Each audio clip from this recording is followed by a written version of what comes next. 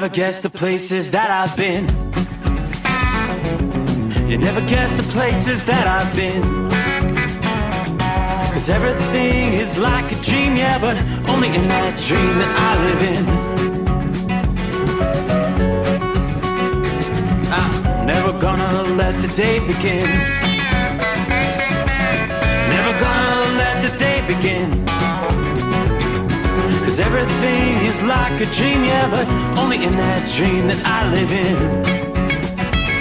Oh, don't wake me up before you go, and I'll just make this bed my home. Oh, darling, please just let me sleep. Give me my dreams.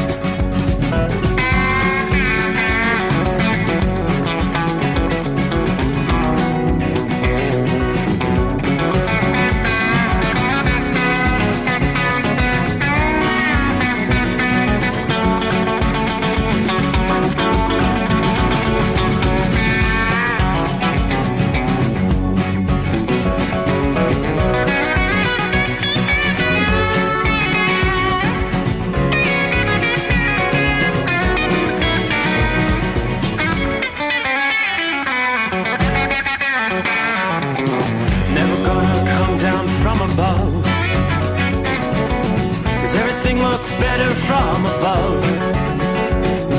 Nothing's ever as it seems, yeah, except in that world that I dream of. Never gonna lose the ones I love. Never gonna lose the ones I love. 'Cause everything is like a dream, yeah, but only in that world that I dream of. Oh, don't wake me up before you go, 'cause I can't face this day alone. Oh, darling, please just let me sleep. Give me my dreams. Give me my dreams. Give me my dreams.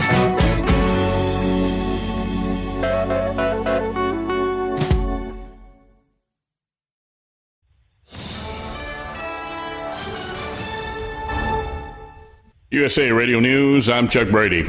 President Donald Trump's border czar says the administration followed the law when it deported a Maryland man to El Salvador. In an interview with ABC's This Week, Tom Homan defended the deportation of Kilmar Abrego Garcia, repeating allegations that he's a gang member. And we have followed the Constitution. We have followed the law. I am confident that everything we've done is follow the law and is within the constitutional constructs. Absolutely. Homan said the administration was allowed to deport Abrego Garcia under the Alien Enemies Act, even though the administration admitted in court he was deported due to an administrative error. Homan went on to criticize U.S. Senator Chris Van Hollen for going to El Salvador to meet with Garcia, calling the deported man a terrorist. In an interview with ABC's This Week, he said the administration acted within its authority. We'll do whatever the law says we have to do, but I think I stand by the fact I think we did the right thing here. What bothers me more than that is a U.S. Senator traveled to El Salvador on a taxpayer dime to meet with an MS-13 gang member, public safety threat terrorist. Van Hollen, meanwhile, defended his actions. Appearing on the CNN program State of the Union, the Maryland Democrat said that the Trump administration can violate the rights of Kilmar Abrego Garcia. The rights of all Americans are threatened. He made the rounds on several Sunday talk shows, claiming the accusations that Garcia is a member of the MS-13 gang are false, and insisted the Trump administration must defend its actions in court. Congressman Glenn Ivey is the latest member of the Maryland delegation to declare that he will be going to visit Kilmar Abrego Garcia in El Salvador sometime next week. The Supreme Court has ordered the Trump administration to facilitate Garcia's return to the U.S. America's News Network, USA Radio News. In today's troubled world, our USA Armed Forces stand ready to protect you and our American way of life. When veterans return to civilian life, they deserve your recognition and support. You can help put vets to work by donating your car, truck, or van to Patriotic Hearts. Your donation will directly support programs to help vets find jobs or even start their own business. Donate today for fast, free pickup of your vehicle, running or not. Operators are standing by to answer questions about making a tax-deductible vehicle donation. Find out how you can make a difference in the life of a United States veteran.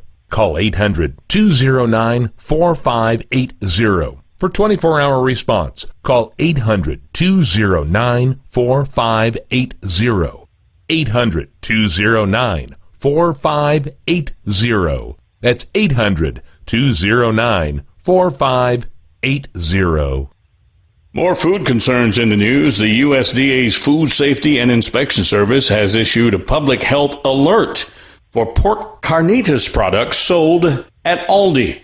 The product may be contaminated with pieces of metal. The alert applies to 16-ounce packages labeled pork carnitas seasoned and seared pork with juices, slow cooked with citrus. The affected products have a use date of June 30th or July 1st printed on the side. The Food and Safety Inspection Service urges consumers to not eat the product and discard it. I'm Lisa Carton. Chicken may not grow on trees, but it certainly grows in laboratories. Researchers at the University of Tokyo grew nugget-sized chunks of poultry by feeding nutrients and oxygen to chicken muscle cells through straw-like microfibers.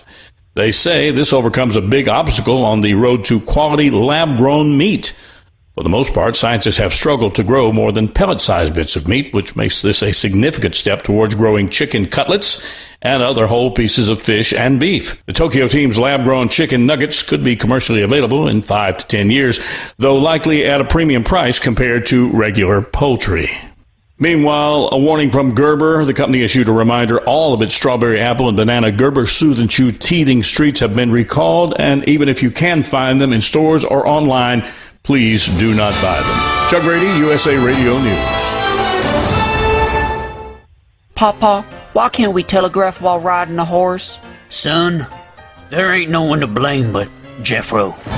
He was riding old Betsy the Stallion, tip-tapping away at his telegraph, when blam! Ran right into the side of the saloon. Well, if Jeffro can't do it, neither should you. Don't text and drive. Visit StopTextStopWrecks.org. A message brought to you by the National Highway Traffic Safety Administration and the Ad Council.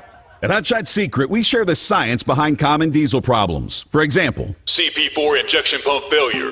The CP4 has an unusually high failure rate, up to 7% in the U.S. compared to a less than 1% in Europe. A contributing factor is the lack of lubricity in ultra-low sulfur fuels. Hot Shot Secret Everyday Diesel Treatment with LX4 restores lubricity and protects your CP4. Everyday diesel treatment is available at truck stops, Tractor Supply, O'Reilly's Auto Parts, and online at HotShotSecret.com. For anything diesel, take it to Scheid Diesel. They provide a wide variety of services and diagnostics to determine what the problem is with the latest technology. From simple oil changes and preventative maintenance to fuel system diagnostics and repairs, engine rebuilds and cylinder head repairs, and rebuilds with our in-house machine shop. They also have on-site DPF cleaning for exhaust issues and DOT inspections. If your diesel is asking for some attention, Scheid Diesel has the specialist you need for anything diesel. Located in Terre Haute and Lafayette, Indiana, and Effingham, Illinois, Scheid Diesel has you covered. Another dark night on the interstate. Another 100 miles in the pouring rain. These are worth all the time I've spent away. Another dark night on the interstate. I'm driving through the year, trying to make it right. My baby's at home, hope she's doing alright. Miss my dogs and I miss my girls. I'm 1,000 miles away from my old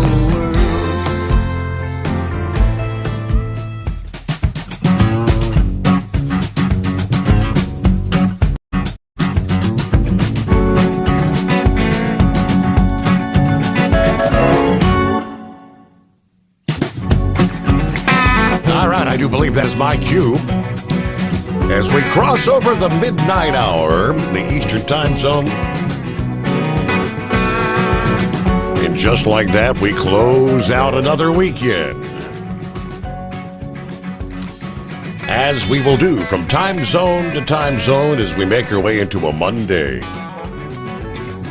How was your Easter weekend? Yeah, no real complaints from our region. We got kind of lucky. We dodged most of the showers and thunderstorms. And that final line of precip will be rolling through our area through the early Monday morning hours.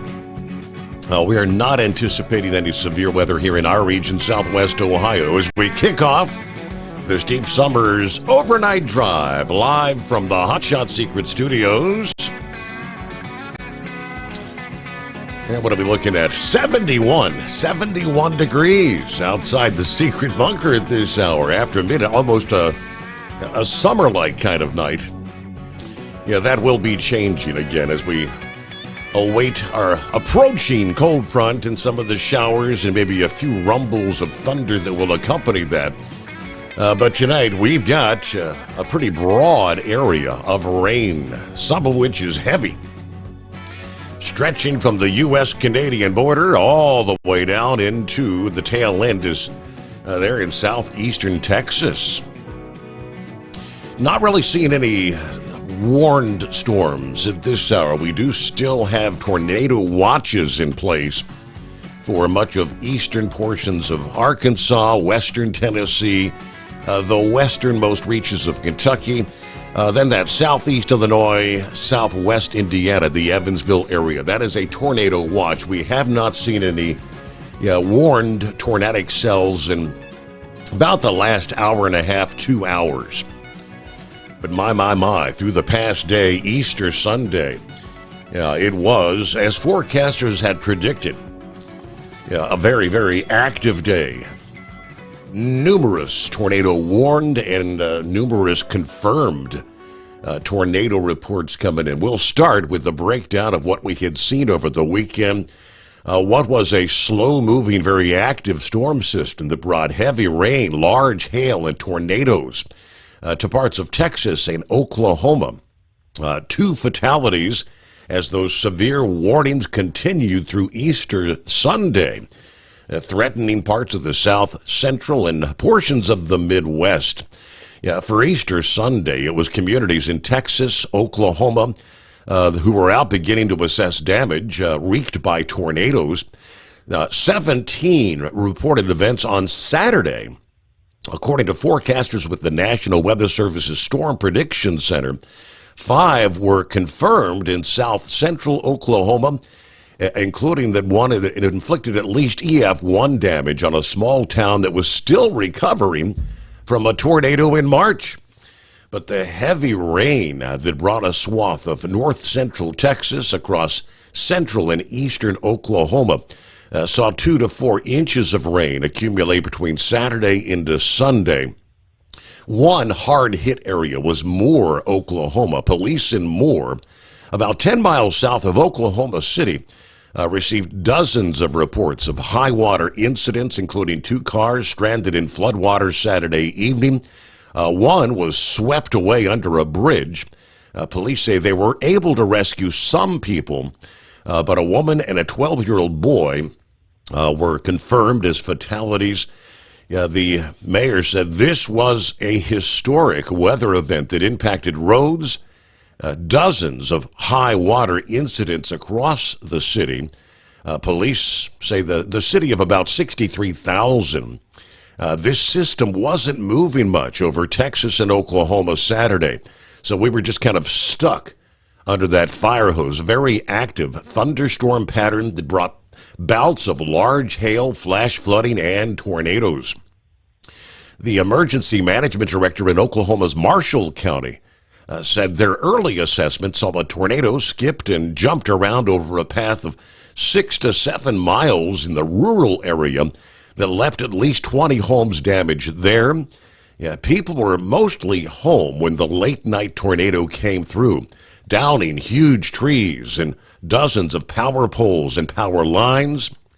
No reports of injuries or fatalities there, though. One Oklahoma town that was still rebuilding from an early March tornado was hit again late on Saturday. The north side of Ada, Oklahoma, a town of home to about 16,000 people. At least an EF1 tornado based on preliminary survey this past day. Other social media posts showing roofs ripped off of businesses, storefront windows blown in, billboards knocked sideways. At least 2 tornadoes crossed West Parker County in Texas, according to the county emergency services there. Significant damage and power outage. The whole system was then moving northeast into Arkansas, Missouri, and southern portions of Iowa this past day. The forward progression is beginning to pick up. While it's moving faster, this system still carries the threat of large hail, high winds, and possibly a few spin-up tornadoes. The threat continues to diminish, though, through the overnight hours. So here's what we see Sunday night into Monday morning. The severe weather actually was reaching its peak this past evening. Severe weather experts reports of wind damage and large hail to numerous in that zone have issued a risk as a result, high risk, which included much of central Missouri. There were a few tornadoes, widespread damage, as well as straight-line winds in excess of 70 miles per hour. As I mentioned, thunderstorms are going to lose much of their vigor as they progress eastward now from the Ohio and Tennessee valleys, eventually to near the central Gulf Coast during the early morning hours here on Monday. Later in the day, some of these may occasionally pulse to feisty levels, producing again hail and strong winds and sudden downpours. Looks like additional rounds of showers and thunderstorms will be frequenting the middle portions of the country again during the middle and latter portions of the week ahead. Another soggy pattern in the central states. Areas that have been inundated in recent weeks may experience a renewed flood risk, while areas of the plain states that are actually dealing with drought conditions will benefit from the wetter pattern. These rounds of rain will be very welcome for drought relief across the high plains, according to AccuWeather. This week's pattern will remain conductive for some severe thunderstorm activity, particularly across the central and southern plains. We'll break down a bit more coming up what we anticipate for the week ahead with the passing of this front, which, as I mentioned, most of the shower activity is now well east of Oklahoma. Still some action there in southeastern Texas. But overnight, it's going to be the rains moving into western Tennessee, northwestern and central portions of Mississippi, and a lot of rain tonight, the eastern half of Illinois. This is all going to have to pass through Indiana, into parts of the Ohio Valley and the Tennessee Valley.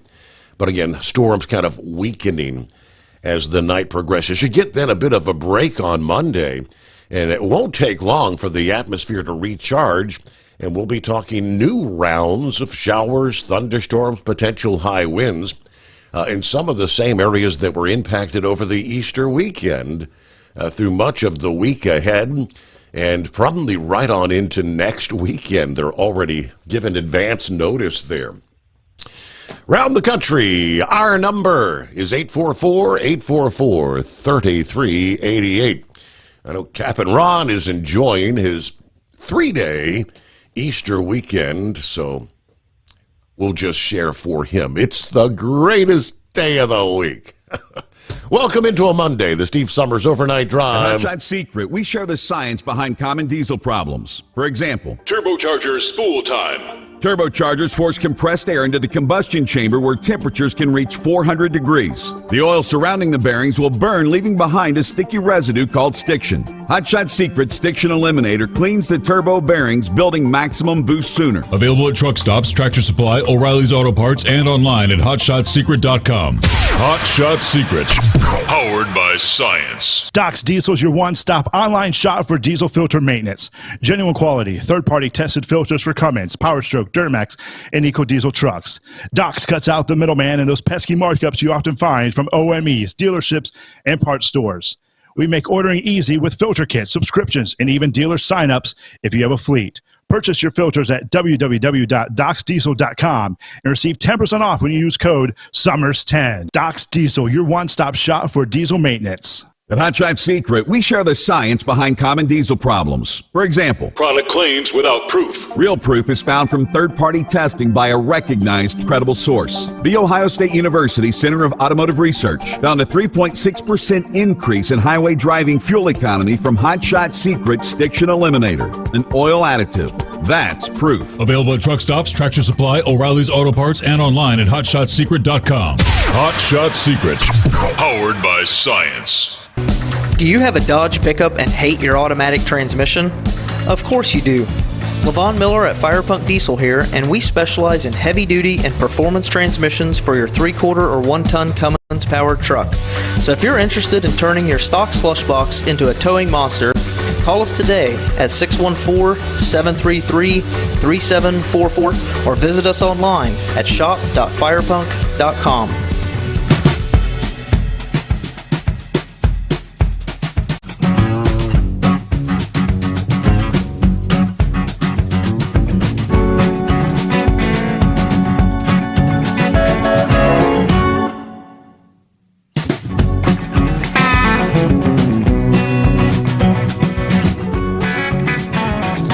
Underway as we close out the weekend. Everybody had enough Reese peanut butter eggs. What's your favorite Easter candy? About the same as your favorite Halloween candy. Reese's normally tops the list. I know with Gilligan that's the case. Hello to Philly Dan. Getting things started here. It's that time again. Hope everybody had a great holiday weekend. Country Bumpkin checking in from Waterford, Michigan. Be safe out there, overnight drive family, and happy Easter. Gary's in the house. There's Mary Ann. Good morning. Larry, good afternoon. Hammer down. Be safe. Brain dead. Good morning, Steve. Happy Manic Monday. Hope you had a great weekend. Well, I was doing that nasty 4-letter word, but had a few other things to do at the house as well. Things changed for me Friday as I have a new schedule till the next time we bid coming up in October. Today's adventure was a 3-stop Little Rock with a Russellville backhaul. Now, when I was at the first store there, manager there showed me a picture of a tornado about an hour or so from the store in Maumelle, which is about 30 miles or so from this particular store. Anyway, there's been a lot, just not in the NASCAR world, but also in the NIL world as well. We'll have a lot to unpack, and I'll check in later in the program. All right, we'll kick it off on a Monday. All right, Tank is in the house. Morning, Steve. Happy Monday, 79, windy. And we've got a good light show going on here in Bartlett, Tennessee. Had a great Easter service at our Cowboy Church this morning. Thanks for all that came out to join us. Steve, I sent you an email about an accident that happened on Saturday in New Mexico. When you get a chance, maybe check that out. We're headed into Memphis to get a set and stroll on out west to Fontana. Everybody truck safe. Have a blessed day. Hello to the DTS guy. Wanting to wish all my late night friends a great week. Hello, Roy. Checking in from Northwest Illinois. Good evening. Mostly cloudy and 60 degrees at this hour. And then we have hello from Woodstock, Georgia. Hello, James. 70 degrees, cloudy, some rain on the way. Several days look to be soggy this week. I'm beginning to think on these judges blocking Trump on his every move are officially running the country right about now. Oh, and by the way, hope everybody had a happy Easter Sunday. Very good. Mr. Jack, good morning, Overnight Drive family from Lexington, Kentucky, the horse capital of the world, 72, partly cloudy this morning. Looking forward to another great show. There you go, here on a Monday. Morning, Hillbilly. Good morning, Steve. How we doing? Doing well. How was your Easter weekend? Oh, it was good. Spent the morning with the grandbaby, and then I had to head off this afternoon, hauling the groceries. People still stop shop at Kroger's on the holidays. Absolutely. But I bought me a new toy. Oh, yeah? Well, actually, I bought Mama a new toy, but it's for both of us. I bought a Mustang. It's actually the first muscle car I ever bought in my life. Really? Like a new one or an older model, or? It's an '08. 08? It's the last body style of the old, it's the last year of the old body style shape. Okay. Newer type. But it's got the 5.0 and it will run. Run fast enough will get me in trouble. Mm-hmm. You know what I'm saying? But no, I seen it at the local dealership, and we eyed it, and I called about it, and I'm like, I can afford that. Next weekend we went up there, and it's officially ours now. How about that? Well, congratulations. Oh, thank you. Is that your midlife crisis car?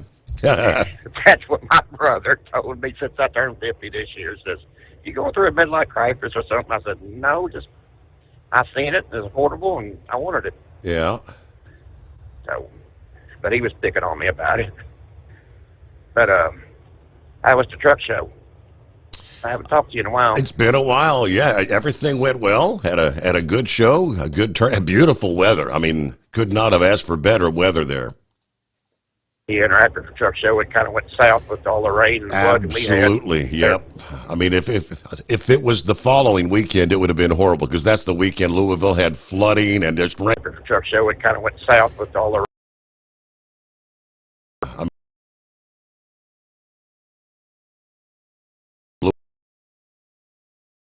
rain. What a mess. Oh, my God. Did you see that video from around Frankfurt where that basically the ground turned to water and it almost took a house? I don't think I caught that yet, no.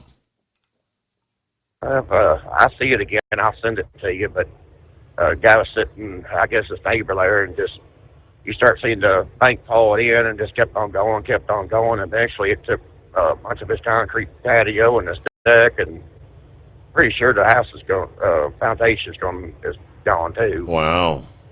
But I mean, I think got to the point where they like it's time for us to move, because it just liquefied the dirt and away it went. Wow. The perils of living along a waterway. Right. Which that would have been the Kentucky River going through Frankfurt. But then I kept looking at the flooding. I guess it's the flooding along the Mississippi now, ain't it? Yeah, it's all making its way down to the lower Mississippi. Yep. I got you. But other than that, I just been trucking up down to 71 here, going back and forth from D.C. to D.C., hauling the groceries for everybody. But, Steve, you all have a good show, and good night. Hey, well, thanks for checking in. Good to hear from you, Hillbilly. Safe travels out there, and there you go. Don't be a stranger. It is 844-844-3388. How do we kick off a new week? Let's start off with some of our industry headlines. Of course, we did have some wintry weather impacting areas out west this past week. Winter's officially not over in some parts of the country. Troopers with the Colorado State Patrol, they tell us, issuing multiple citations Friday for drivers not following the chain laws. According to the State Patrol, 6 commercial truck drivers were cited for non-compliance. 3 of those drivers actually ended up blocking portions of I-70 after losing control in the snowy conditions. Trooper Sherry Mendez says it's frustrating because it's endangering the public. We expect a clear roadway. People are trying to get to their destinations, and then this delays them on top of causing safety issues and other concerns. One driver, she said, attempted to put chains on after blocking traffic. Yeah, too little, too late. after the truck was already blocking the roadway when troopers approached. They were trying to put on chains. That driver ended up with a gift of a $1,150 citation. The true cost of closures, however, goes far beyond that. According to the Department of Transportation, every hour that Interstate 70 is closed ultimately costs the state economy roughly $2 million. State Patrol is also reminding passenger vehicle drivers, follow the traction law. If your vehicle doesn't have four-wheel or all-wheel drive, you need either snow tires or chains to legally, safely drive through the mountains. Keep in mind, these chain laws, these traction laws, continue till the end of May. So there's still a good, 5-6 weeks before the chain laws will be coming to an end out west. It is 844-844-3388. All right, what do we have? There's Jeffrey checking in from Florida. Good to have you on board to get the new week started. Hello, Tony. Morning, Steve, and the entire Hot Shot Secret Nation. A shout out from Southern Illinois along the shores of the Ohio River. 67 degrees. Got a line of storms that'll be arriving from the west here shortly. We're going to grab someone special and head to the storm shelter. All right, it's the Steve Sommers Overnight Drive, kicking off a brand new week. Jump on in. What's on your mind as we close out the Easter weekend? We'll return in 2. USA Radio News, I'm Anthony Lucero. President Trump's border czar says the administration followed the law when it deported a Maryland man to El Salvador. During an interview with ABC's This Week, Tom Homan defended the deportation of Kilmar Abrigo Garcia, repeating allegations that he is a gang member. And we have followed the Constitution. We have followed law. Homan says the administration was permitted to deport Abrigo Garcia under the Aliens Enemy Act. A federal judge in Virginia says Google illegally dominated 2 different markets for online advertising technology. The ruling could force big changes for the tech giant. The Justice Department may now push to break up Google's ad business entirely. This is the second time in under a year that a federal court has called Google an illegal monopolist. The trial is scheduled next week in the Department of Justice request for Google to sell its Chrome browser. Reuters reported in September that the company had mulled selling off its ad exchange to appease antitrust regulators in Europe. From America's News Network, USA Radio News. In today's troubled world, our USA Armed Forces stand ready to protect you and our American way of life. When veterans return to civilian life, they deserve your recognition and support. You can help put vets to work by donating your car, truck, or van to Patriotic Hearts. Your donation will directly support programs to help vets find jobs or even start their own business. Donate today for fast, free pickup of your vehicle, running or not. Operators are standing by to answer questions about making a tax-deductible vehicle donation. Find out how you can make a difference in the life of a United States veteran. Call 800-209-4580 for 24-hour response. Call 800-209-4580. 800-209-4580. That's 800-209-4580. Doc's Diesel is your one-stop online shop for diesel filter maintenance. Genuine quality, third-party tested filters for Cummins, PowerStroke, Duramax, and EcoDiesel trucks. Doc's cuts out the middleman and those pesky markups you often find from OMEs, dealerships, and parts stores. We make ordering easy with filter kits, subscriptions, and even dealer sign-ups if you have a fleet. Purchase your filters at www.docsdiesel.com and receive 10% off when you use code SOMMERS10. Doc's Diesel, your one-stop shop for diesel maintenance. Do you have a Dodge pickup and hate your automatic transmission? Of course you do. Levon Miller at Firepunk Diesel here, and we specialize in heavy-duty and performance transmissions for your 3-quarter or 1-ton Cummins-powered truck. So if you're interested in turning your stock slush box into a towing monster, call us today at 614-733-3744 or visit us online at shop.firepunk.com. At Hot Shot Secret, we share the science behind common diesel problems. For example, Excessive black smoke. excessive black smoke has two causes: carbon buildup and internal diesel injector deposits, also known as IDIDs. Hot Shot Secret Diesel Extreme has the highest concentration of active ingredients allowed by law and will safely remove all types of injector deposits, including IDIDs and carbon buildup, to eliminate black smoke. Hot Shot Secret Diesel Extreme is available nationwide at truck stops, fine farm and auto stores, and online at hotshotsecret.com. For anything diesel, take it to Shy Diesel. They provide a wide variety of services and diagnostics to determine what the problem is with the latest technology. From simple oil changes and preventative maintenance to fuel system diagnostics and repairs, engine rebuilds and cylinder head repairs, and rebuilds with our in-house machine shop.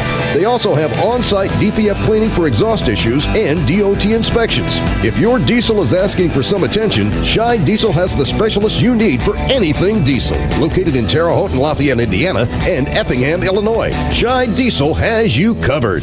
Increase fuel economy up to 7.9% with Hot Shot Secret Gasoline Extreme. The solution to maximize your engine's performance and fuel economy. Whether you're driving a sports car or a daily commuter, Gasoline Extreme is specially formulated with PEA to deep clean.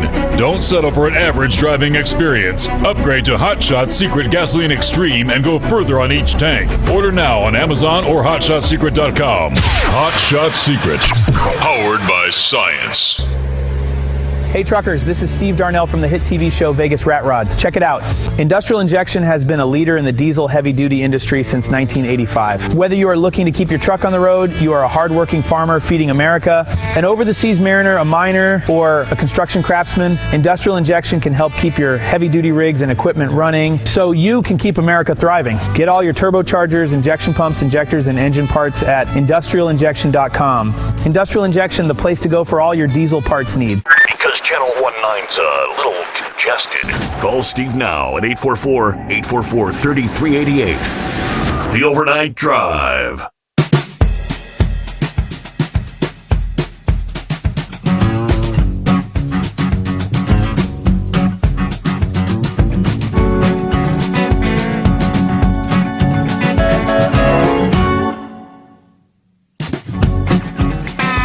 All right, as we get a brand new week started here, I mentioned we're kind of going to begin winding down what was a very stormy kind of weekend over the central and southern plains. Round after round of thunderstorms, many of which were severe for Easter Sunday. That front's going to pass out of the region during the overnight hours. Now, could still see some damaging wind gusts and hail. That'll be the main threats overnight. I guess they say you can never rule out an isolated tornado, but behind the front, largely dry weather returns for Monday. So it should be a rather pleasant start for most for the work week. Gusty winds from the south, along with the drying conditions, could lead to the higher risk of wildfires, mainly from western Kansas and Nebraska to the Texas-Oklahoma Panhandle region. But that dry weather will be short-lived. As we mentioned, an active pattern is going to begin to set up again across the central portions of the country for much of the week ahead, starting Tuesday. Not wasting any time, numerous rounds of storms are going to track out of the Rockies and across the nation this week, resulting in showers and thunderstorms spreading across a large part of the country, from Kansas and Missouri to Texas and Louisiana once again.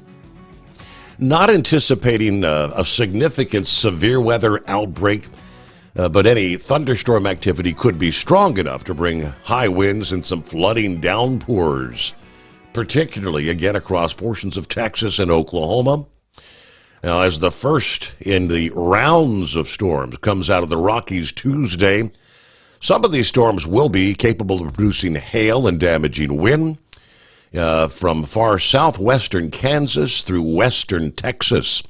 So Amarillo to Midland and Lubbock, Texas. Showers and thunderstorms continue to spread east toward the middle and right on toward the end of the week due to the copious amount of Gulf moisture that's going to be flowing northward into the Lone Star State. Repeated rounds could impact cities like the Dallas-Fort Worth Metroplex later this week. Again, a general 1 to 2 inches of rain across the region with higher totals where numerous thunderstorms occur. Of course, any downpours are going to be heavy enough to slow your travel down. Portions of Interstates 10, 20, I-40, reduced visibility and ponding of water on the roadways. Further north and east across Oklahoma, Missouri, Oklahoma, Louisiana, the rivers and streams that are already running high due to heavy rain and thunderstorms over the past several weeks. Additional rain through this week may hinder any continued cleanup efforts there. More rain falling across this region could also lead to some additional flooding concerns. Meanwhile, areas further west, it will actually be beneficial rain. Kansas, portions of western Oklahoma, western and central Texas. Most of those areas are at least in moderate drought. In some cases, exceptional drought. That's the highest of the categories across southwestern Texas.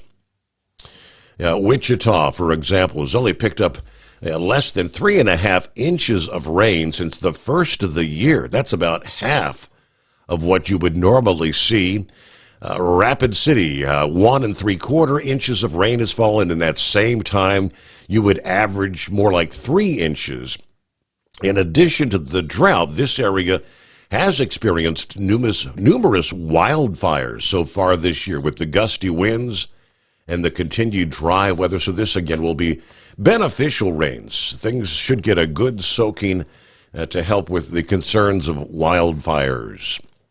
But they do say that wet, active pattern across parts of Texas may extend right on into next weekend. Soggy, soggy. Hello to Dirty Harry. Gooder morning, y'all. He says, happy Dingus Day to all my fellow Polacks out there. Hello, Michael. What's up, people? Neil is on board there.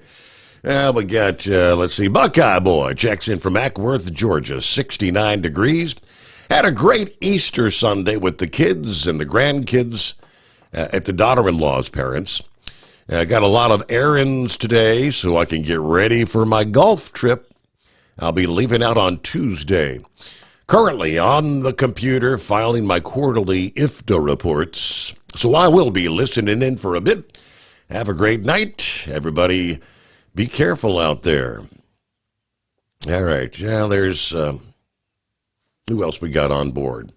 The Carolina Monkey Gouger in the house. Morning. How we been? How the hell are you, Steve? I'm doing well. Greatest day of the week. How was your 2-week stint there at the Marina Del Rey? Man, everything was good. Everything was, jam up. Fish were jumping in the boat, committing suicide. Oh yeah.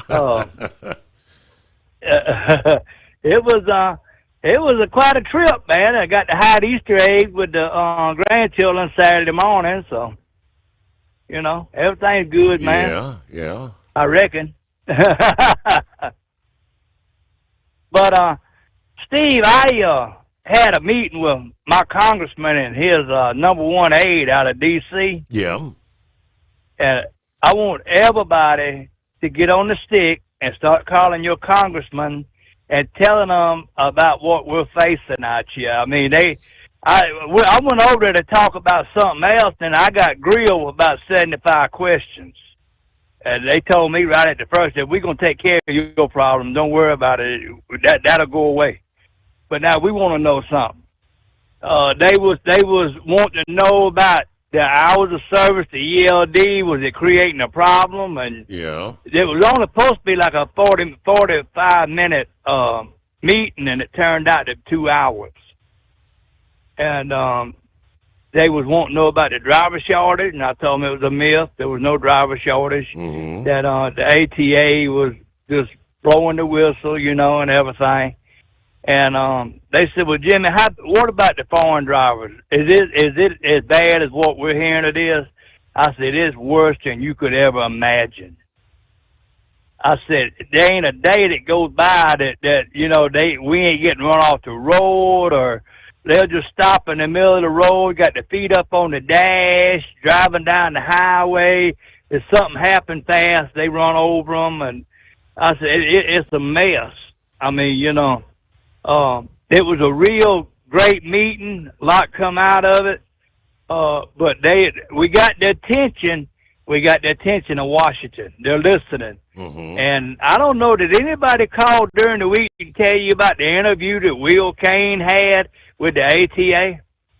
I don't recall that coming up, no. Let's see. I think it was last Friday or last Thursday, not a week ago, that Will Kane had an ATA member on there, and he was talking about the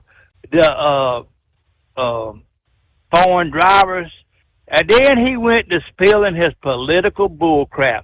Oh, there's a truck driver shortage in America, and we got the ELDs out there and the face forward cameras facing toward the driver and everything. It's man, we're operating so much safer and everything. Wow. And Will Kane says, "Well, it don't seem like that to me." And I've tried 3 or 4 times to get in touch with the Will Kane show. That's a show that comes on Fox at 4 o'clock in the afternoon. He's out of Dallas, Texas. Okay. And I told him, I said, "You've been misled by the Anti-Trucking Association. You need to talk to some people that's out here and not people behind desks in Washington that don't know what the hell's going on out here. And the ATA ain't the group you need to be talking to." Mm-hmm. And so I haven't received nothing back from them yet, but I ain't gonna give up. And 5.5 more weeks, I hang the keys up on the wall, baby. The countdown clock is ticking, isn't it? Yeah, and Steve, I'm looking forward to it. I really am. I mean, it's just like today. Today, I mean, I counted 22 times that I was cut off, and had to just take evasive actions for the I don't know whether these drivers are not experienced or what's going on, but I mean it's not as much the cars as it is these damn truck drivers, Steve, and 99% of it is they foreigners, and I mean it's bad. And that was something else I told them. I said, "Hey, look, y'all got to stop giving." I said, "This is what I don't understand. We can't get it through nobody's skull." But I said, "Y'all understand because y'all fly all the time." I said, "But in the aviation world, every pilot, I don't care where he's from in the world, has got to speak English to fly. Correct. And talk English. Now, why are we not pushing this issue with issuing these CDLs? I said, in California they give that CDL test in about 28 different languages, so that's defeating the purpose right there. And I said, Arkansas passed a law that they're gonna charge them $500. I said, big damn deal. He looked at me and laughed. These are $500. Yeah. I said, why don't y'all arrest them? I said, they're violating the law. It's in the green book. He said, well, you got a copy of that? I said, matter of fact, I do happen to have a copy of that. And I handed it to them. And they looked at it and they said, well who changed this? I said, well, another one of them groups called the Commercial Vehicle Safety Alliance changed this under the direction of the FMLCA. Told them they could back off a little bit. Back in 16 or 17, they told them they could back off enforcing this. Yep. And he said, well, what's the law now? I said, well, the deputy director of the FMLCA, Larry Miner, which I don't know why Elon Musk ain't got over there and cut all them useless people out from over there. They've been there too long. They come up with these stupid rules that they pay by for the ATA. And I says, he changed it back now to where they can enforce it.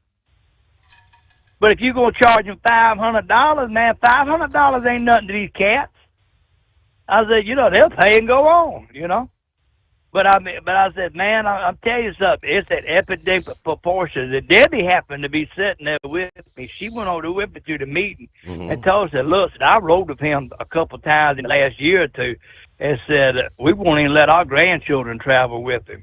And I said, I'm telling y'all, if y'all get around a big truck, and I said, y'all sure better watch what you're doing. Because you don't know who's in that behind that steering wheel anymore. And I said, there's been some major accidents to these people's cars. And I said, until y'all do something in Washington and get their attention, it's only going to keep getting worse and worse and worse. And they said, well, believe you me, we're getting on it. We're getting on it. Trump is wanting to know about this. And I said, I'll tell you something. I said, I hope y'all do. So anyway, it was a productive meeting, Steve. I was real enthused with it and the way it went. I mean, I was shocked that they knew as much as what they knew. That the topics like the driver shortage and all that. And the other thing I told them before I left was, I said, what are y'all doing about this truck parking? And they said, truck parking. I said, yeah. I said, that's something y'all, they've been screaming about it. Y'all's allocated the money. And I've only seen one truck parking place being added, and that was out there on I-40 right outside of Amarillo. They built a place out there probably hold 40 trucks. They built a nice one, Steve. I mean, it's on the westbound side out there, and they put trash receptacles and lights out there and concreted it. It's nice. I mean, but 40 trucks and you got it full.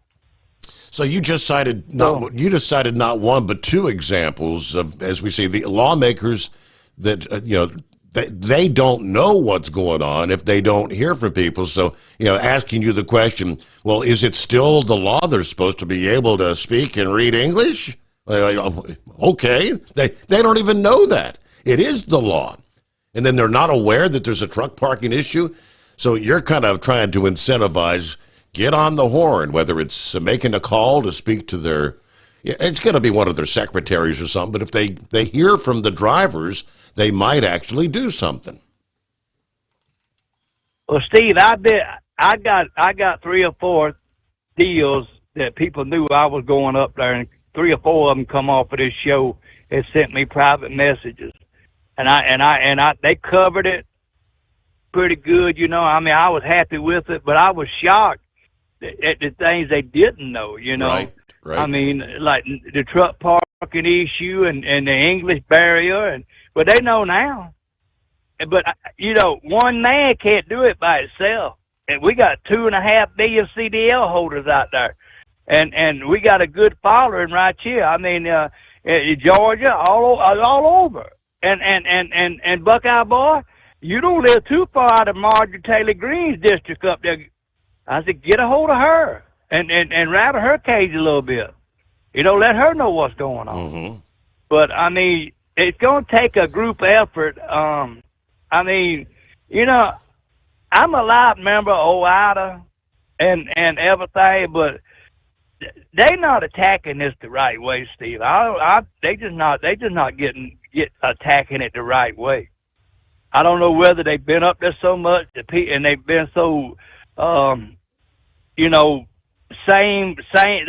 same thing coming out their mouth all the time or what. But they're trying, but they just ain't making no headway. And it's going to take the single people, the people that are members of OIDA, to quit sitting back, letting Louie and them do all the work, and get behind them and call your congressman, call your senator, and raise hell. I mean, I've been at the state level raising hell with them. And I finally, got some attention from our senator in our area there, and he's new up there. I mean, he's just getting his feet wet, but he took notes, and he said, I'll get on this. And I'm hoping that we get something done in South Carolina, but hey, man, I'm trying to get everything I do because when I start pushing that button on that trash receptacle and watching that ram go forward, watch that ram go back, and I tell them nice ladies, y'all have a good day, and and then all of my buddies come talk about fishing and stuff. That's about all I'm going to be doing, man. So I'm trying to urge everybody, please, let's get on the bandwagon and call these people and get something done. Somebody's got to fill. Steve, somebody's got to fill the monkey gouger shoes. Who's going to fill them shoes, right? Well, I mean, that's the reason I promised them that I would, try to do all I could before I got out of it. I mean, because I go to work at 6 o'clock in the morning and work to 6 o'clock at night. And then I work 4 and I'm off 4, then I work 5 and I'm off 5. I mean, hey, it's going to be a gravy train, but all I need is a little bit of money so I can buy some gas and go down there and buy me some bait. Well, I got me a bait farm started. I got me an old freezer and got some dirt in it, cow manure and all that, and I'm growing my own worm now. I'm getting set up, baby. I'm telling you, I got the truck sold. Just finishing out. I told him I was going to work till June the 12th. When I started driving a truck 50 years ago and nobody couldn't say I quit early, and I'm going to get that 50-year mark in before I leave. Wow. So, anyways, Steve, everything out here in Texas looked good. You see the stars at night. Last night it wasn't too good. In the hometown I was raised in up in Ada, got slammed last night, tore up a motel and shopping center up there. And, Steve, I believe there is something to all these solar farms being built and stuff. I mean, you look at the states that have these massive solar farms and look at the weather pattern. And I really believe that now, that these solar farms are causing havoc in our weather. And, I mean, you look at it. I mean, you look at it. It's just like down there at the house. Them farmers, they figured they could make more money having them solar panels up there, and a little old tornado come down through there here a couple of weeks ago and ripped up about 2,000 acres of solar panels and blew them. They ain't making no money now. You know why? Because them things is on the ground and they ain't got no way. There's no way they can dispose of them. They don't know what they're gonna do with them. And so now they're crying the blues. Wow. Well, if you hadn't done that to start off with, you wouldn't be crying the blues. You could be planting corn and soybeans, feeding America instead of making your pockets fat. And they didn't like that too much. I really didn't give a damn, you know what I'm saying? I didn't have no problem stopping that when they were trying to put it at the house. Right. That guy was a good friend of mine. But I told him, I said, you ain't going to drive the first pole in the ground with that. It ain't going to happen. And I made sure of that. But anyway, I can't wait. I'm on my pattern now. I'm unloading right now, and then I go reload in the morning and go up to the plant, come back to Fort Worth, go back up, and then go back to Marina Del Rey and take a couple more days off, start getting them fish all cornered up where I know where they is and everything. And I would tell you something, boy, it's so nice, that new boat and motor. I mean, you could almost just aim it somewhere to take off and go by itself. I really am enjoying that thing. Awesome. Well, Steve, I see you commented on my. You ain't gonna ask me about being at the fair fishing out the fish tank. I forgot about that. Yes. But I figured that was gonna be the first thing you busted on my chops. But see, let me tell you the story behind that thing. They had them little, maybe a half-pound catfish in that tank, right? And there must have been 25 or 30 kids standing up there, and wasn't nobody catching a damn thing because they had them all full. The dog food, the fish food still floating around there. And Boone had done got wore out. And I said, hold on a minute. I said, y'all just let them fellas get down that other end of that thing down there, and I'm gonna catch all y'all a fish. Well, anyway, you can take that old hook and dangle it upside that fish's mouth, and you can rip him, with the hook and catch him in the lip. Mm-hmm. And boy, he will put on a shower. I believe every kid that was standing up there caught a fish. And this guy told me, he said, that's not really legal what you're doing. I said, man, they're a bunch of kids. I said, they want to catch something. They want to feel some action on the end of the line. He said, I think I'm going to turn you in. I said, well, do what you got to do, you know. So the fella come down there and asked me, said, are you the only one catching fish? Are you ripping fish? I said, hell yeah, I'm ripping them. I said, these kids are enjoying the hell out of it. Well, boss, now I'm going to ask you to leave. So anyway, there was 25 of them kids having a good time while it was going on. Me and Uncle JB got thrown out, but hey, it was worth it to see the smile on their face. And a lot of them kids had never caught a fish. Like Boone, I mean, he'd been fishing with me and caught brim and stuff, but he'd never caught a nice sized catfish, and that thing pulled him all over the place down there. But it was fun. It had a good time, and the kids enjoyed it. So anyway, Steve, we're going to get out of here and get on up the boulevard, and we'll be with you, I reckon, all week this week. All right. Well, safe travels out there. Thanks for checking in. Leave it to the Carolina monkey gouge. You're never one to not be stirring something up everywhere he goes. All right, 844-844-3388. Back to work we go. The Steve Sommers Overnight Drive. At Hot Shot Secret, we share the science behind common diesel problems and their solutions. For example, Diesel particulate filter regeneration. the DPF catches particulates left over from combustion. The DPF regeneration cycle cleans the filter with temperatures exceeding 1,000 degrees Fahrenheit. A computer sensor triggers the DPF regen, which is often accompanied by a loss of power and fuel economy. The frequency of DPF regens are in correlation to the cleanliness of the fuel burn. Under heavy operation with the dirty burn, DPF regens can occur multiple times per day. Hot Shot Secret Diesel Extreme Fuel Additive promotes a more complete combustion, creating fewer emissions and therefore fewer DPF regens. Vehicles using Diesel Extreme experience 83% less DPF regens. Hot Shot Secret Diesel Extreme is available nationwide at truck stops, Fine Farm and auto stores, and online at hotshotsecret.com. Hot Shot Secret, powered by science. Doc's Diesel is your one-stop online shop for diesel filter maintenance. Genuine quality, third-party tested filters for Cummins, PowerStroke, Duramax, and EcoDiesel trucks. Doc's cuts out the middleman and those pesky markups you often find from OMEs, dealerships, and parts stores. We make ordering easy with filter kits, subscriptions, and even dealer sign-ups if you have a fleet. Purchase your filters at www.docsdiesel.com and receive 10% off when you use code SUMMERS10. Doc's Diesel, your one-stop shop for diesel maintenance. For anything diesel, take it to Shy Diesel. They provide a wide variety of services and diagnostics to determine what the problem is with the latest technology. From simple oil changes and preventative maintenance to fuel system diagnostics and repairs, engine rebuilds and cylinder head repairs, and rebuilds with our in-house machine shop. They also have on-site DPF cleaning for exhaust issues and DOT inspections. If your diesel is asking for some attention, Shy Diesel has the specialist you need for anything diesel. Located in Terre Haute and Lafayette, Indiana, and Effingham, Illinois, Shy Diesel has you covered.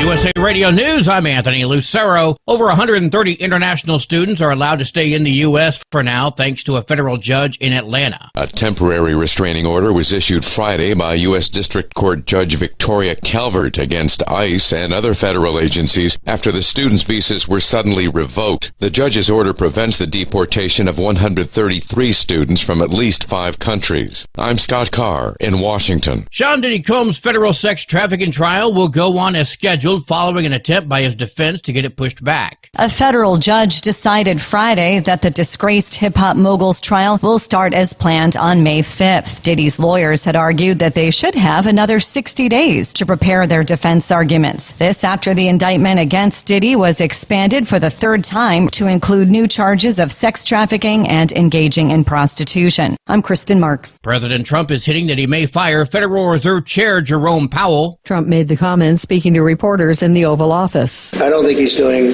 the job. He's too late, always too late, a little slow, and I'm not happy with him. let them know it. The statement came after Powell warned Wednesday that tariffs are highly likely to generate at least a temporary rise in inflation. Powell is a fellow Republican whose term ends in 2026. He's previously said he would not step down if Trump asked him to. I'm Tammy Trujillo. The number of measles cases in the U.S. has now risen to 800. On Friday, the CDC announced there were nearly 100 new cases over the last week. The majority of the cases remain in Texas, but there are now confirmed cases in 24 different states. So far, 96% of this year's cases have occurred in unvaccinated people. Officials say if these trends continue, the United States could surpass the measles outbreak of 2019 and potentially reach the highest number of cases since 1992. I'm Rob Martier. From America's News Network, USA Radio News. With all the recent violent protests, looting, and destruction, some areas are considering either defunding or abolishing the police. At a time when America's neighborhoods need the protection of police the most, some elected officials would rather create more chaos by playing politics. If you're sick of elected officials caving in to demands of the radical left, you're not alone. It's time we stand up and declare our support for local police. The majority of police officers are important partners in protecting our God-given rights. If you prefer freedom over chaos, then learn how you can help protect the local police that serve your community. Call today and request your free Support Your Local Police info packet. Dial 800-JBS-USA-1. That's 800-JBS-USA-1. Request your free Support Your Local Police info packet by calling 800-JBS-USA-1 today.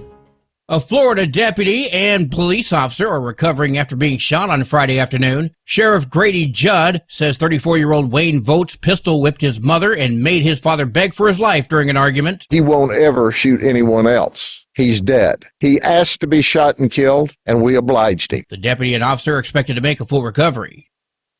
Solemn ceremonies marked the 30th anniversary of the deadly Oklahoma City bombing yesterday. Former President Bill Clinton delivered the keynote speech. We have no idea what all 168 of those people would have done with the rest of their lives. But we do know what they did that was good.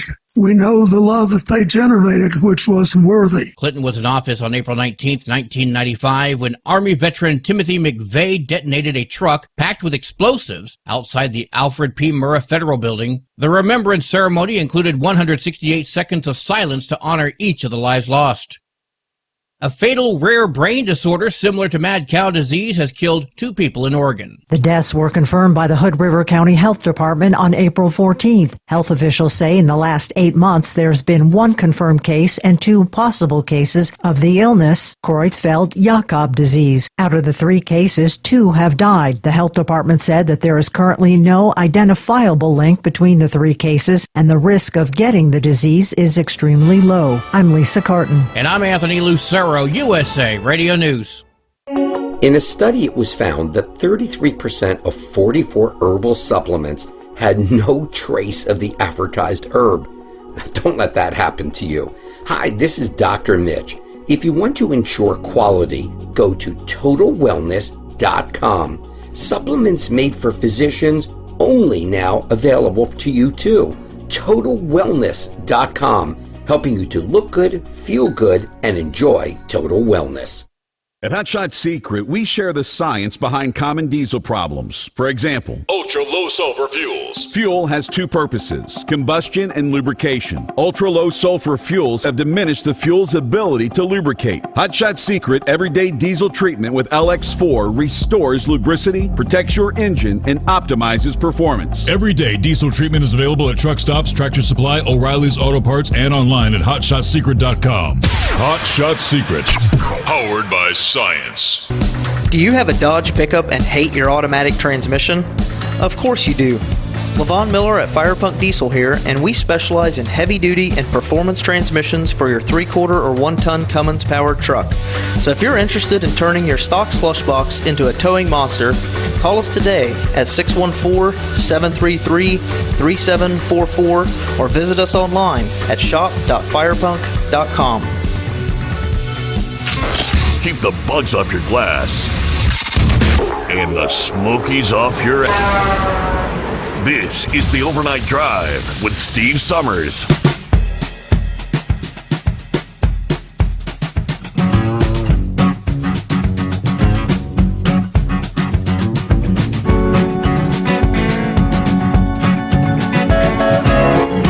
good to hear from the Carolina Monkey Gouger there. He's talking about rules, regulations, contacting your representatives. Let them know what's going on. One thing we can, shall we say, stick a fork in it. Yet another Biden-era rule regarding greenhouse gas emissions. It will never be implemented, according to a final rule posted in the Federal Register Friday. Released by the Department of Transportation and the Federal Highway Administration, it will go in effect May 19. This action, the first completed deregulatory move by the agency under the leadership of Secretary Sean Duffy, less than 100 days into the Trump administration. In a statement issued by the Department of Transportation, they claim that if implemented, the Biden-era greenhouse gas emissions rule, the performance measure, would raise project costs. It would divert critical resources away from highway construction to irrelevant emissions targets. Duffy says, quote, "I slashed this ridiculous climate requirement to ensure no radical political agenda gets in the way of revitalizing America's highways." So the final greenhouse gas rule effectively removes a federal requirement included in the FAST Act, implemented in 2023. Authority to set and enforce such regulations is now the responsibility of the individual states. According to the DOT, the overturned rule would have required state transportation departments to measure and establish declining targets for carbon dioxide emissions on federally supported highways. First proposed under the Obama administration, it was rescinded during the first Trump administration, but reinstated in 2023 by the Biden administration. Now, the U.S. DOT notes that it was later ruled by two federal judges that the department did not have the authority to issue the rule. Today's action builds on Secretary Duffy's efforts to rescind woke policies, roll back burdensome, costly regulations, restore economic growth, and ensure that all U.S. DOT policies align with the administration's priorities. The note posted on Friday said the rescission of the greenhouse gas measurement rule is the latest in a series of actions designed to deliver on the president's commitment to rescind harmful policies enacted under the Biden-Harris administration and reaffirm the DOT's focus on safety, efficiency, economic prosperity, and regulatory reform. Support for the rule was quickly voiced by groups representing trucking and other industries. States are best equipped to determine their transportation needs. But the Federal Highway Administration's greenhouse gas emissions performance measure issued by the Biden administration would have created unnecessary bureaucratic barriers to access federal funds. That's the Senior Vice President of Regulatory Affairs for the ATA. Ultimately, this heavy-handed approach would have scrambled local priorities, undermined highway expansion projects leading to greater traffic congestion and higher shipping costs that contribute to inflation. The trucking industry strongly supports the Trump administration's decision to repeal this rule that lacked statutory authority to begin with. The president and CEO of the American Road and Transportation Builders Association also applauded the move. So one step at a time, making progress, kind of rolling back some of these woke issues, the climate change, the Green New Deal rules. See what's going on with Eagle as we get the new week started here. What's happening, Eagle? Yeah. Okay. Yeah. How you doing? Yeah, it's good to hear Monkey Gouger calling in. It's a shame that he said he's gonna get off the road in a couple of weeks. You know, we ain't got too many good people out here left, Steve. I wish I was. Sometimes I wish I was old enough to retire, but it looks like I got another 25 years to go before I'm ready to retire from this game. Like I say, I like driving trucks, Steve. I just don't like the people. I just don't like the people that are out here that are coming into it. It wasn't that bad when I got into trucking back in 1998 when I first started driving trucks. It was fairly decent, but like Monkey Gadger said, over the last, especially in the Biden administration, it has definitely gone down the hill with Biden letting in all these foreigners and these guys that coming in. Like I said, Steve, I grew up around. I'm a second generation driver. You know, my dad he drove trucks, and my son, unfortunately, he's interested in trucks, and he'll probably want to do the same thing when he's of age. But I'm gonna try to talk him out of it if possible, because it's not something that. Let me just put it to you another way. If I could go back 25 years, Steve, and when I first went into truck driving, I would have found another profession to get in. That's due to the fact that, like I said, these foreigners, reckless drivers, and also the four-wheelers that have absolutely no respect whatsoever for trucks. It's really sad. Now, I want to talk about something, Steve, and I've heard other guys say this, and I've said this myself.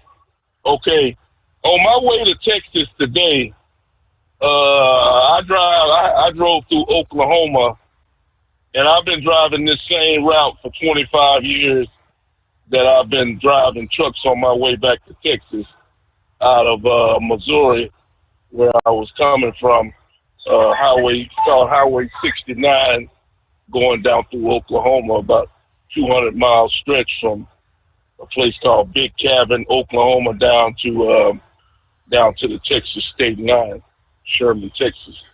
Okay, I've been running this same road now for, like I said, over 25 years. And I've seen trucks, Steve. This road used to be a mecca for trucks rolling south headed to Dallas, Texas, because that's the fastest way to get to Dallas if you're coming out of Missouri, Springfield or something like that. Okay, as I'm driving, Steve, it's like I'm the only damn truck in the world. There is absolutely no truck traffic rolling south. And I used to drive for a company called CFI out of Joplin, Missouri, a long time ago when I first got into trucking. And CFI, Steve, that's another easy way to get to Dallas and to Laredo, Texas. CFI used to be known for loads going to Laredo, Texas, brother. And rolling south down this road, when I used to drive, because that's why so many guys quit the company when I was with CFI, because all you did was relays. They had loads set up. They'd have you take the load from Joplin down to the Texas state line, and then they'd have another guy take the load down to Laredo, another 500 miles, and you couldn't make no money. That's why I left the company. As I'm rolling south, I didn't see not one CFI truck, Steve, from Joplin, Missouri, all the way down to Dallas, Texas. And like I said, that used to be a mecca. Now let's go to Laredo, Texas. Laredo has a drop yard there with CFI, where they reload and loads that go to Mexico and other places. The parking lot is completely full, Steve, with trailers, empty trailers, no freight to put these trailers in. The trailers, they look like they're going out of business. As a matter of fact, when I drove by Joplin, Missouri today, you should have seen I told you this a couple of weeks ago. When you see a lot of empty trucks at a trucking facility, that either means one or two things: that the company is no good and they treat their drivers like garbage, or something is going on. They don't have no freight. They don't have no business. So it's one of the two with CFI, because that parking lot is full of trucks. I can't even imagine the amount of trucks that I've seen in that parking lot when I drove by today. So, like I said before, there's something going on in the trucking industry, Steve. I told you the same thing when I drove Interstate 10 a couple of weeks ago from Florida back over to Texas. It's like there's no truck traffic, the freight, and then when you go to these truck stops, all you see is bobtails. You see a lot of trucks with no trailer attached to them whatsoever, and that's definitely a bad sign When you go to a truck stop and you see a truck sitting there with no trailer attached to it, there's a reason why that truck is sitting there with no trailer. That means he has no freight to haul. And so something is, and this is during the daytime, not at nighttime. This is during the day when I'm seeing this. So there's something going on in the freight industry. Luckily, my company is still keeping me operating. I'm still rolling over 3,000 miles a week, but I can't say the same for other people. And you gave updates over the last couple of weeks of companies that have gone out of business. You just talked about Davis Trucking out of Florida last week. That's going to be closing their doors in a couple of weeks. And it wouldn't shock me if other companies are on the same path. So I don't know what's going on, Steve. Maybe you can look into it. Maybe other people can look into it. But there's something clearly going on in the trucking industry, and it's not good, and it's not good at all. Like I told you, when I started this 25 years ago, I never thought, I thought this was a job security job for life. I never thought in my life that trucking companies would close doors and lock people out and shut down, put people out of work and get laid off. Never in my life did I ever think that 25 years ago, and I damn sure didn't think I'd be driving an automatic truck that I'm sitting there right now. Now, let's move on to this subject right here, Steve. Let's move on to another subject right quick. And that concerns, well, I want to say something about where I'm going to be headed after I leave Texas. I'm rolling to Texas right now. I'm almost to my house. I'm going to spend about a day there tomorrow, and then I'm rolling back out. And then I'm getting to Talladega. I'm getting there early this year, Steve. I'm going because they already got the parking lot ready. I told you I drove out there about a week or two ago, and they are already setting up for Talladega next Sunday. I'm going to both of the races, the Infinity race and the Cup race. I'm going to be sitting in the stands for both of them, so I'm getting there early. I'll probably be sitting in Talladega probably on Thursday or Friday night. I'll be sitting in the parking lot ready to watch some serious action come on Saturday and Sunday. I'm not going to make the mistake I made last year where I didn't get there to the day of the race and had to sit in all that traffic. This time I'm getting there a day or two early, and I'm going to be joining the party and having a good time and enjoying myself watching the action, because there's plenty of action in Talladega. So anybody who's never been to Talladega and you like NASCAR, you better make plans to get to that race. They got another race later on in the year, and I think October or November might be able to get to that one. But this one coming up this Sunday, Steve, is some action that you don't want to miss. Now, to get to something else, Steve, that we talked about last week, and I'm really disgusted with this individual and people that live in Maryland. People that live in Maryland ought to find a way. They ought to be trying to find a way to get him out of office, Steve. And that's this senator that had the gall and the audacity to go down to El Salvador and visit with a known gang member and try to get this man freed and released and brought back to the U.S. of A. A total insult to a woman that talked right in the White House, talked about the brutal murder of her daughter to Donald Trump last week. And this guy had the audacity. And you know what this guy had the nerve to say, Steve?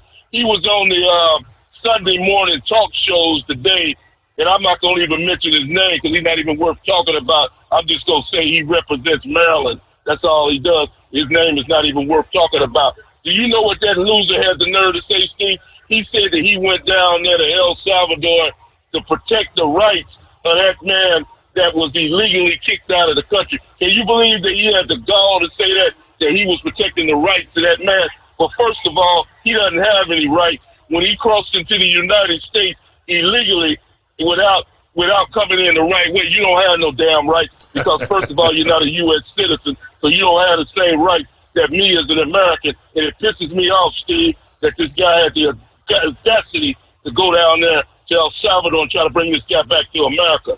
It's disgusting. And he ought to be kicked out of his position that he holds because we can get somebody better. We can do better than that. America can do better than that, Steve. We have American people that are sleeping on the street right now that are military veterans, people that put it all on the line, and this guy has the nerve to try to represent an individual like that. It just disgusts me because, like I told you, Steve, I'm 100% American, and I'll be 100% American until I die.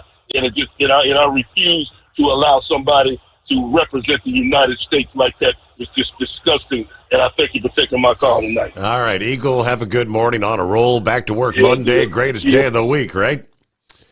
He mentioned, Davis was in the headlines last week. And that it's been a trend. More and more companies doing the same. And he mentioned the Carolina monkey gouger.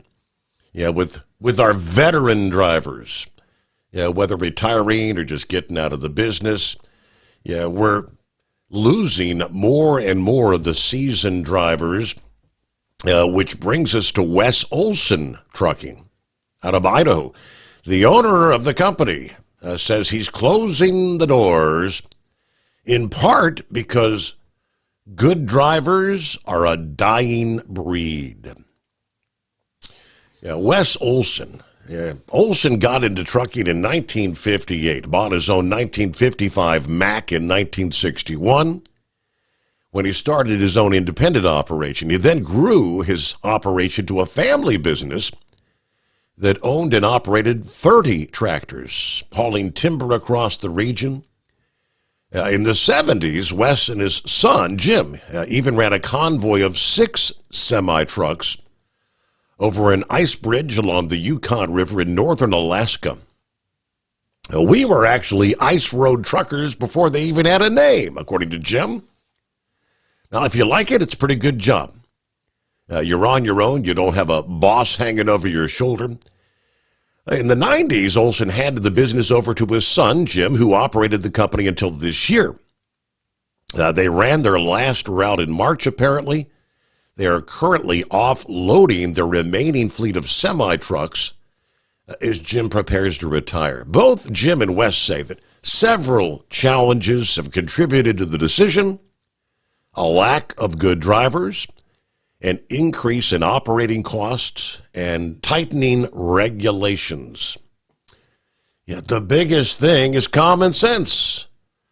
Some guys have it, and some guys don't. They are a dying breed. They're just not out there, he says. Jim says the company was able to find good drivers, but unable to find enough good drivers to keep up with freight demand. We've had a really good crew the last few years, but just not enough of them.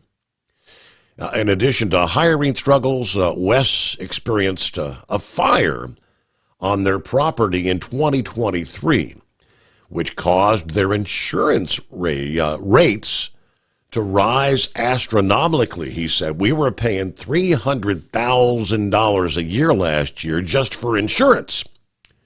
You can hardly pay for that. On top of the high rates, the company could not get insured if they hired drivers under the age of 25. Further narrowing the hiring pool and adding to the difficulties of operation.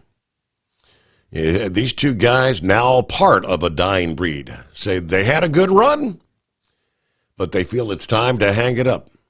Pretty much where the gouger stands right now. We had a lot of good people come through here. So many people to thank. Jim says he's looking forward to retirement so he can go fishing wherever and whenever he wants. The Steve Sommers Overnight Drive. At Hot Shot Secret, we share the science behind common diesel problems and their solutions. For example, diesel fuel cetane levels. In many states, the cetane rating in diesel fuel is 42 to 45. Most diesel engines operate more efficiently with a cetane rating of 48 to 50. One treatment of Hot Shot Secret Diesel Extreme will raise your cetane 7 points, increase fuel economy, and improve cold starts. Due to a cleaner burn, there are less hydrocarbons and particulate matter in your exhaust. This reduces the blockage of your diesel particulate filter. Using Diesel Extreme generates 83% less DPF regeneration. The 6-in-1 Diesel Extreme formula also includes the most concentrated detergent on the market, lubricity enhancer, water demulsifier, rust and corrosion inhibitors, and a fuel stabilizer. Hot Shot Secret Diesel Extreme is available nationwide at truck stops, Fine Farm and auto stores, and online at hotshotsecret.com. Hot Shot Secret, powered by science. Do you have a Dodge pickup and hate your automatic transmission? Of course you do. Levon Miller at Firepunk Diesel here, and we specialize in heavy-duty and performance transmissions for your 3/4 or 1-ton Cummins-powered truck. So if you're interested in turning your stock slush box into a towing monster, call us today at 614-733-3744 or visit us online at shop.firepunk.com. For anything diesel, take it to Scheid Diesel. They provide a wide variety of services and diagnostics to determine what the problem is with the latest technology. From simple oil changes and preventative maintenance to fuel system diagnostics and repairs, engine rebuilds and cylinder head repairs, and rebuilds with our in-house machine shop. They also have on-site DPF cleaning for exhaust issues and DOT inspections. If your diesel is asking for some attention, Scheid Diesel has the specialist you need for anything diesel. Located in Terre Haute and Lafayette, Indiana, and Effingham, Illinois, Scheid Diesel has you covered.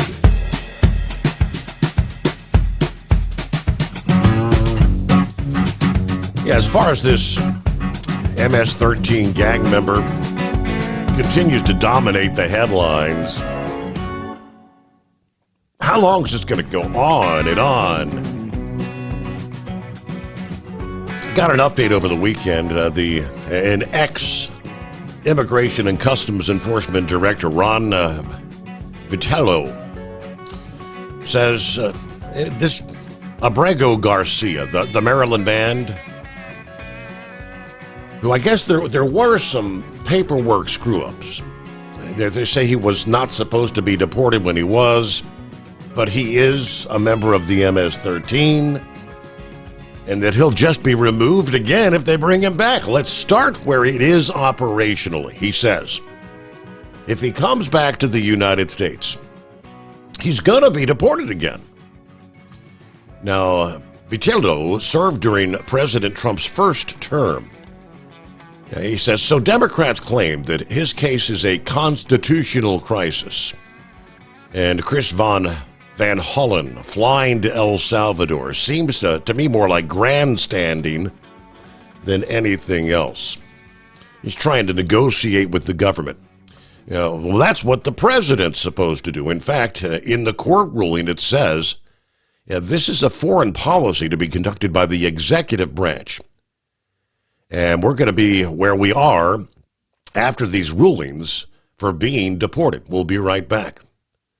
Yeah, that's where this ends up. He's a native son of El Salvador. He's been a known gang member. USA Radio News, I'm Anthony Lucero. Senator Chris Van Hollen is defending the due process rights of a Maryland man who was deported to El Salvador. While appearing on CNN State of the Union, the Maryland Democrat said if the Trump administration can violate the rights of Kilmer Abrego Garcia, the rights of all Americans are threatened. I'm for whatever gives him his due process rights. His comments come days after he traveled to El Salvador to visit Abrego Garcia. President Trump believes progress will be made on trade deals. I think that you will see we'll make a very good deal with China. Speaking during a meeting with Italian Prime Minister Giorgia Meloni, President Trump said he has immense respect for Meloni and the U.S. is going to have little problems making deals with Europe. Meloni told reporters she believes Italy and the U.S. should be able to come to terms. Trump said the previous administration allowed other countries to rip off the U.S., and he's here to stop that. The president added that no country can compete with the U.S. I'm Mark Mayfield. From America's News Network, USA Radio News. Did you know that healthy arteries make a gas? Yes, actually 3 known gases. Hi, I'm Dr. Mitch, and nitric oxide is a gas that's readily made all day long to keep our arteries open by relaxing the blood vessel walls. By doing this, our circulation is increased, bringing blood, oxygen, and nutrients to every part of your body. Both age and poor diet can lead to a loss of this precious gas, and in turn, blood pressure can go up, energy can go down, and you can get tingling in your hands and feet. Well, our product, Ultimate Nitric Oxide, can easily help fix this lack of nitric oxide.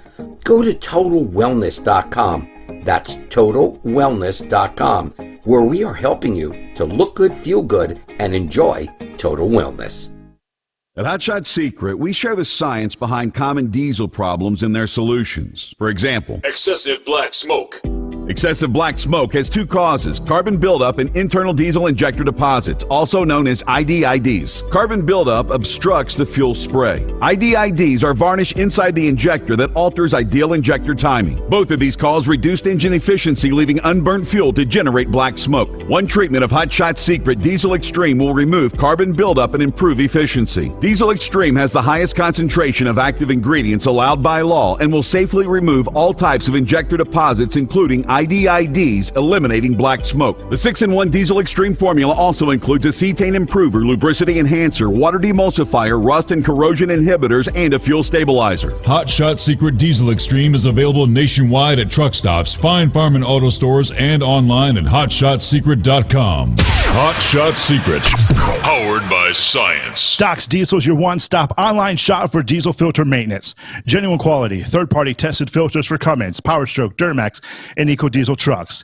Doc's cuts out the middleman and those pesky markups you often find from OMEs, dealerships, and parts stores.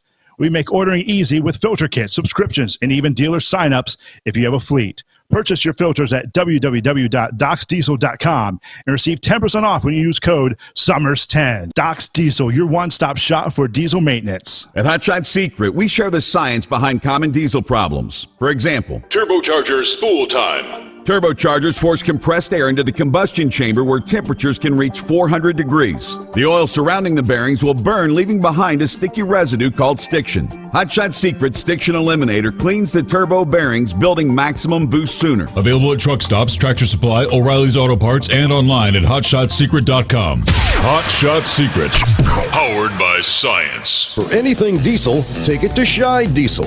They provide a wide variety of services and diagnostics to determine what the problem is with the latest technology. From simple oil changes and preventative maintenance to fuel system diagnostics and repairs, engine rebuilds and cylinder head repairs, and rebuilds with our in-house machine shop. They also have on-site DPF cleaning for exhaust issues and DOT inspections. If your diesel is asking for some attention, Shy Diesel has the specialist you need for anything diesel. Located in Terre Haute and Lafayette, Indiana, and Effingham, Illinois, Shy Diesel has you covered. Do you have a Dodge pickup and hate your automatic transmission? Of course you do. Levon Miller at Firepunk Diesel here, and we specialize in heavy-duty and performance transmissions for your 3-quarter or 1-ton Cummins-powered truck. So if you're interested in turning your stock slush box into a towing monster, call us today at 614-733-3744 or visit us online at shop.firepunk.com. And now, back to the Steve Summers Overnight Drive, live from the Hot Shot Secret Studios.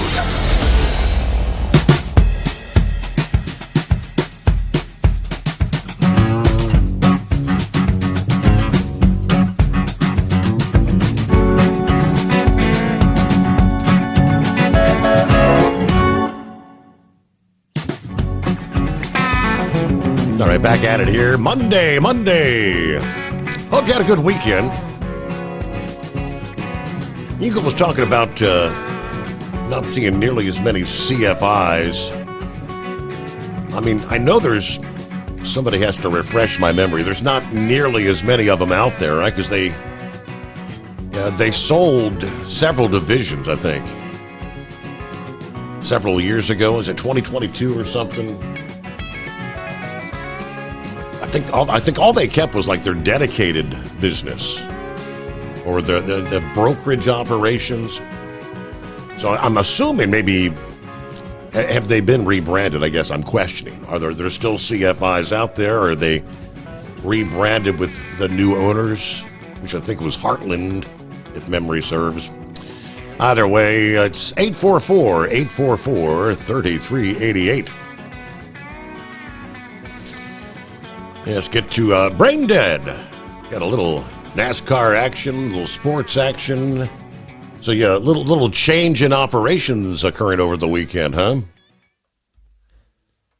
Yeah, one of the guys had to go out, and they put his bid up for a temporary bid or kind of like a hold-down bid, either until he comes back or it becomes something permanent till we rebid again in October. So pretty much I'll have Monday off. I don't know what I'm going to do on Monday except, hide from everybody because I know it's going to be manic. But that's pretty much what's going to be happening until we rebid in October. So, by the way, did you happen to catch the Cincinnati Reds game today, buddy?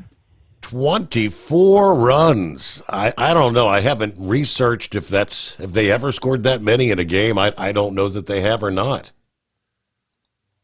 I don't even know either. I know the Yankees had a 20-9 game here a couple weeks back, if I remember right.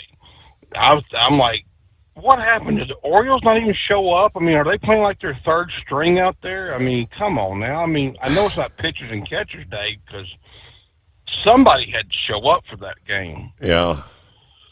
But anyway, we had a little NASCAR race coming on there Friday and Saturday.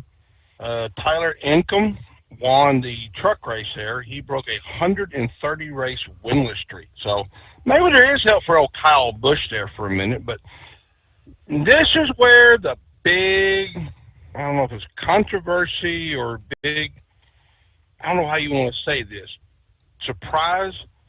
Jesse Love won the Xfinity race. But, however, during the inspection, he was disqualified.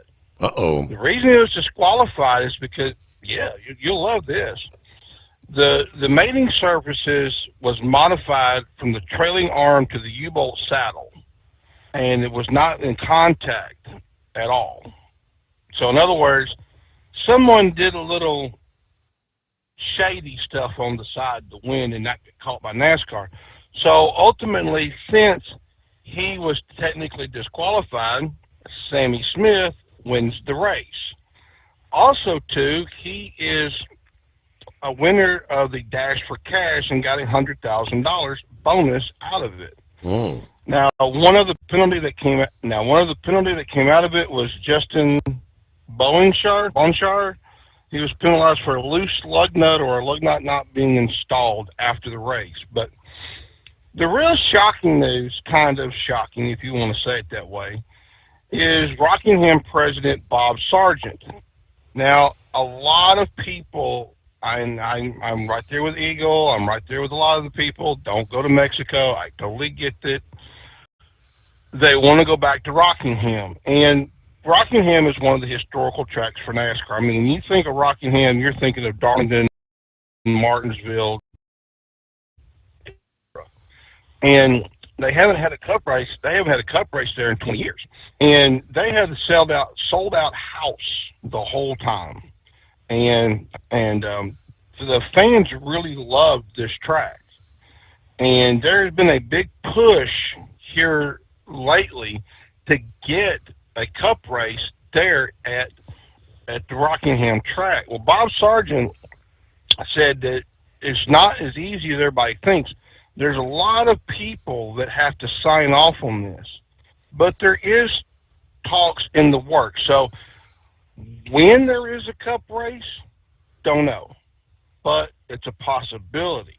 So also, too, did you happen to hear that NASCAR changed its drive for diversity program? Did you hear about this? No, sir. No. It's for all of these people that are wanting to come up and be cup drivers, to come up through like a stepping series.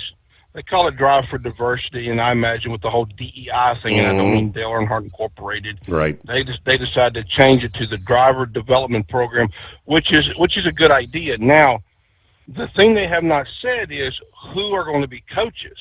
Is it going to be some of these former drivers, such as Dale Earnhardt Jr. himself, or Matt Kenseth, or, just insert names as to who's going to really help them?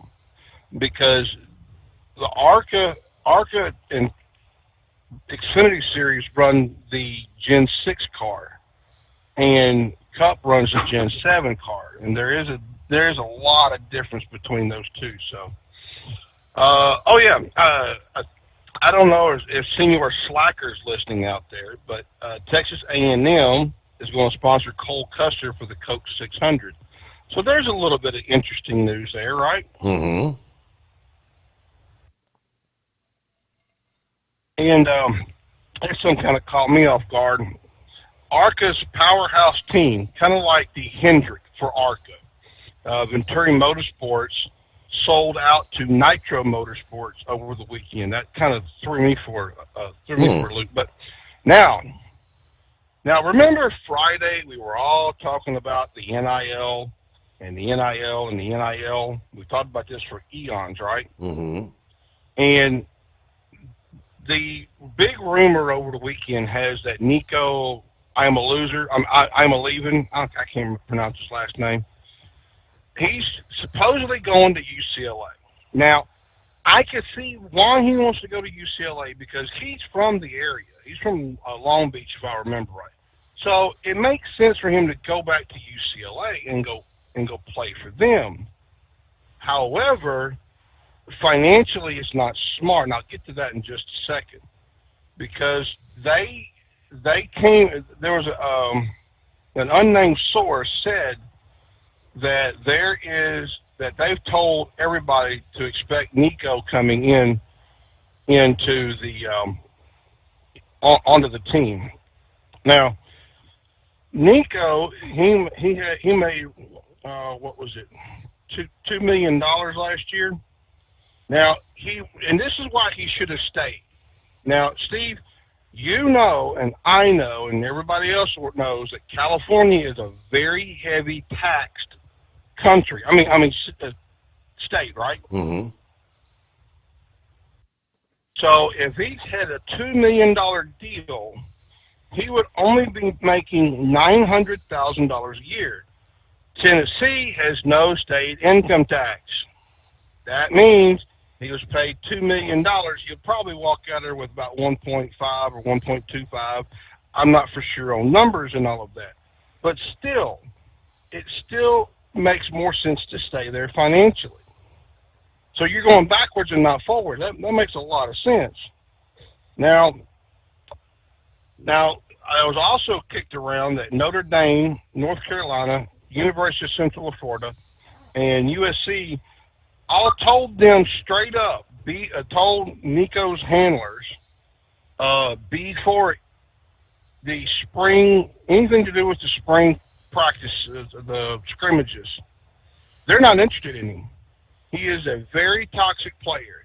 He is not worth the money, because if he was to go first round, and I'm using hypothetically, if he went first round, he's going to collect $41 million over 4 years, and that includes your signing bonus too. So realistically, you're only making $10 million a year, which is not a bad chunk of change. But if you went second round, it's $10 million over 4 years. Third round gets between $5.5 and $6 million. Third and fourth round gets $5.5, $6 million. And if you go later on, like fifth, sixth, whatever rounds, you get $4 million. And free agents get the minimum salary is $750,000 a year. So you can see where you're going to be at with all this NIL. And the thing with the NIL, and I can sort of see why they did this. It's because the kids started screaming, "Well, we want to be paid for the video games and to use our image and likeness." Okay, that's fine, but you're going to school for free, and heck, the boosters are you the ones paying some of your bills. So why do you need this NIL money? Why do you need to be paid to play? When that lawsuit happened, that was with Jeffrey Kessler, the same Jeffrey Kessler that's involved with the 2311 Front Row Charter lawsuit. That same Jeffrey Kessler. The NCAA saw this coming as a big mess, and they just sat back and said, "Hey, look, you boys have at it. Y'all have fun. Hey, go ahead and do it." But the one thing that I did find interesting, though, out of 56 power conference schools, Texas, the University of Texas, paid $22.2 million last year. Houston Cougars was at the low end. They paid $2.1. Now, when this NIL money, it's not just for football, folks. It's for basketball, baseball, whatever sports is at that school. So it's not just strictly just football, because it was reportedly that Carson Beck, the quarterback for the University of Georgia, signed his NIL deal at $4.3 million a year. However, it's not been confirmed. But there was thoughts being kicked around as to how to solve this whole NIL problem. And Deion Sanders had a great, great interview, and he said they need to have a salary cap, like the NFL does, just straight up a salary cap. Mm-hmm. I'm all for that. I think there should be a salary cap, but at the same time, why should you be paid to go to school, paid to play football in school?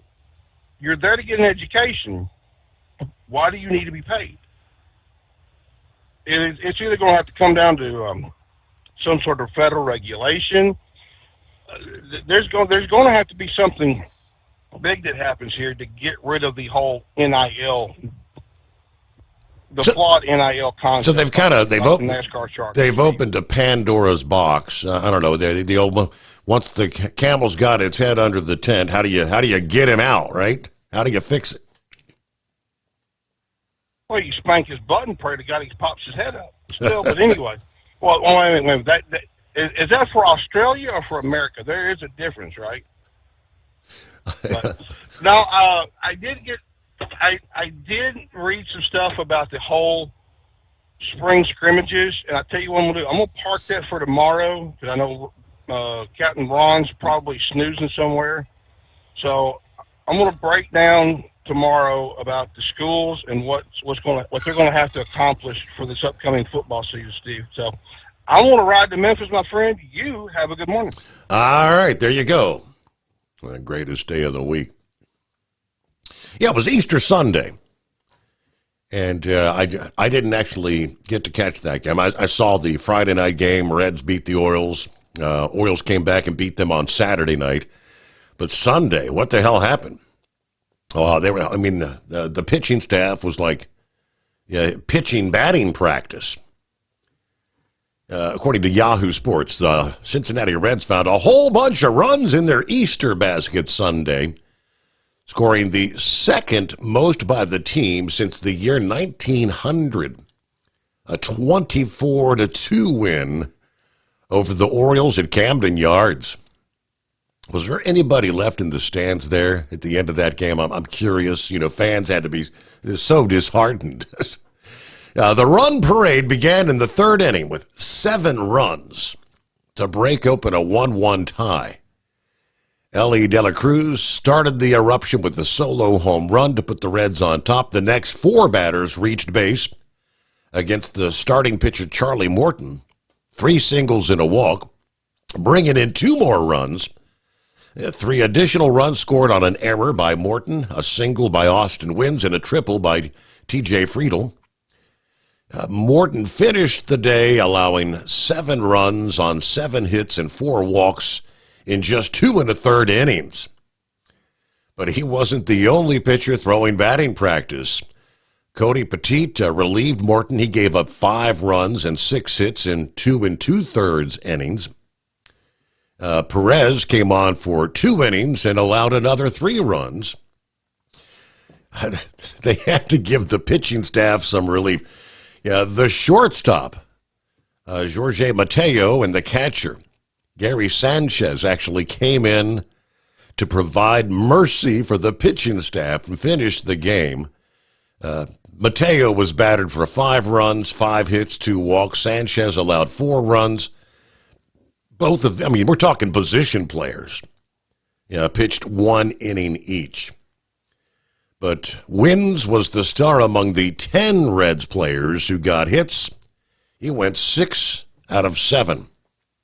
6 RBIs out of the number 9 spot. Third baseman Marte actually drove in 7 runs, batting 8th. He went 5 out of 7, along with a grand slam. Austin Hayes with another Cincinnati starter that notched 4 hits Sunday.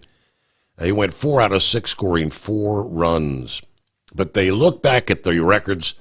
The 24 runs scored in that game trails only the 26 runs they scored in June of 1911 versus the Boston Red Sox. Prior to the year 1900, the team record for runs in a single game was 30 back in June of 1893 against the Louisville Colonels at the time. At Hot Shot Secret, we share the science behind common diesel problems and their solutions. For example, Diesel particulate filter regeneration. the DPF catches particulates left over from combustion. The DPF regeneration cycle cleans the filter with temperatures exceeding 1,000 degrees Fahrenheit. A computer sensor triggers the DPF regen, which is often accompanied by a loss of power and fuel economy. The frequency of DPF regens are in correlation to the cleanliness of the fuel burn. Under heavy operation with the dirty burn, DPF regens can occur multiple times per day. Hot Shot Secret Diesel Extreme Fuel Additive promotes a more complete combustion, creating fewer emissions and therefore fewer DPF regens. Vehicles using Diesel Extreme experience 83% less DPF regens. Hot Shot Secret Diesel Extreme is available nationwide at truck stops, Fine Farm and auto stores, and online at hotshotsecret.com. Hot Shot Secret, powered by science. Doc's Diesel is your one-stop online shop for diesel filter maintenance. Genuine quality, third-party tested filters for Cummins, Power Stroke, Duramax, and EcoDiesel trucks. Doc's cuts out the middleman and those pesky markups you often find from OMEs, dealerships, and parts stores. We make ordering easy with filter kits, subscriptions, and even dealer sign-ups if you have a fleet. Purchase your filters at www.docsdiesel.com and receive 10% off when you use code SOMMERS10. Docs Diesel, your one-stop shop for diesel maintenance. For anything diesel, take it to Shy Diesel. They provide a wide variety of services and diagnostics to determine what the problem is with the latest technology. From simple oil changes and preventative maintenance to fuel system diagnostics and repairs, engine rebuilds and cylinder head repairs, and rebuilds with our in-house machine shop. They also have on-site DPF cleaning for exhaust issues and DOT inspections. If your diesel is asking for some attention, Shy Diesel has the specialist you need for anything diesel. Located in Terre Haute, Indiana, and Effingham, Illinois, Shy Diesel has you covered.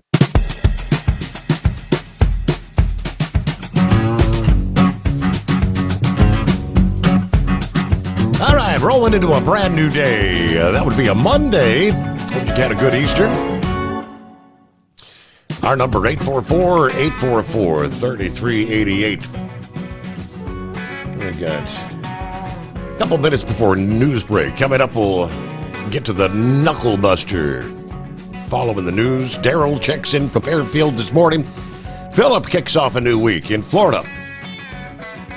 And room for you. Meanwhile, in Florida, classes resuming today at Florida State University 4 days after the deadly shooting that left 2 dead, 6 others injured. According to reports, students and instructors will have the option of holding classes remotely or in person, depending on the class. The school has waived all mandatory attendance policies that could affect grades, they say, so students won't be punished if they choose not to go to class in person. Students can also request an incomplete grade for their class if they feel they're unable to complete a course. We want everyone to receive the support and help they need. For some students, that may mean not going back into the classroom. According to the superintendent, the president of the college there, for others, the idea of community and gathering as well as the opportunity to focus on academics may be beneficial. There's no right answer for everyone. What we've learned is the gunman, identified as the stepson of a sheriff's deputy, arriving on campus an hour before the shooting last Thursday, stayed near a parking garage where he walked in and out of the buildings and various green spaces, firing a handgun just before lunchtime. In roughly 4 minutes' time, officers confronted the shooter, where he was shot and wounded. The 2 victims who died were Robert Morales, who was a university dining coordinator, and Tiru Chaba, an executive for food service vendor Aramark. Weren't even students there at the school, but Yeah, President Trump spoke about the shooting from the Oval Office Friday. And he said, the gun doesn't do the shooting, the people do. As the typical narrative is. The questions are, Mr. President, what are you going to do about gun control? All right, the shooter turned out to be the 20-year-old. Yeah, we know that there. But Trump was speaking on the generalities on the attack when he said, I'm a big advocate of the Second Amendment. I've been from the beginning. I protected it. He then spoke directly about this attack, to which he said, these things are terrible, but the gun doesn't do the shooting. The people do. He went on to say, we'll have more to say about the FSU attacker later. And a reporter responded by asking, what do you mean when you say there will be more to say about it? He said, only in terms of what happened. As far as legislation is concerned, this has been going on for a long time. I have an obligation to protect the Second Amendment. I ran on the Second Amendment. Among many other things, I will always protect the Second Amendment. But in the state of Florida, they have a red flag law. They have gun-free college and university campus zones. They've increased the minimum purchase age for long guns. All these things that have been done legislatively, but still failed to prevent Thursday's shooting. I mean, you can pass all the laws you want, as we know. If someone's hell-bent on committing a crime like this, they're going to find a way to do it. All right, news break. We'll return with more. Monday, the greatest day of the week, the Steve Sommers Overnight Drive. Hot secret, we share the science behind common diesel problems. For example, turbochargers spool time. Turbochargers force compressed air into the combustion chamber where temperatures can reach 400 degrees. The oil surrounding the bearings will burn, leaving behind a sticky residue called stiction. Hotshot Secret Stiction Eliminator cleans the turbo bearings, building maximum boost sooner. Available at truck stops, Tractor Supply, O'Reilly's Auto Parts, and online at HotShotSecret.com. Hot Shot Secret, powered by science. Doc's Diesel, your one-stop online shop for diesel filter maintenance. Genuine quality, third-party tested filters for Cummins, Power Stroke, Duramax, and EcoDiesel trucks. Doc's cuts out the middleman and those pesky markups you often find from OMEs, dealerships, and parts stores. We make ordering easy with filter kits, subscriptions, and even dealer sign-ups if you have a fleet. Purchase your filters at www.docsdiesel.com and receive 10% off when you use code SOMMERS10. Doc's Diesel, your one-stop shop for diesel maintenance. At Hotshot Secret, we share the science behind common diesel problems. For example, product claims without proof. Real proof is found from third-party testing by a recognized, credible source. The Ohio State University Center of Automotive Research found a 3.6% increase in highway driving fuel economy from Hotshot Secret Stiction Eliminator, an oil additive. That's proof. Available at truck stops, Tractor Supply, O'Reilly's Auto Parts, and online at HotShotSecret.com. Hot Shot Secret, powered by science. Do you have a Dodge pickup and hate your automatic transmission? Of course you do. Levon Miller at Firepunk Diesel here, and we specialize in heavy-duty and performance transmissions for your 3-quarter or 1-ton Cummins powered truck. So if you're interested in turning your stock slush box into a towing monster, call us today at 614-733-3744 or visit us online at shop.firepunk.com.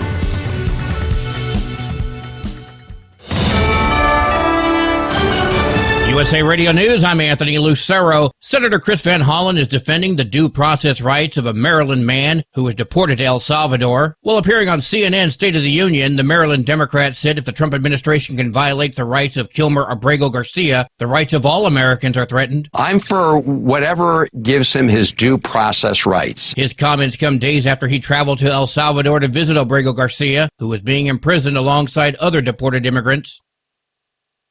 President Trump believes progress will be made on trade deals. I think that you will see we'll make a very good deal with China. Speaking during a meeting with Italian Prime Minister Giorgia Meloni, President Trump said he has immense respect for Meloni, and the U.S. is going to have little problems making deals with Europe. Meloni told reporters she believes Italy and the U.S. should be able to come to terms. Trump said the previous administration allowed other countries to rip off the U.S., and he's here to stop that. The president added that no country can compete with the U.S. I'm Mark Mayfield. The American Civil Liberties Union is suing the Trump administration over its targeting of international students. The lawsuit was filed after more than 1,100 students from 170 universities had their legal statuses revoked. The ACLU says these students now face detention, deportation, and severe financial or academic hardship. They added the unilateral and unlawful terminations have severely hurt law-abiding students who are simply trying to obtain an education in the U.S. I'm Chris Coraggio. The USDA's Food Safety and Inspection Service has issued a public health alert for pork carnitas product sold at Aldi. The product may be contaminated with pieces of metal. The alert applies to 16-ounce packages labeled pork carnitas seasoned and seared pork with juices, slow cooked with citrus. The affected products have a use date of June 30th or July 1st printed on the side. The Food and Safety Inspection Service urges consumers to not eat the product and discard it. I'm Lisa Carton. From America's News Network, USA Radio News. Did you know that healthy arteries make a gas? Yes, actually 3 known gases. Hi, I'm Dr. Mitch, and nitric oxide is a gas that's readily made all day long to keep our arteries open by relaxing the blood vessel walls. By doing this, our circulation is increased, bringing blood, oxygen, and nutrients to every part of your body. Both age and poor diet can lead to a loss of this precious gas, and in turn, blood pressure can go up, energy can go down, and you can get tingling in your hands and feet. Well, our product, Ultimate Nitric Oxide, can easily help fix this lack of nitric oxide. Go to TotalWellness.com. That's TotalWellness.com, where we are helping you to look good, feel good, and enjoy total wellness. Health officials are giving an update on the Florida State University shooting victims. We do feel that all will make a full recovery. Trauma surgeon Dr. Brett Howard says they suffered wounds to their extremities, torso, and face. 2 campus employees were killed in the Thursday attack. A fire destroyed a church in Queens on Saturday, just hours before parishioners were set to partake in Easter Mass. Officials say the fire broke out just before 2 o'clock Saturday afternoon at a St. Edmund Church in Breezy Point. The fire reportedly broke out in the rear of the building, causing significant damage. 2 firefighters suffered minor injuries battling the blaze and are expected to be okay. Firefighters and locals were able to salvage some of the holy statues from inside the church. The cause of the fire remains under investigation. Jonathan O'Halloran, New York. A tax credit in Georgia encourages residents to support teens aging out of the foster care system. The Fostering Success tax credit renewed by the Georgia legislature raises its cap to $30 million, enabling donors to receive a dollar-for-dollar state tax credit when contributing to organizations like WellRoot. Programs like WellRoot's transitional living programs offer housing, educational, and workforce support to former foster youth, helping them transition into adulthood and pursue their goals. One beneficiary, now studying to become a nurse, tells Fox 5 Atlanta she credits the program with providing opportunities she never thought possible. I'm Katie Gray. And I'm Anthony Lucero, USA Radio News. Many Americans are currently celebrating the election of Donald J. Trump. If you'd like a deep dive look into the mass movement behind his political success, visit TrumpWorld.net to get your complimentary digital copy of the Trump World Bookazine from the New American. It's a 96-page special collector's edition, and for a limited time you can receive the digital edition for free. Visit TrumpWorld.net today for your free digital copy of Trump World. That's TrumpWorld.net. At Hotshot Secret, we share the science behind common diesel problems. For example, CP4 injection pump failure. The CP4 has an unusually high failure rate, up to 7% in the U.S. compared to a less than 1% in Europe. A contributing factor is the lack of lubricity in ultra-low sulfur fuels. Hotshot Secret Everyday Diesel Treatment with LX4 restores lubricity and protects your CP4. Everyday diesel treatment is available at truck stops, Tractor Supply, O'Reilly's Auto Parts, and online at HotShotSecret.com. diesel, take it to Shy Diesel. They provide a wide variety of services and diagnostics to determine what the problem is with the latest technology. From simple oil changes and preventative maintenance to fuel system diagnostics and repairs, engine rebuilds and cylinder head repairs, and rebuilds with our in-house machine shop. They also have on-site DPF cleaning for exhaust issues and DOT inspections. If your diesel is asking for some attention, Shy Diesel has the specialist you need for anything diesel. Located in Terre Haute and Lafayette, Indiana, and Effingham, Illinois, Shy Diesel has you covered. We know you'd like to be cuddled up real tight with a sweet little thing all night. But instead, you've got Steve Summers. It's the Overnight Drive.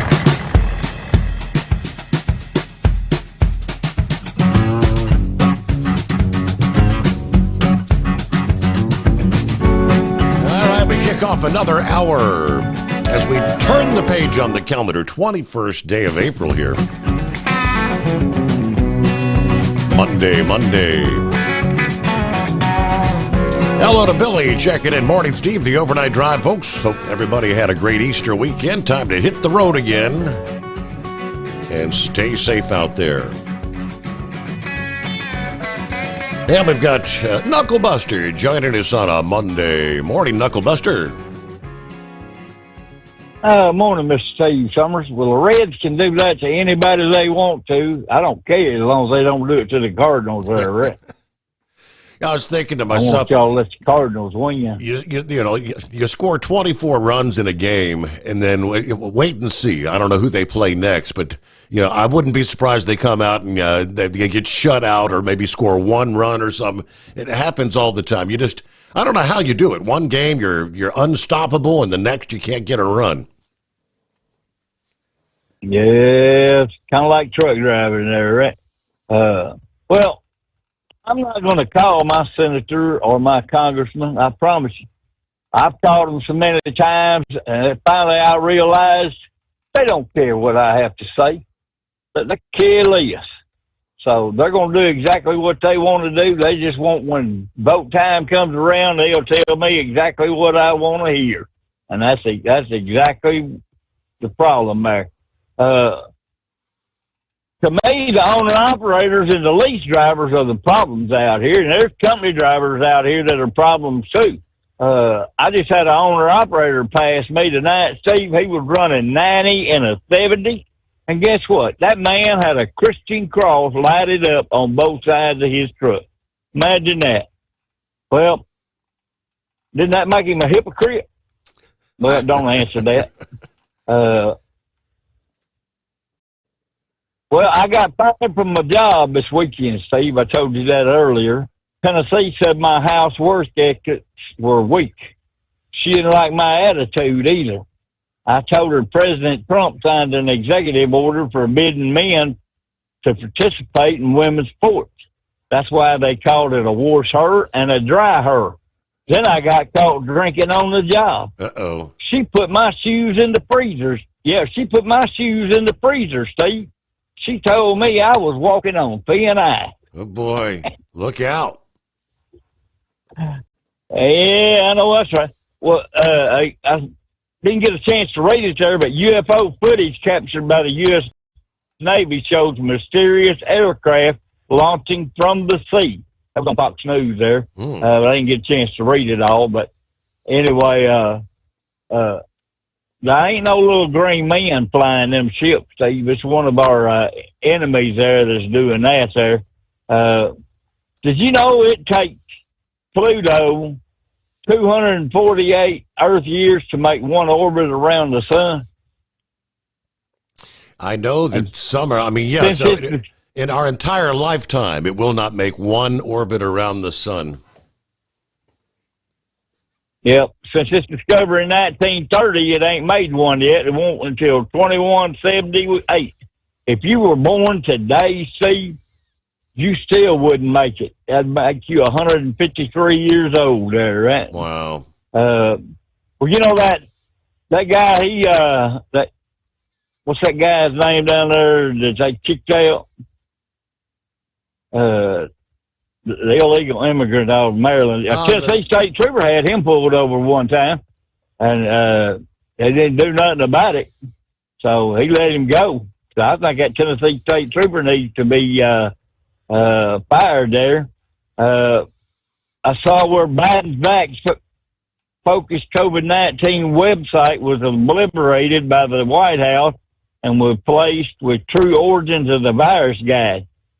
Trump was doing away with Obama and Biden's presidential legacy, and that's what he told Obama at Carter's funeral. That's why Obama was laughing so hard, Steve. Do you know what DPA International is? Can't say I'm familiar. It's international news with a European perspective. Okay. And I saw this article that robots hit the streets against humans in Beijing in a half marathon. The world's first humanoid robot half marathon was held Saturday with the robot Tiangong Ultra crossing the finish line in a little over 2 hours and 40 minutes. Well, despite giving his all on the circuits could handle, he was left in the dust by the fastest human finished who crossed the line in a brisk 1 hour, 11 minutes, and 7 seconds. Well, I think they better work on them robots a little bit there. You got an Audi A6. He has racked up $57,000 in New York City speeding fines since 2024. He drives an Audi 563. He's received 177 so far this year, and he's paid $46,636.66 of those fines to date. And he still owes an additional $11,205.63. I think that man's got more money than he's got cents. What do you think? Sounds like it. Yep. Did you know it takes 5 months to get a driver's license in Britain? No, really? Wow. Yeah, and we thought our DMV was bad. There just ain't enough examiners there is what it said. Well, you want to own a street legal Porsche 962 CC? What's it going to set me One back? of them race cars. Yeah, about $1.3 million. You reckon you and Chris might loan you the money? And here's the latest. You remember my girl Elizabeth Hurley? Absolutely. Yeah, well, she's hinting that her and Billy Ray Cyrus have a sweet thing for each other there, Steve. Oh, yeah? Imagine that. Achy, breaky heart. Imagine that. Well, that's all my bull on it for this go-around. We'll call back in that long list hour, Steve. And I appreciate you giving me a heads up so I can get pulled off on the side of the road there. I got a new camera in the truck. And they don't like me touching the telephone. So. Modern technology. And did you say the insurance company is responsible for that? The insurance company's making them do it? Yes, sir. Absolutely. They had a camera in here already, but this one's more modern technology. So I don't know. We'll see what happens. If I have to touch my phone, I just use my stylus. How about that? Instead of putting my hands on it. Mm-hmm. I'll see what that gets me. I'll see what kind of nasty remarks I'll get from that in the morning. But anyway, if they say something bad to me, I'll tell them, well, I'm old enough to retire. So I'll be like Monkey Gouger. Very good. Well, we'll chat later in the morning. That's again. So yeah, they got said the insurance company. Apparently, the insurance company required them, to put the driver-facing cameras in. I guess they could have said no, but so they're going to charge them a higher rate, right? Kind of going back to the company that said the insurance company told them they couldn't hire a driver under the age of 25.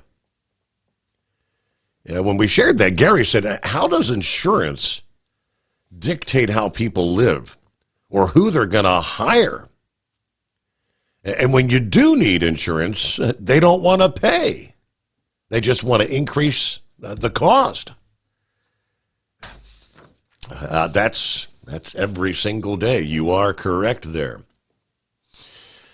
Meanwhile, Mack Trucks announcing late last week that they're going to lay off up to 450 workers from factories in Pennsylvania and Maryland due to the impact of tariffs and other economic factors. Apparently, it's going to be between 250 and 350 jobs at the Lehigh Valley operations in Lower Macungie Township, Pennsylvania, over the next 90 days. Mack will lay off between 50 and 100 workers from its factory in Hagerstown, Maryland, by May the 2nd. Now, this is in addition to the 43 people already laid off earlier this year from the Hagerstown facility. Now, they say heavy-duty truck orders continue to be negatively affected by market uncertainty about freight rates and demand, possible regulatory changes, and the impacts of tariffs, according to the spokeswoman for Mack Trucks, who spoke to FreightWaves via email. We regret having to take this action, but we need to align production with reduced demand for our vehicles. This is considered an indefinite layoff. We can't say when we'll need to increase production, as it depends on the market, but we look forward to calling people back as soon as that is necessary. Of course, Mack Trucks' Lehigh Valley operations, the heavy-duty truck manufacturing facility that focuses on all Class 8 Mack trucks in North American and export markets. The plant in Hagerstown develops and manufactures all of Mack's heavy-duty diesel engines, transmissions, and drive lines. Founded in 1900, the company also has a manufacturing facility in Roanoke, Virginia, and employs more than 2,000 workers. But since the year 2000, Mack Trucks has been a subsidiary of the Sweden-based Volvo Group, which purchased Mack and its former parent company, Renault Vehicles Industries, for about $1.8 billion. The North American Class A truck market orders totaled 15,700 units in March, down 14% compared to February, down 22% year over year. So the implementation and the continued threat of tariffs among North American trading partners with the ongoing economic and freight market uncertainty have significantly dampened fleet investment for Class A trucks and tractors in recent months, according to FTR Transportation Intelligence. All right, so the back and forth with China. It is 844-844-3388. Daryl, got you coming up right after this, the Steve Sommers Overnight Drive. At Hotshot Secret, we share the science behind common diesel problems and their solutions. For example, ultra-low sulfur fuels.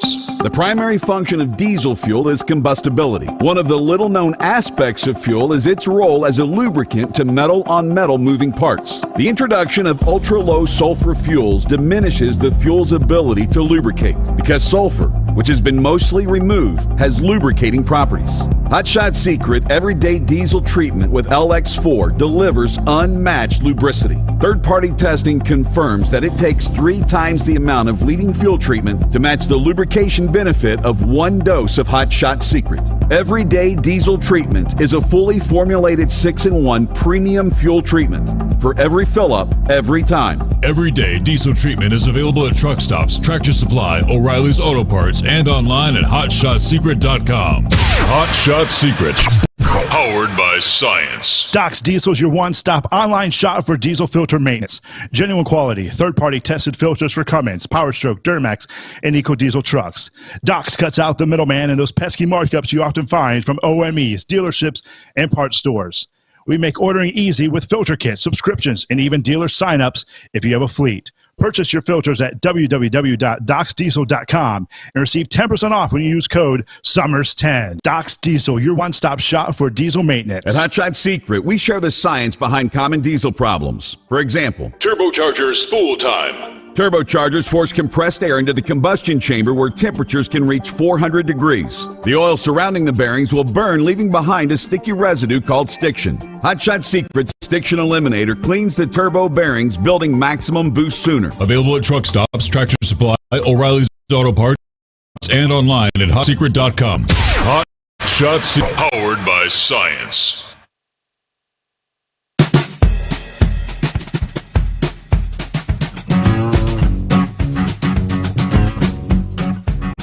All right, back at it here on a Monday. Hope you had a good weekend. How was your Easter weekend, Daryl? Good morning. My Easter weekend was spent in bed. I picked up a bug out in North Carolina somewhere and kind of laid me low. Oh, hate to hear that. How's the family and how's Stryker? We're all hanging with them. At least we're not under the weather at this point. That's a good thing. Man, whatever I picked up, it was like Montezuma's revenge. And I was on the West Virginia toll road, and some truck driver came across that toll road and closed all 4 lanes. I sat in about an hour, and then I was able to wiggle off and go back to Tamarack and take me a nap.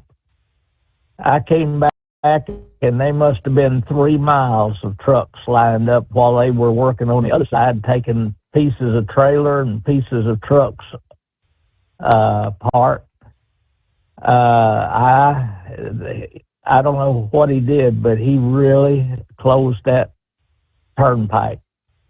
Have you been out across the West Virginia Turnpike recently or last year or so? No, it's been a long time.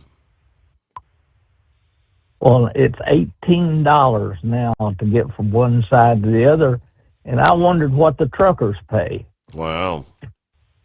Do you have any idea what they would pay to run the toll road? Off the top of my head, I do not, but I'm guaranteeing it's probably double or triple what you're paying. Yeah, I would imagine it would be $40 or $50 for them to run across there, but they were talking about a lack of trucks running from Oklahoma to Texas. There sure wasn't any lack of trucks running from Ohio down to North Carolina. They were bumping me right along. And when I hit the turnpike going down, it rained on me all night. And I caught your weather forecast, and you said it was going to rain down through West Virginia, and it certainly did. So I know that the truckers really depend on those weather forecasts you put out at the beginning of each show. You're about as good a weather forecaster as you are a newscaster. Thank you, Daryl. How's your new dog doing? Doing well, doing good. Did he get to go Easter egg hunting with the children? No, I had they didn't do their egg hunt till like 3:00 yesterday afternoon, and it was supposed to be at like 1:00, and I was planning to go. I said, yeah, 3:00. I gotta be in bed by 3:00 in the afternoon, so I missed out on the hunt. But we got the puppy was sleeping with me, so we missed the egg hunt. I see. I was interested in your Mac report there, that Mac had sold out to us. Did you say a Sweden company, a part of Volvo? Volvo Group, yes. Man, they've been around since 1900. That's an old American company. I hate to see all these American companies selling out. But Mack made some rugged old trucks. They used to have a 5-speed Mack, and if you missed a gear, you just about had to pull over the side of the road to start over again. Mm-hmm. And then they had one called a Sidewinder Mack, and you sat sideways in your seat, and it was a rugged little old truck to drive. I'll let you go. I just wanted to let you know I listened to you on the way out to North Carolina, and your weather forecast was right on. Well, good to hear from you, Daryl. Talk to you later. I'm glad you're feeling a little bit better. Nothing like being under the weather. Caught some sort of bug for his Easter Sunday. Meanwhile, I'll take you to other industry headlines, take you down to Dateline, Houston, Texas. A semi-truck leading Houston police on a brief chase Saturday, culminating in the driver's arrest at a gas station. It all started when Quentin White, who runs a trucking company, tried to repossess the truck from the suspect whom he had hired as a driver. So when I approached him, he didn't want to give me the keys and literally attacked me to take the keys back when I got them. Now he said, this is my truck. I'm not giving you the keys. Of course, but it's my truck. And keep in mind, he's homeless, I found out. He's basically living in the truck. But following the altercation, White contacted Houston police, who responded to an apartment complex where the truck was parked. The suspect fled, initiating a chase. Officers ceased their pursuit, but a helicopter continued to track the suspect from above. The chase ending ultimately at a gas station near the starting point, where the suspect exited the truck and barricaded himself in the bathroom. Officers ultimately using a battering ram and a canine unit to apprehend him. The only reported injury was a canine bite sustained by the suspect. Kind of reflecting back on the whole ordeal, White said, I just keep in mind, from Tennessee, I'm a little overwhelmed. I didn't have anything to eat all day, and I've been dealing with this since 3:30 in the afternoon. So, yes, I'm exhausted. I'm just glad it's over. Suspect ultimately was taken into custody. White expects he'll be able to get his truck back once police conclude their investigation. Just another day in paradise there in the trucking industry, right? All right, coming up, other industry headlines we'll get to. Philip will be checking in from Florida following the news break. Updates, any progress? What's the word on ending the war between Russia and Ukraine? It sounds like this administration is kind of on, they're about to give it up, saying you're on your own. We'll explain a bit more coming up after this. The Steve Sommers Overnight Drive, live from the Hot Shot Secret Studios. USA Radio News, I'm Anthony Lucero. Senator Chris Van Hollen is defending the due process rights of a Maryland man who was deported to El Salvador. While appearing on CNN's State of the Union, the Maryland Democrat said if the Trump administration can violate the rights of Kilmer Abrego Garcia, the rights of all Americans are threatened. I'm for whatever gives him his due process rights. His comments come days after he traveled to El Salvador to visit Abrego Garcia. President Trump believes progress will be made on trade deals. I think that you will see we'll make a very good deal with China. Speaking during a meeting with Italian Prime Minister Giorgia Meloni, President Trump said he has immense respect for Meloni and the U.S. is going to have little problems making deals with Europe. Meloni told reporters she believes Italy and the U.S. should be able to come to terms. Trump said the previous administration allowed other countries to rip off the U.S., and he's here to stop that. The president added that no country can compete with the U.S. I'm Mark Mayfield. From America's News Network, USA Radio News. Did you know that healthy arteries make a gas? Yes, actually 3 known gases. Hi, I'm Dr. Mitch. And nitric oxide is a gas that's readily made all day long to keep our arteries open by relaxing the blood vessel walls. By doing this, our circulation is increased, bringing blood, oxygen, and nutrients to every part of your body. Both age and poor diet can lead to a loss of this precious gas, and in turn, blood pressure can go up, energy can go down, and you can get tingling in your hands and feet.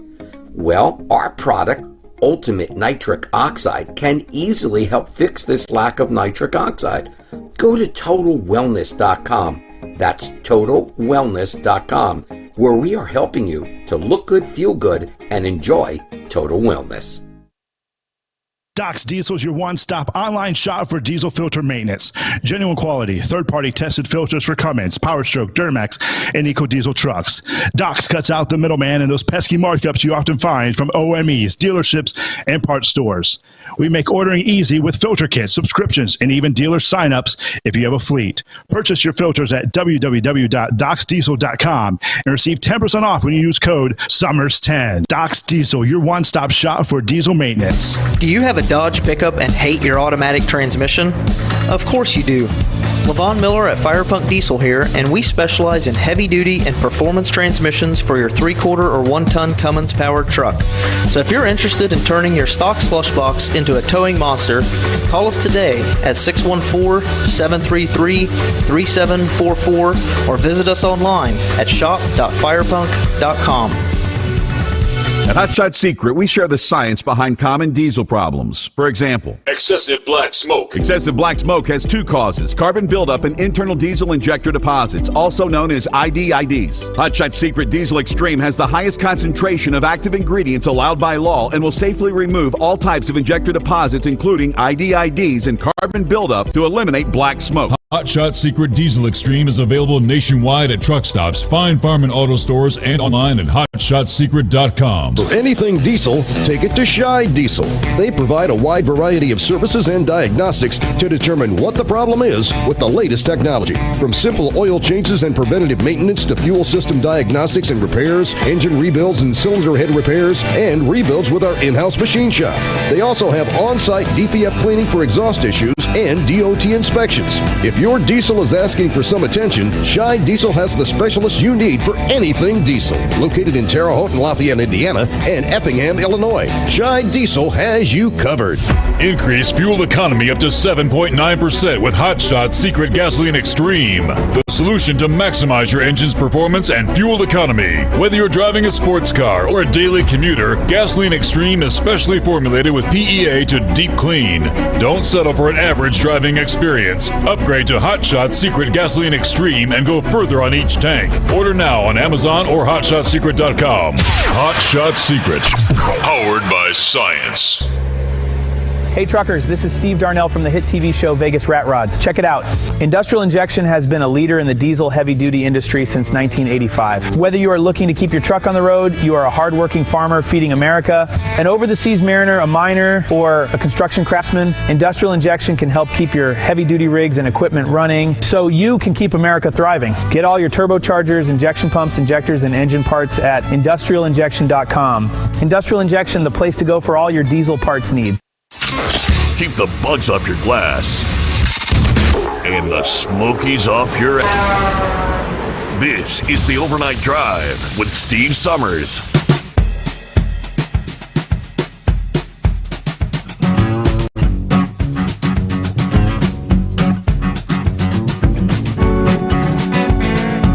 All right, rolling down the highway into a brand new day.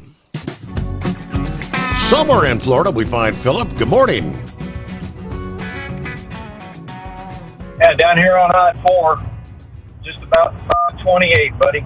How you doing tonight? Doing well. Did I see somewhere that they've added some lanes to stretches of I-4 down there? Is that in where you're traveling, or? Yeah, they're in the process now of putting toll lanes from just over there close to where Universal Studios is, all the way down to almost Tampa. And the plan is with I-4, they want to have the toll lanes, the middle of I-4 from Tampa to Daytona. They still have to work on it from Seminole County up in through Volusia County. But now they're in the process of doing it. I guess it would be from Orange County into Polk County, and they're still working on it. They're changing all the interchanges and everything. It's a major deal. They had it downtown for many years here. They got the downtown one done. Yeah, I believe it was right before COVID, if I'm not mistaken. It was close to around COVID, and then they started on this project they're working on now, which is basically it's Polk County and Orange County, mainly in that area, and Osceola. So, but other than that, we're doing okay, Steve. Did you see the Russians had a capsule come back over the weekend? I did indeed, and with the 70-year-old astronaut on board. Yeah, I'm still trying to get some more footage. I mean, I saw the footage that they were throwing out to the media. You know, NASA was throwing out when it landed, but all the footage was of just the two Russian astronauts or cosmonauts, I should say. They took the American off, and you seen them take him off, but they didn't show him that much. They showed more footage of the Russian cosmonauts, you know, sitting on the ground with their medical folks, and the American, they brought him out, and they just kind of carted him away, and then I didn't see no more of him in their NASA footage. So I don't know if he was having a medical issue or if, you know, they were just doing it because it was primarily a Russian flight. I don't know, but it's interesting on that Soyuz. They landed in the middle of the land, and it has multiple hatches in case the spacecraft flips over on its side. So if the capsule hits the ground and it tumbles on its side, because they don't cut away their parachutes. Most of those capsules, when they land, they do what they call a cutaway, which means they cut the chutes up so the capsule can stay upright. They don't do that. They let the chutes stay hooked up to it, and then they disconnect them when they go to get the astronauts out. Huh. And they had to take them guys out of the top of it because of the way the capsule fell. It flipped over on its side, and everybody had to come out the top. So it's kind of interesting how they do things compared to the way that we do things, you know. Their engineering is a lot different than ours and what they do. And like even their Soyuz spaceship, you know, we have the trunk underneath the capsule. When the capsule comes back, it shreds the trunk, and that's it. It's just two pieces. Theirs is actually three pieces. They have a part that's on the top that falls off that hooks up to the space station, and then they have a trunk on it, just like what we have, but they have solar arrays on it. So it's just a different way of doing things, I guess. I'm not sure if their engineering's better than ours or we're better than them or whatever, but it's just a different way of looking at it, I guess, Steve. Sounds like monkey gougers having the insurance blows there with that camera. What do you think? Yeah, right. Hey, Steve, I didn't have a chance to talk about it, but you talked about Davis going out of business down here in Florida last week. Do you remember that one on CDL Life? Correct. Yes. All right, so my grandmother, my aunt, lived in Waldo, Florida, which is between Stark, Florida, and Gainesville. And we used to go by Davis's when Davis's dad owned it. Jimmy's dad owned it. We used to go by there when I was a kid. And I remember his dad, he'd always been a Freightliner guy, and he had Freightliner cab-overs when I was a kid. But I remember that company very well, and it's a really solid institution down here in Florida. And it really shocked me when I heard y'all talk about it going out of business. And but it's just like Monkey Gouger was talking about the cameras and all that stuff. It's the sign of the times, Steve. That's what's happening with the industry. It's taking a different turn in the way that things are done, and I don't think Jimmy Davis wants to deal with it anymore. What do you think? That's Pretty much the way he made it sound. I mean, he said every time one of his drivers goes out, it's like playing Russian roulette. Yeah, with if they're involved in an accident or an incident, that they can get these nuclear verdicts that you see, and I guess he doesn't want to run the risks anymore. He's ready to retire. Yeah, and it had been rumored through the years, and this is what happens with a lot of these companies. You know, a lot of these companies, the family all gets involved with the company. I mean, I went through it when I worked in Illinois in a company, a little smart cartage company up in Illinois. You have a lot of the family that gets involved with it, and when the older ones, who started the company and wanted to keep it going, decide they want to get out of it, the younger ones that are there are kind of, I wouldn't say they're kind of burned out on it because they've been dealing with it all their life, but some of them don't want to go in that way of living. They don't want to be working in a trucking company as an accountant for the rest of their life.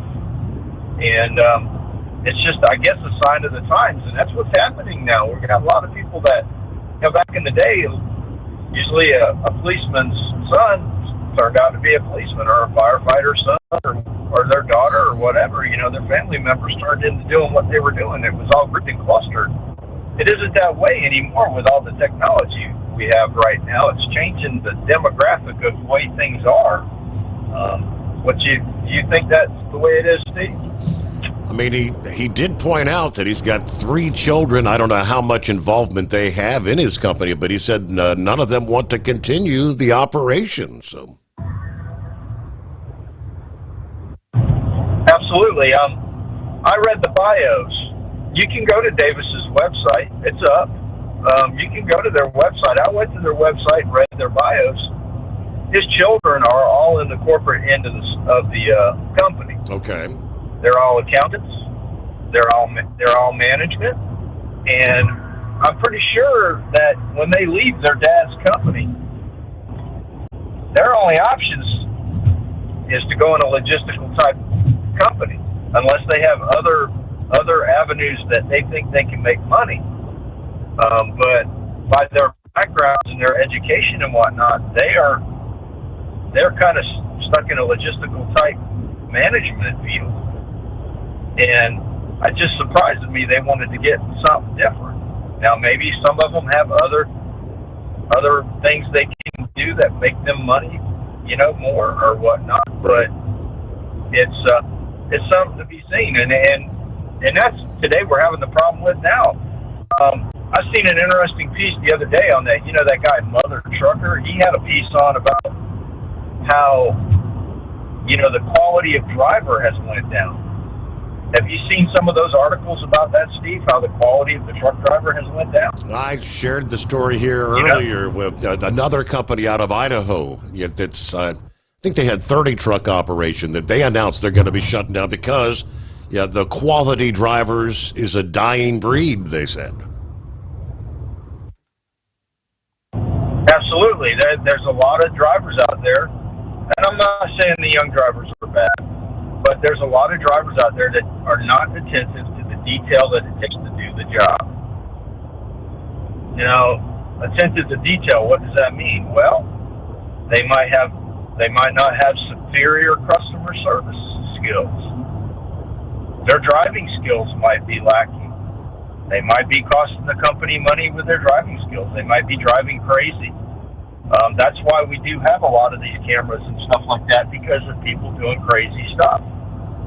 And it's something that companies are paying attention to now. I guess they're being a little bit more resilient to what's going on with the operation than people actually think. And it's something that does need to be paid attention. One driver going to a customer and spouting off to them could lose an account. Now, in today's times, there's not an account to back up that account, if you know what I mean, Steve. When you go to that customer and you talk to them and you're rude to them, you're the presentation for the company right then and there. And if you don't treat them right and take care of them and provide them the adequate service they need, they just go and get somebody else. So And it's the same way with driving. If you're out there driving a truck and you're driving it wild and you're running over people, that goes against the company image. And that's what a lot of folks don't focus on with these companies now, being a company driver especially. Owner-operator, it's your own game. You make your path when you're an owner-operator. Company drivers, you make your own path, but you have to follow the company protocol. So, just food for thought there, buddy. Y'all have a good night. Thanks for having me. All right. Good to have you on board. Get the new week underway. It is 844-844-3388. I'll take you back down to talking about the U.S. and trying to end this Russia-Ukraine war. Late last week, I believe it was Marco Rubio, said the United States is going to abandon efforts to end the war if it proves impossible to broker any meaningful progress in the next several days. Yes, that was Marco Rubio. He was departing Paris after a meeting on Thursday with the French President Macron. And he said, if it's not possible to end the war in Ukraine, we need to just move on. Telling reporters that the Trump administration will decide in a matter of days whether or not this is doable in the next few weeks. So really beginning to ratchet up the pressure on Russia and Ukraine to end the war, and appeared intended to inject some urgency into European efforts to convince Vladimir Zelensky that the Ukrainian president needs to compromise. While the U.S. is Russia's chief interlocutor in the negotiations, Europe has more sway over Zelensky. Of course, President Trump said he's not a big fan of the Ukrainian leader, as we know. Mr. Rubio said Mr. Trump has spent 87 days at the highest level of this government, repeatedly making efforts to bring this war to an end. We are now reaching a point where we need to decide and determine whether this is even possible or not. High-level talks last Thursday between American, European, and Ukrainian officials were the first of their kind, they say, intended to bring kind of a convergence between the views of the war in Washington versus European capitals. Rubio said the conversations were constructive, but it appeared clear that Mr. Trump is losing patience here. It's not our war. We didn't start it. The United States has been helping Ukraine for the past 3 years, and we want it to end, but it's not our war. Mr. Rubio and Steve Witkoff, Mr. Trump's envoy, have led the American diplomacy aimed at ending the war, which, of course, has festered more than 3 years. Witkoff has actually met with Vladimir Putin. So I think that yesterday, I believe I saw a headline. There was some discussion where Trump believes they might be able to come to some sort of an agreement this week. We'll see. I don't know if I'd hold my breath or not, but all right, plenty of room for you at 844-844-3388. At Hot Shot Secret, we share the science behind common diesel problems and their solutions. For example, diesel particulate filter regeneration. The DPF catches particulates left over from combustion. The DPF regeneration cycle cleans the filter with temperatures exceeding 1,000 degrees Fahrenheit. A computer sensor triggers the DPF regen, which is often accompanied by a loss of power and fuel economy. The frequency of DPF regen are in correlation to the cleanliness of the fuel burn. Under heavy operation with the dirty burn, DPF regens can occur multiple times per day. Hot Shot Secret Diesel Extreme Fuel Additive promotes a more complete combustion, creating fewer emissions and therefore fewer DPF regens. Vehicles using Diesel Extreme experience 83% less DPF regens. Hot Shot Secret Diesel Extreme is available nationwide at truck stops, fine farm and auto stores, and online at hotshotsecret.com. Hot Shot Secret, powered by by science. Doc's Diesel is your one-stop online shop for diesel filter maintenance. Genuine quality, third-party tested filters for Cummins, PowerStroke, Duramax, and EcoDiesel trucks. Doc's cuts out the middleman and those pesky markups you often find from OMEs, dealerships, and parts stores. We make ordering easy with filter kits, subscriptions, and even dealer sign-ups if you have a fleet. Purchase your filters at www.docsdiesel.com and receive 10% off when you use code SOMMERS10. Doc's Diesel, your one-stop shop for diesel maintenance. For anything diesel, take it to Shy Diesel. They provide a wide variety of services and diagnostics to determine what the problem is with the latest technology. From simple oil changes and preventative maintenance to fuel system diagnostics and repairs, engine rebuilds and cylinder head repairs, and rebuilds with our in-house machine shop. They also have on-site DPF cleaning for exhaust issues and DOT inspections. If your diesel is asking for some attention, Shy Diesel has the specialist you need for anything diesel. Located in Terre Haute and Lafayette, Indiana, and Effingham, Illinois, Shy Diesel has you covered.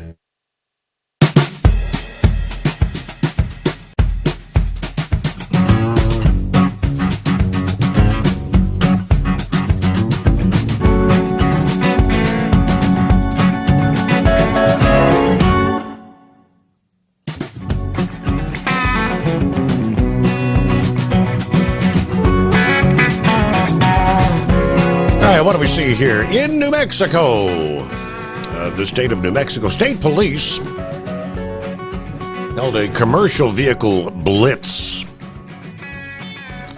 Earlier this month, the Commercial Vehicle Enforcement Division operation took place April 7th through the 11th.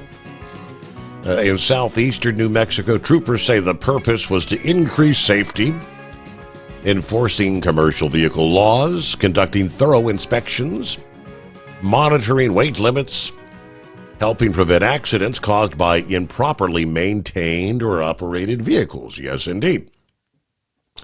But some of the details released: 25 Level 1 inspections, 602 Level 2 inspections, 154 Level 3, 187 vehicles placed out of service for a critical item violation, 293 out-of-service violations issued, 40 commercial vehicle drivers placed out of service. Sounds like darn near every vehicle had some sort of an issue. According to state police, with the high volume of commercial vehicles traveling across the state, our officers play a critical role in ensuring compliance with state and federal regulations. We will continue with proactive enforcement throughout the state to ensure commercial vehicles operate safely and comply with the law in the state here. All right, let's see. Eagle, welcome back. What's going on?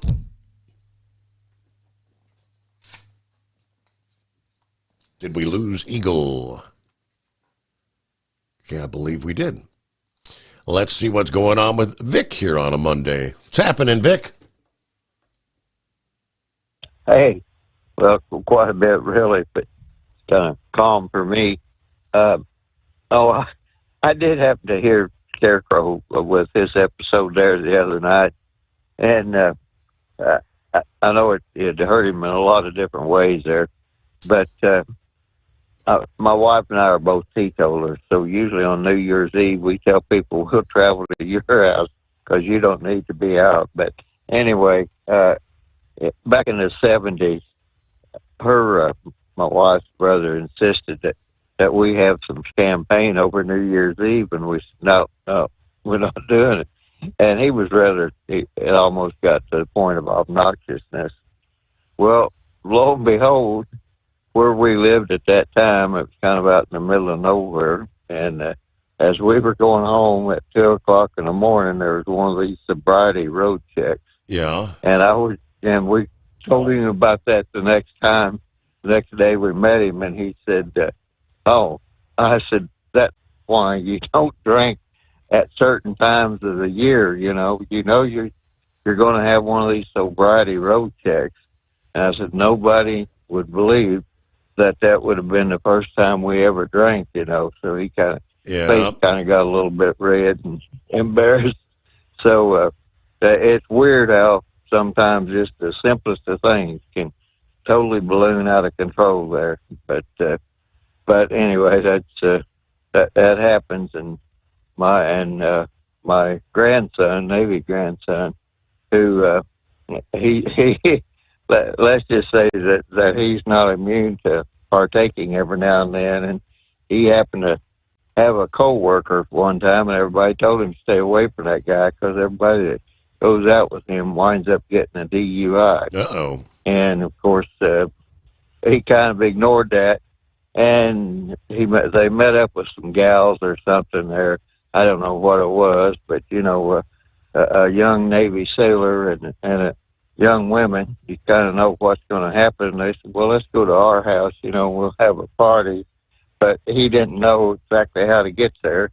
And in the process, he got tangled up and had an accident, and he had to go through that whole DUI thing. And he came under a judge. I don't know exactly what her problem was, but he had to go back for some Navy training, and she was telling him he couldn't leave the state of Indiana, and the Navy helped her change her opinion.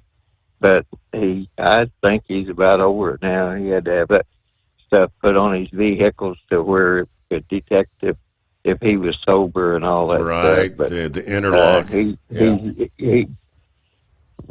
Yeah. So anyway, he's back now, and he has a civilian job with the Navy, but tickles him because he gets to test all the Special Forces weapons.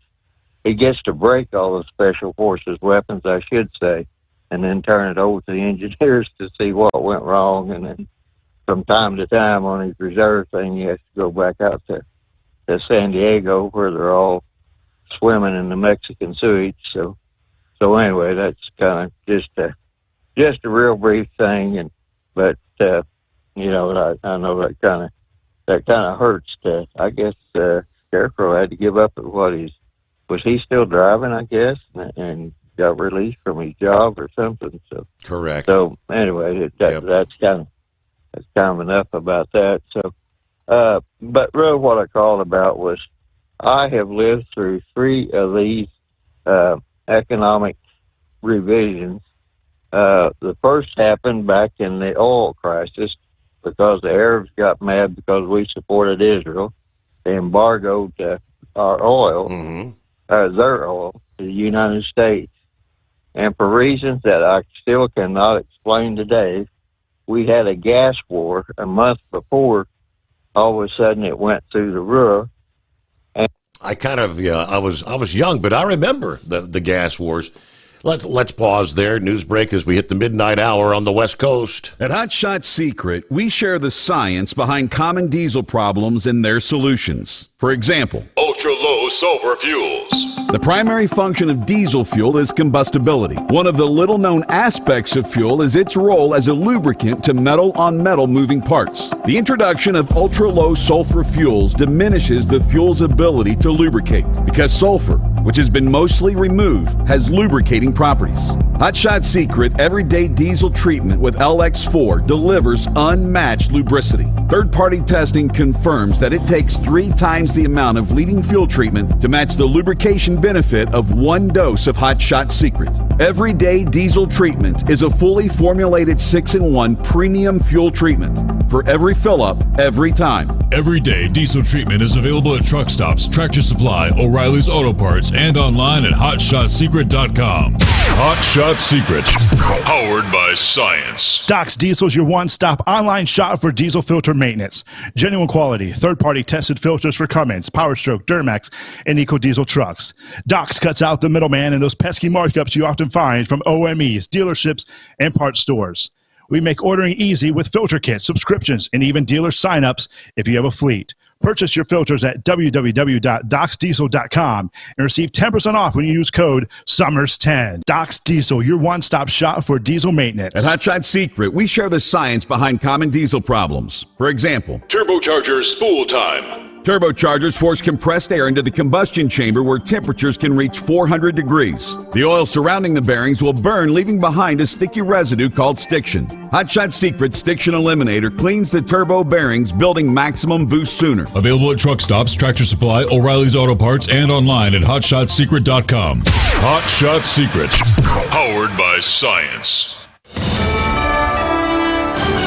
USA Radio News, I'm Anthony Lucero. We'll do whatever the law says we have to do. But I think, I stand by the fact I think we did the right thing here. President Trump's border czar says the administration followed the law when it deported a Maryland man to El Salvador. During an interview with ABC's This Week, Tom Homan defended the deportation of Kilmar Abrigo Garcia, repeating allegations that he is a gang member. And we have followed the Constitution. We have followed the law. I am confident that everything we've done is follow the law and is within the constitutional constructs. Absolutely. Homan says the administration was permitted to deport Abrigo Garcia under the Aliens Enemy Act, even though the administration admitted in court he was deported due to an administrative error. Homan went on to criticize U.S. Senator Chris Van Hollen for going to El Salvador in order to meet Abrigo Garcia, calling the deported man a terrorist. A federal judge in Virginia says Google illegally dominated 2 different markets for online advertising technology. Ira Spitzer reports the ruling could force big changes for the tech giant. The Justice Department may now push to break up Google's ad business entirely. This is the second time in under a year that a federal court has called Google an illegal monopolist. A trial is scheduled next week in the Department of Justice request for Google to sell its Chrome browser. Reuters reported in September that the company had mulled selling off its ad exchange to appease antitrust regulators in Europe. A federal agency that's supposed to protect U.S. consumers from financial fraud and abuse is losing around 90% of their employees. Multiple news outlets say the Trump administration is laying off around 1,500 workers at the Consumer Financial Protection Bureau, leaving only 200 still employed. In the layoff notices that went out Thursday, CFPB Director Russ Vought said the cuts were necessary to, quote, restructure the Bureau's operations to better reflect the agency's priorities and mission. The watchdog agency was created in 2008 in response to the financial collapse during the Great Recession. I'm Tammy Trujillo. From America's News Network, USA Radio News. Let's see, if something costs less, a lot less, but people are actually happier with it, that sounds like something to look into, and that's MetaShare. Maybe you've heard joining MetaShare can save you or your family up to $500 a month, and that's huge, but it's also true. People are just happier with it. They love being part of something that reflects and promotes their values and what they believe in. MetaShare works, too. It's been around for 30 years now, and members have shared more than $7 billion of each other's bills. People love having telehealth and a huge nationwide PPO network, so yeah, really, you can save a ton and like it better. Imagine being happy with how you're taking care of your health care, whether you're self-employed or part of the gig economy, or you just want a plan that you're happy with. Here you go. You can call right now and get a price within 2 minutes. A very, very smart use of 2 minutes. Here's the number you need. It's 855-SHARE-40. 855-SHARE-40. 855-SHARE-40. Democratic Congressman Glenn Ivey is the latest member of the Maryland delegation to declare he's going to visit Kilmar Abrigo Garcia in El Salvador. Maryland Democratic Senator Chris Van Hollen visited with him on Thursday. The Justice Department originally said Kilmar Abrigo Garcia was sent to El Salvador by mistake, but has since claimed he's an MS-13 gang member who abused his wife. Ivey says he plans a visit next month. I'm Jim Forbes. Jake Paul is set to face former world champion Julio Cesar Chavez Jr. in June. The 10-round boxing match will be fought at a weight limit of 200 pounds. In a statement to ESPN, Paul said he just defeated the baddest man on the planet in Mike Tyson, and now Chavez Jr. is next. It comes after a fight between Paul and champion Canelo Alvarez fell apart before being finalized. Paul versus Chavez Jr. takes place on June 28th at the Honda Center. I'm Brian Shook. A hit reality show in Sweden is live and offers viewers great nature shots. The Great Moose Migration began airing Tuesday on Sweden's public service television, SVT. The live stream follows the moose migration on a path they have taken for thousands of years to summer grazing pastures. The show airs nonstop for 20 days, following the moose with remote cameras and drones as they make their way through the forests and swim across the Angerman River. Last year's stream drew in 9 million viewers. I'm Lisa Carton. And I'm Anthony Lucero, USA Radio News.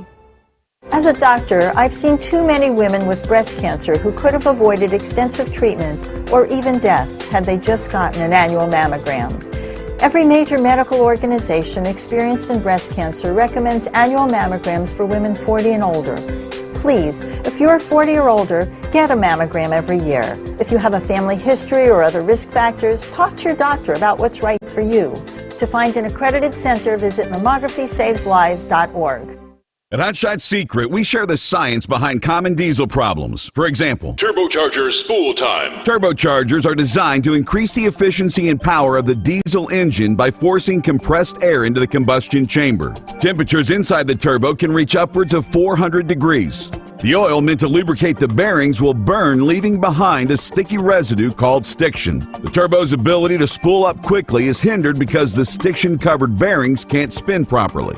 Hot Shot Secret Stiction Eliminator cleans the stiction from turbo bearings, reducing spool time, and builds maximum boost sooner in the RPM range. Stiction Eliminator is a synthetic cleaner plus nano lubricant that contains no harmful solvents and is formulated to be left in the engine to safely dissolve stiction for thousands of miles. It works as you drive. Hot Shot Secret Stiction Eliminator. Available at truck stops, Tractor Supply, O'Reilly's Auto Parts, and online at hotshotsecret.com. Hot Shot Secret. Powered by science. And now, back to the Steve Summers Overnight Drive, live from the Hot Shot Secret Studios.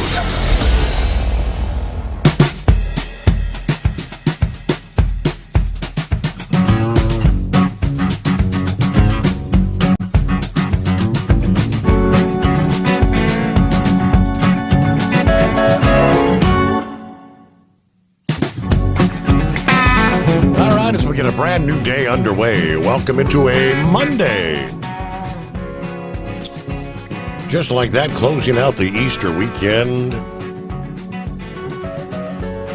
So we turn the page, 21st day of April.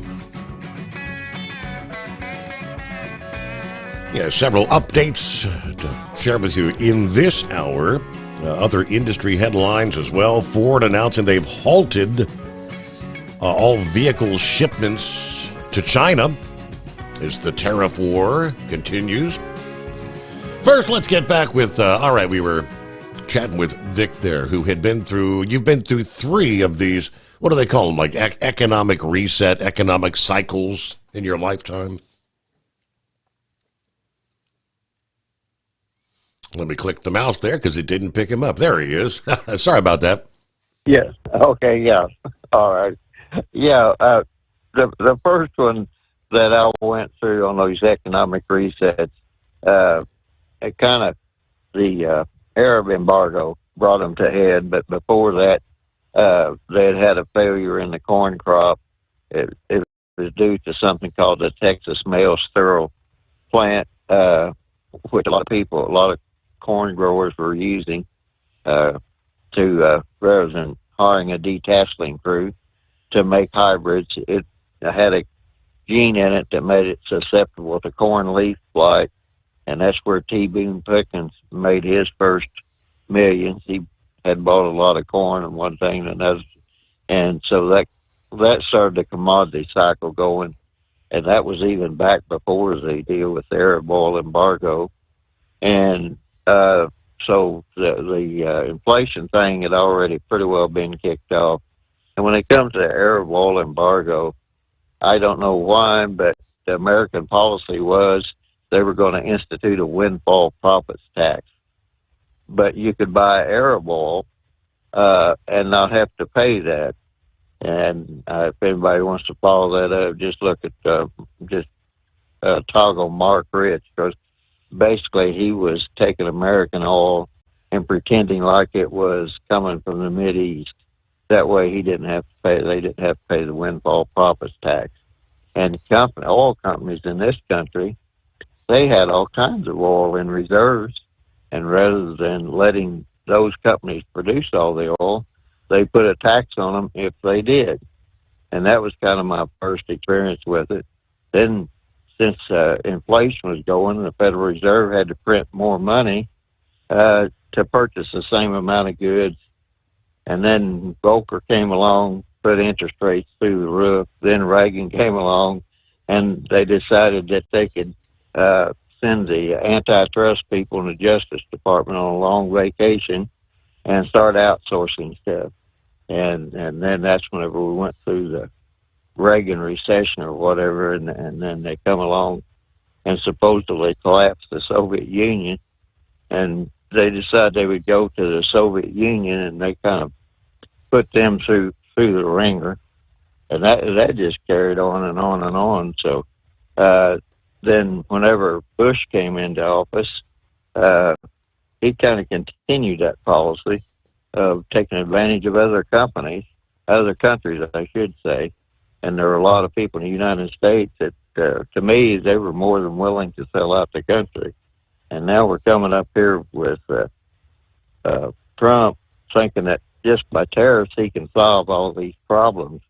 And it just can't happen. That's just all there is to it. There's a whole lot more involved in it than just tariffs. And to get off the economic thing and to go to this deal with the saying that this person, that this MS-13 gang member did not get due process hearings, and the administration is letting these people continue this narrative is beyond me. I don't know if the FCC rules don't kick in. You know, at one time they had to print a retraction when it was proven that they were absolutely, false reporting. That so-called MS-13 gang member, I think he's had something like 4 different hearings, all resulting in some type of deportation hearings. Yep. Or identification as an undesirable. I do not understand how they're allowing that to continue on, and that was really my big thing about that. And it's the other thing too is with Trump there and the war, the Ukraine-Russian war. I get frustrated because number one. That Ukraine-Russian war, it's affecting people behind them because they've shut down international traffic in the Black Sea. The Israeli war, that shut down traffic in the Red Sea and the Suez Canal. So major international shipping channels, when you shut down 2 of those, you're going to have economic problems. So there are people that have to make multi-billion-dollar decisions in these different corporate offices, and I would imagine that they're holding back and not making enough. So sooner or later, it will filter down to the basically the various economies, and we usually see that first in the transportation industry. So it really doesn't surprise me that truck trafficking has went down, but I just don't understand, why everybody's saying, well, we're going to throw up our hands and quit, or we're not going to do this, or we're not going to do that. And you cannot operate without looking at China. And what's China's number one goal? To present the United States as an unreliable ally. And that if they can get that psychological, I guess you would say, process finalized, that will be a major goal for them, because there are a lot of companies. I keep saying companies, they're countries for some reason, but there's a lot of countries that borrowed a lot of money for China, and those countries that borrowed money from China, they're going to be terribly easy pickings for China to take those over, and those are countries that also do a lot of trade with China. With America, and tariffs will be, I guess you would have to say, a minor issue at that point, because if we keep instituting these tariffs without a overall strategy, then they will start to trade with China, and as they start to trade with China, I would imagine rather miraculously, the Israeli-Hamas war, that will come to an end, and so will the Russian-Ukraine war, but that's just my prognostication. So, by and large, Trump, I don't know who the Rasputin is that convinced Trump that tariffs was the way to go, but he needs to find out who that person is and then think about another way to get to this. He would just let the people enforce the various laws and get the people that we need out of this country, then we can get back to doing the business the way we should. But again, like I said, Dave, I've heard so many stories about how this person did not get their due process of law, And then I see at all the hearings they've had, what do they consider due process of law and hearings? Because this person has had ample due process of law, and they all came back to the same thing. He's an undesirable that needs to be kicked out of the United States. That's all I have there, Steve. All right, very good. Thank you much, Vic. And matter of fact, on that subject, the Federal Communications Commission, their chairman, Brendan Carr, taking a bold stance against many of the Comcast-owned outlets, accusing them of misleading the American public about this guy, Abrego Garcia. The suddenly infamous Salvadoran migrant that had been deported back to his home. To say that Garcia's deportation has caused an uproar among the left would be an absolute understatement, but Carr doesn't think that righteous indignation gives the networks the right to lie on FCC airwaves. We're talking Comcast, broadcast media outlets. His pointed criticism doubly highlights a massive growing American concern, which is out of control media distortion, politically, particularly when it serves a political narrative. Now, last week, Carr took to X to excoriate various news outlets, all on Comcast. They all seem to conveniently fail to give any coverage to the angel mom, Patty Marin, but they had plenty of airtime for sympathetic coverage of Garcia. He said Comcast outlets spent days misleading the American public, implying that Abrego Garcia was merely a law-abiding U.S. citizen, just a regular Maryland guy. And when the truth comes out, they ignore it. Comcast knows that federal law requires their licensed operations to serve the public interest. News distortion does not cut the mustard. Now, he detailed Abrego Garcia's troubling background, coming to America illegally from El Salvador, validated as a member of the violent MS-13 gang. He was denied bond by an immigration court for failure to show he would not pose a danger to others. Now, this warning from the FCC actually carries some weight by invoking Comcast's obligation to serve the public interest under federal law. He's letting these media outlets know you could face scrutiny for spreading falsehoods. Now, this is not just some performative slap on the wrist. It's pretty clear that the FCC has the authority to hold broadcasters accountable. This whole narrative about Garcia has been a flashpoint.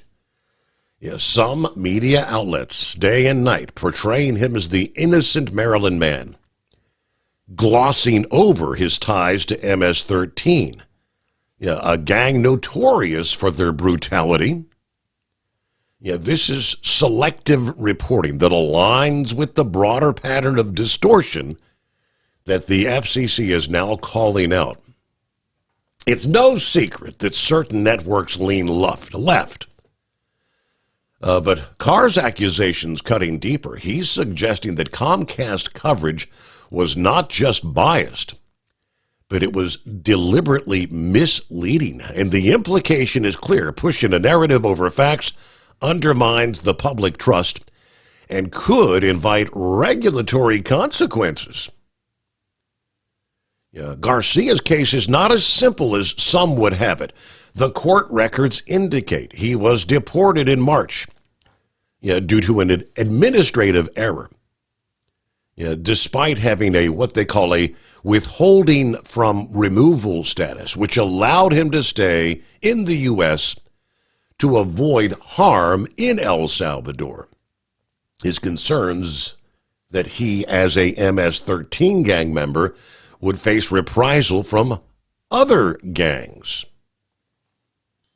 We cite the 2021 protective order that was filed by his wife that raises further questions about his character. He's not some innocent bystander. That's what some of these media outlets are trying to portray.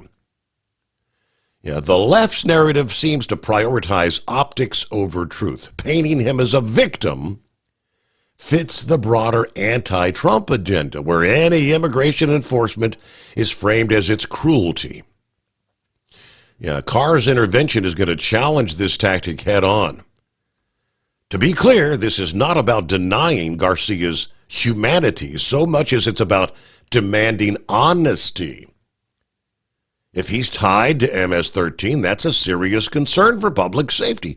Ignoring it so you can score political points would be considered reckless at best, evil at its worst. Carr's move also reflects a growing frustration with media outlets that twist the facts to fit their mold. When networks call Abrego Garcia a Maryland man without context, they're not informing, they're manipulating. Now, the FCC's role is not to police speech, but they do oversee licensing. Carr's warning hints at political potential consequences for these outlets that flout their public interest obligations. This is a shot across the bow for Comcast and others. This case underscores a deeper issue, though. Trust in the media is eroding fast in this country when these outlets prioritize narrative over facts. This step by the FCC is actually a step toward accountability. The left's reflex defending Garcia without any scrutiny reveals a blind spot. Not every migrant is a saint, and pretending otherwise obscures real dangers. MS-13 is not a trivial threat. It is a violent reality. And the media's double standard is glaring. They'll amplify a sympathetic Maryland man story, but ignore victims' families when it doesn't fit the script. This is going to be a challenge to the media hypocrisy out there. Back into... At Hot Shot Secret, we share the science behind common diesel problems and their solutions. For example, diesel fuel cetane levels. in many states, the cetane rating in diesel fuel is 42 to 45. Most diesel engines operate more efficiently with a cetane rating of 48 to 50. One treatment of Hot Shot Secret Diesel Extreme will raise your cetane 7 points, increase fuel economy, and improve cold starts. Due to a cleaner burn, there are less hydrocarbons and particulate matter in your exhaust. This reduces the blockage of your diesel particulate filter. Using Diesel Extreme generates 83% less DPF regeneration. The 6-in-1 Diesel Extreme formula also includes the most concentrated detergent on the market, lubricity enhancer, water demulsifier, rust and corrosion inhibitors, and a fuel stabilizer. Hot Shot Secret Diesel Extreme is available nationwide at truck stops, fine farm and auto stores, and online at hotshotsecret.com. Hot Shot Secret, powered by science. Do you have a Dodge pickup and hate your automatic transmission? Of course you do. Levon Miller at Firepunk Diesel here, and we specialize in heavy-duty and performance transmissions for your 3-quarter or 1-ton Cummins-powered truck. So if you're interested in turning your stock slush box into a towing monster, call us today at 614-733-3744 or visit us online at shop.firepunk.com. For anything diesel, take it to Scheid Diesel. They provide a wide variety of services and diagnostics to determine what the problem is with the latest technology. From simple oil changes and preventative maintenance to fuel system diagnostics and repairs, engine rebuilds and cylinder head repairs, and rebuilds with our in-house machine shop. They also have on-site DPF cleaning for exhaust issues and DOT inspections. If your diesel is asking for some attention, Scheid Diesel has the specialist you need for anything diesel. Located in Terre Haute and Lafayette, Indiana, and Effingham, Illinois, Scheid Diesel has you covered.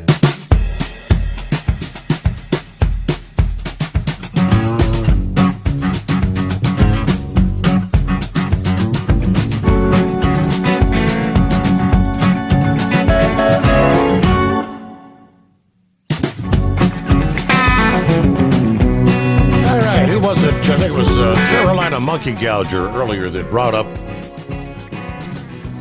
in his meeting with his representative there in D.C. the truck parking issue that is a big concern. Government investment in truck parking has been lacking, but a new study reveals the scope of the problems that state departments of transportation face when trying to expand parking capacity. The latest research from the American Transportation Research Institute looked into how states are providing truck parking and how they can expand current capacity. Yeah, some states have made some progress in meeting demand, but most are still lagging behind. The proliferation of truck parking spaces reduces the strain of the truck parking shortage. Therefore, the expansion of publicly provided truck parking benefits drivers, the industry, and all road users by reducing unauthorized truck parking and emissions. According to the study, about 40,000 of the more than 300,000 truck parking spaces across the country are actually located in public rest areas, with an average of nearly 600 public spaces per state, while the private sector, controlling most parking, the accepted ratio of public to private parking is 1-4. Most states are not meeting that expectation. According to the study, 37 states had fewer than one public truck parking space for every private sector spot. Some of the highest ratios included Louisiana at 1-42, Oklahoma at 1-28, Arkansas at 1-20, Texas 1-19. Now, some states exceeded expectations, including Vermont with 1-1.5. Same for Massachusetts, New Hampshire at 1-2, and Maine at 1-2.5. They give all the details, although funding and local resistance present problems over which the state DOTs have no control. Many states are not taking advantage of opportunities that are actually available to them. High costs, low priorities, and a lack of dedicated funding, major hurdles that states have to clear when it comes to truck parking funding. The average cost for one truck parking space, believe it or not, is more than $100,000. Although nearly 2/3 of states at least partially fund parking with federal dollars, only 40% have applied for U.S. DOT grants. One issue is you're competing with other transportation projects. When you're applying for federal grants, the state DOTs tend to fund the higher priority projects. And unfortunately, truck parking typically does not make the list. The vast majority of states, 84%, do not have dedicated funding for commercial vehicle parking. All right. There is what they call the Truck Parking Safety Improvement Act that's back in play in D.C. that would dedicate $755 million only to projects that expand parking. USA Radio News, I'm Anthony Lucero. Senator Chris Van Hollen is defending the due process rights of a Maryland man who was deported to El Salvador. While appearing on CNN State of the Union, the Maryland Democrat said if the Trump administration can violate the rights of Kilmer Abrego Garcia, the rights of all Americans are threatened. I'm for whatever gives him his due process rights. His comments come days after he traveled to El Salvador to visit Abrego Garcia. President Trump believes progress will be made on trade deals. I think that you will see we'll make a very good deal with China. Speaking during a meeting with Italian Prime Minister Giorgia Meloni, President Trump said he has immense respect for Meloni and the U.S. is going to have little problems making deals with Europe. Meloni told reporters she believes Italy and the U.S. should be able to come to terms. Trump said the previous administration allowed other countries to rip off the U.S., and he's here to stop that. The president added that no country can compete with the U.S. I'm Mark Mayfield. From America's News Network, USA Radio News. Did you know that healthy arteries make a gas? Yes, actually 3 known gases. Hi, I'm Dr. Mitch, and nitric oxide is a gas that's readily made all day long to keep our arteries open by relaxing the blood vessel walls. By doing this, our circulation is increased, bringing blood, oxygen, and nutrients to every part of your body. Both age and poor diet can lead to a loss of this precious gas, and in turn, blood pressure can go up, energy can go down, and you can get tingling in your hands and feet. Well, our product, Ultimate Nitric Oxide, can easily help fix this lack of nitric oxide. Go to TotalWellness.com. That's TotalWellness.com, where we are helping you to look good, feel good, and enjoy total wellness. At Hot Shot Secret, we share the science behind common diesel problems and their solutions. For example, excessive black smoke.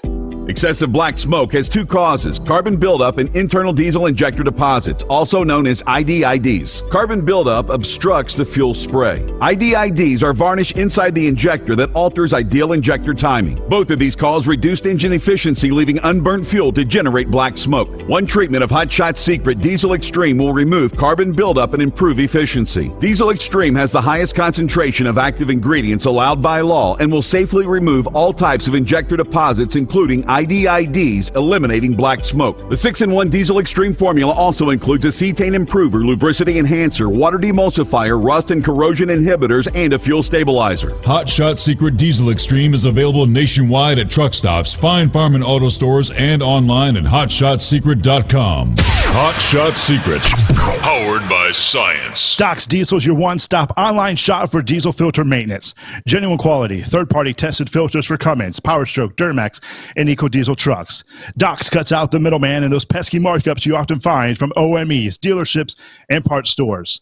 We make ordering easy with filter kits, subscriptions, and even dealer sign-ups if you have a fleet. Purchase your filters at www.docsdiesel.com and receive 10% off when you use code SOMMERS10. Doc's Diesel, your one-stop shop for diesel maintenance. At Hot Shot Secret, we share the science behind common diesel problems. For example, turbocharger spool time. Turbochargers force compressed air into the combustion chamber where temperatures can reach 400 degrees. The oil surrounding the bearings will burn, leaving behind a sticky residue called stiction. Hot Shot Secret Stiction Eliminator cleans the turbo bearings, building maximum boost sooner. Available at truck stops, Tractor Supply, O'Reilly's Auto Parts, and online at hotshotsecret.com. Hot Shot Secret, powered by science. For anything diesel, take it to Scheid Diesel. They provide a wide variety of services and diagnostics to determine what the problem is with the latest technology. From simple oil changes and preventative maintenance to fuel system diagnostics and repairs, engine rebuilds and cylinder head repairs, and rebuilds with our in-house machine shop.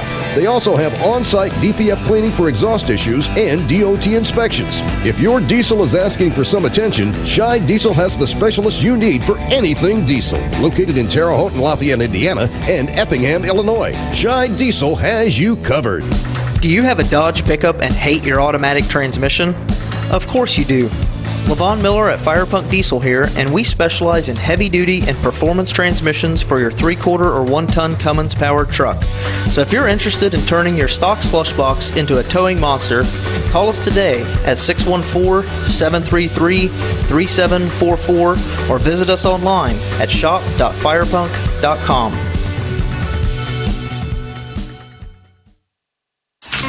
Keep the bugs off your glass and the smokies off your ass. This is the Overnight Drive with Steve Summers.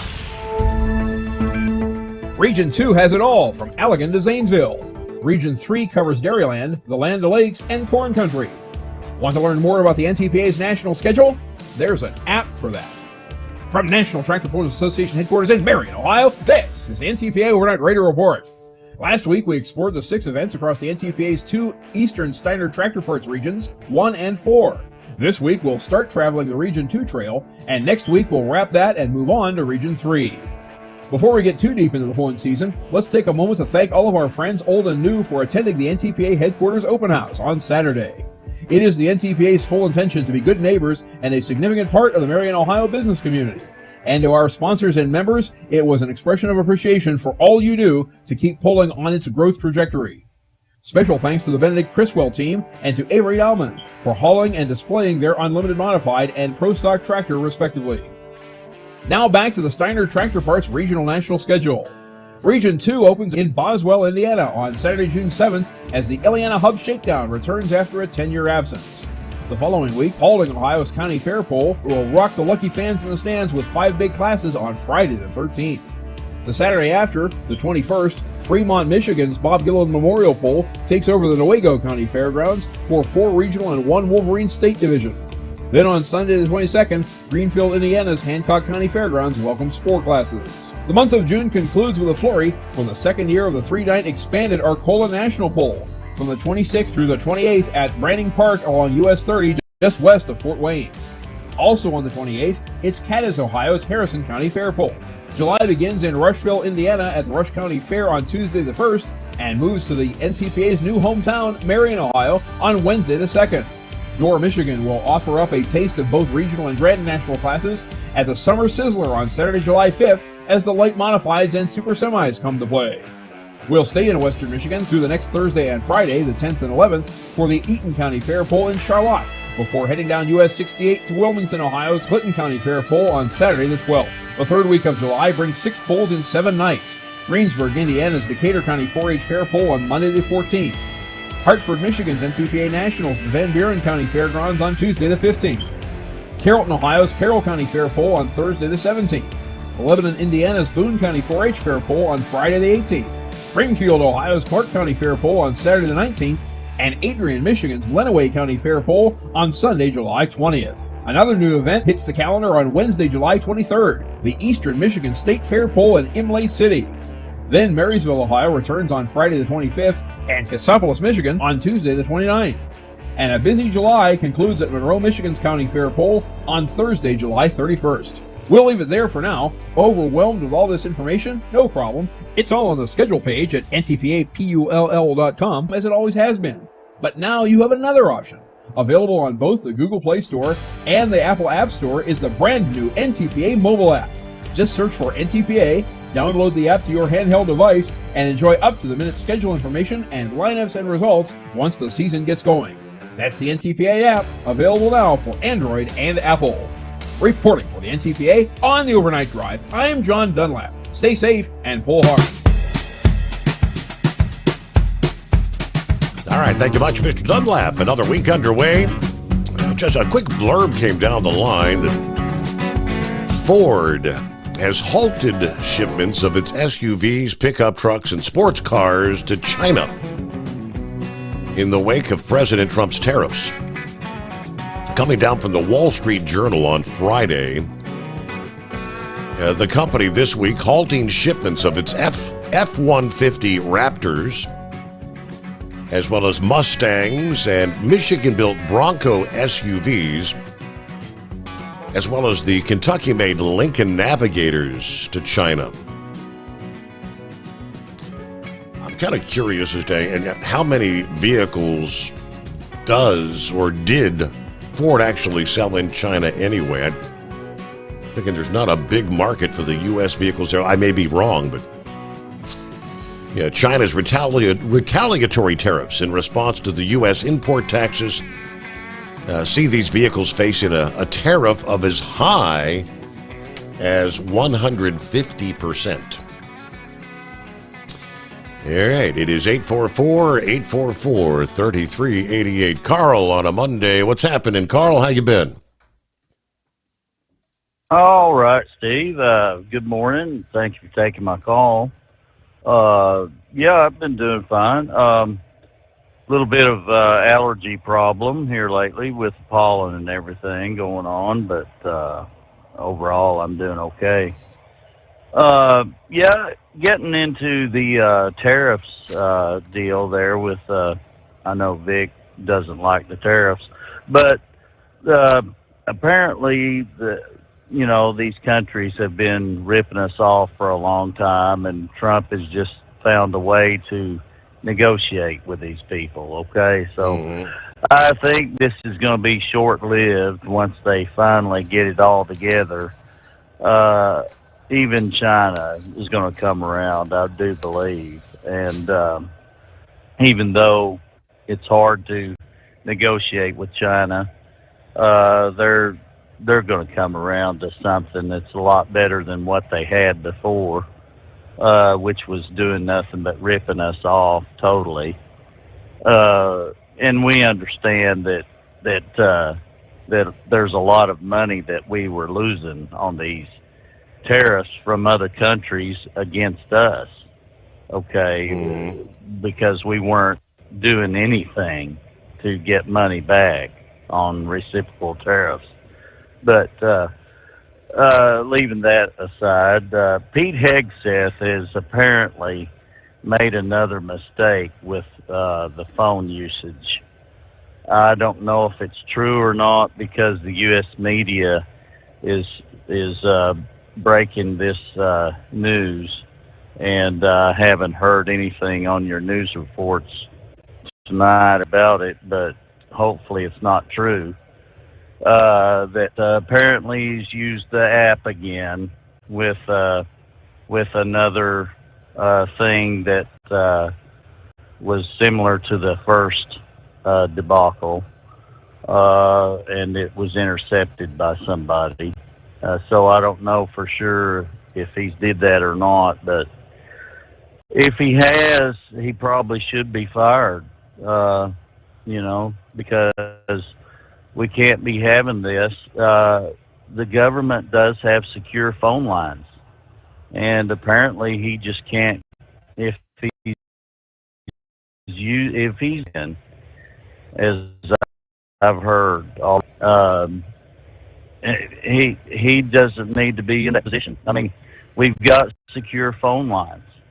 The government, the Defense Department has plenty of secure phone lines that they can use. And there's no sense in using an app, or even, I heard he used his personal cell phone this past time. Using an app, or even, I heard he used his personal time. He apparently used his personal cell phone. I haven't touched on it because right now the White House is saying that it's a non-story, that the legacy media just keep trying to resurrect the same non-story.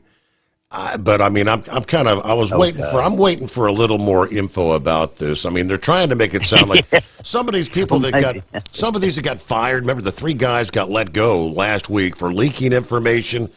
I guess the press secretary is saying these individuals are, trying to stir things up because they're embarrassed for losing their jobs. Yes, hopefully he hasn't done this, and that's what I've been trying to say. I hope to God he's not been doing this again. But getting to the Ukraine situation, about that, I would like to say that I believe that Zelensky has been bought by the Democrats. I'm thinking that he's been bought by them, by Joe Biden, to kowtow to whatever they say, and they're probably telling him right now, hey, don't go along with what Trump says. Just try to make it until the next election, which is coming up in 2026 with the congressional votes. And they're going to try to remove Trump from office if they can win both the House and the Senate.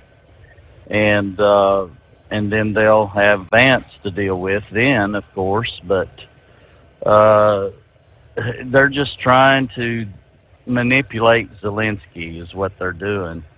And I had hoped that Russia would already have been on the move to get out of that country already. But since Zelensky has made his mind up, he's going to be a stiff competitor here with Trump, then Trump is just going to let him fight as long as he wants to over there against Russia, and Russia may take over the entire country. But I hope that some kind of peaceful resolution would come out of this. But the oil embargo, getting to that Vic had mentioned earlier, the media, I remember I was in high school at the time, and all of that was going on, and I was in 8th grade at the time of the oil embargo, 75, 76, I believe, somewhere around that.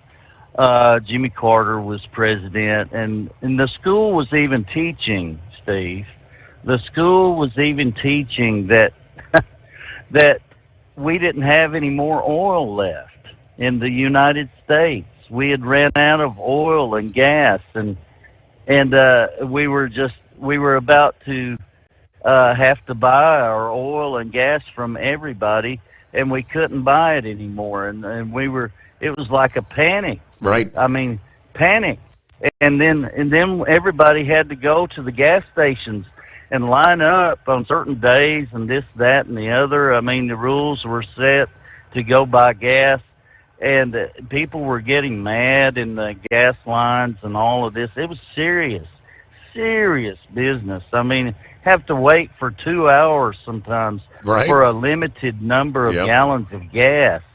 I mean, over again, people were just being, I mean, we haven't seen that yet, and hopefully we never have to see it again, because I tell you what, the way people are nowadays with road rage and this and that going on, there's going to be people killed at the gas lines if that happens.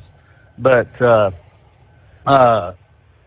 and they were also teaching the metric system as well, and saying, oh, well, we're going to have to learn the metric system because the standard weights and measures are going to go by the wayside. We don't have to use that anymore. We don't have to worry about inches. We don't have to worry about meters anymore. It's going to be centimeters. It's going to be meters. And it's going to be Celsius instead of Fahrenheit and all this. I mean, it's good to learn. It's interesting to learn it, but don't lie to us, okay, is what I'm saying. I mean, there's no need to lie to people about the way things are going, you know, in the news media. I mean, we first discovered that the news media, I believe, was telling us falsehoods in the Vietnam era, and coming out of that to the Vietnam era into the 80s, and it's been that way ever since. And the Democrats, this guy that has went to go to El Salvador to supposedly rescue this man, that he's an illegal alien, to beat it all, and somebody needs to explain to true Americans what he means by due process for this guy. Because, you know, this guy does not have due process, in my opinion, of anything. How could he possibly? He's been in this country for 16 years, I do believe, 14 to 16 years, and never has been legal, okay? Never has been legal of any sense of the word. And his whole family apparently is receiving benefits. Disability benefits they're receiving, and the public assistance they're getting with their kids. Apparently they have problems, their kids do, and they're paying this family thousands of dollars every single month, even though he's in the prison now in El Salvador. His wife and his children are getting thousands of dollars a month to live, okay, in this country without having to work a lick. I mean, she's not having to do anything. And she was apparently abused by him as well, and he's been to trial over and over again, 4 times that of note that he's been in the court, okay, for various other violations, and he's never been legal at all. And somebody needs to explain to true Americans what due process really is that the Democrats are talking about for this man, okay? Because he has none. There is no due process for somebody who is an illegal. He came into this country illegally, and they want to talk about the business about their coming into the country due to asylum and all of that, and all they have to do is say a mantra about what their their country is doing to them, and then they're supposed to, according to the Democrats, come into the country and be freewheeling living, American citizens automatically, I mean, it's just crazy what they're doing to this country. It's really crazy, and Trump is trying his best to get things on the right path. Now, yeah, he may make a few mistakes along the way, but he's not dumb, okay? He's not stupid, all right? And we need to get behind this man, okay? Thank you for taking my call. All right there. Carl, have a good morning. The whole Pete Hegseth thing will tell you a little bit more. What we do know is there's some gray area there at this point in time. And I'm sure the left is going to be trying to make a big to-do about it, but more on that ahead. The Steve Sommers Overnight Drive. At Hot Shot Secret, we share the science behind common diesel problems and their solutions. For example, ultra-low sulfur fuels.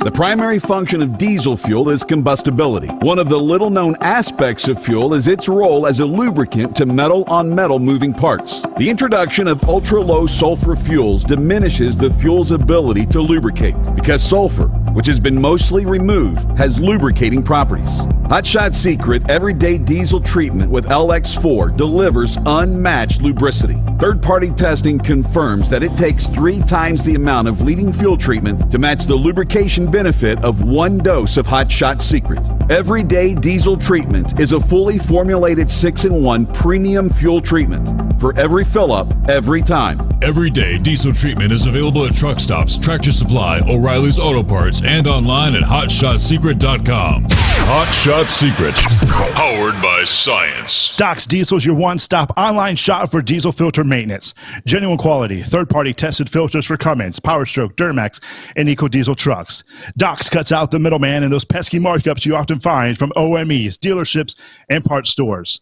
We make ordering easy with filter kits, subscriptions, and even dealer sign-ups if you have a fleet. Purchase your filters at www.docsdiesel.com and receive 10% off when you use code SUMMERS10. Doc's Diesel, your one-stop shop for diesel maintenance. At Hot Shot Secret, we share the science behind common diesel problems. For example, turbocharger spool time. Turbochargers force compressed air into the combustion chamber where temperatures can reach 400 degrees. The oil surrounding the bearings will burn, leaving behind a sticky residue called stiction. Hot Shot Secret Stiction Eliminator cleans the turbo bearings, building maximum boost sooner. Available at truck stops, Tractor Supply, O'Reilly's Auto Parts, and online at HotShotSecret.com. Hot Shot Secret, powered by science.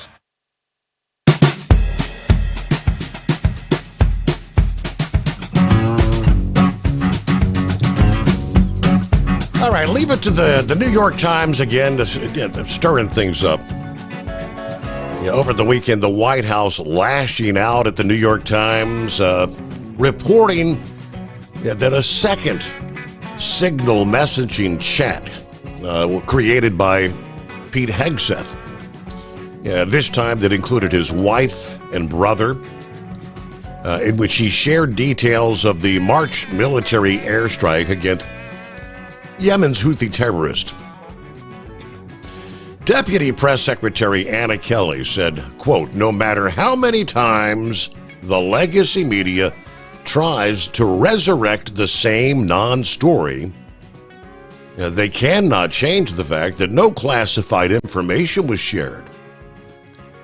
Now, she said, we have these recently fired leakers who are continuing to misrepresent the truth to try and soothe their shattered egos and undermine the president's agenda at the same time. But the administration will continue to hold them accountable. All right, who did we have here? How did they put it? Another day, another old story back from the dead, according to Sean Parnell, the assistant to the Secretary of Defense for Public Affairs. He called the Times story as a resurrection from the dead on Easter Sunday, no less. Another old story back from the dead. The Trump-hating media continues to be obsessed with destroying anyone committed to Trump's agenda. This time, the New York Times and all the other fake news that repeat their garbage are enthusiastically taking the grievances of disgruntled former employees as their sole source for this article. They relied only on the words of people who were fired last week and appear to have a motive to sabotage the secretary and the president's agenda. There was no classified information in any Signal chat, no matter how many ways they try to write their story. What is true is that the Office of the Secretary of Defense is continuing to become stronger and more efficient in executing President Trump's agenda. We've already achieved so much for the American warfighter, and we're not going to back down. See, right on the heels of that, there's one of these guys that was released from the Pentagon, another individual, the former top Pentagon spokesman, guy by the name of John Olyott, I believe, wrote an opinion piece for Politico this past day, stating that among a month of total chaos at the Department of Defense, he said more bombshell stories are going to be surfacing this week. Now, he's one of those that resigned last Wednesday after being sidelined last month for taking down a Department of Defense website on the Major League Baseball icon Jackie Robinson. But he wrote yesterday that the internal turmoil at the Pentagon has reached a flashpoint. The last of which was Defense Secretary Hegseth firing 3 of his most loyal senior staffers. Those were the 3 that were dismissed last week.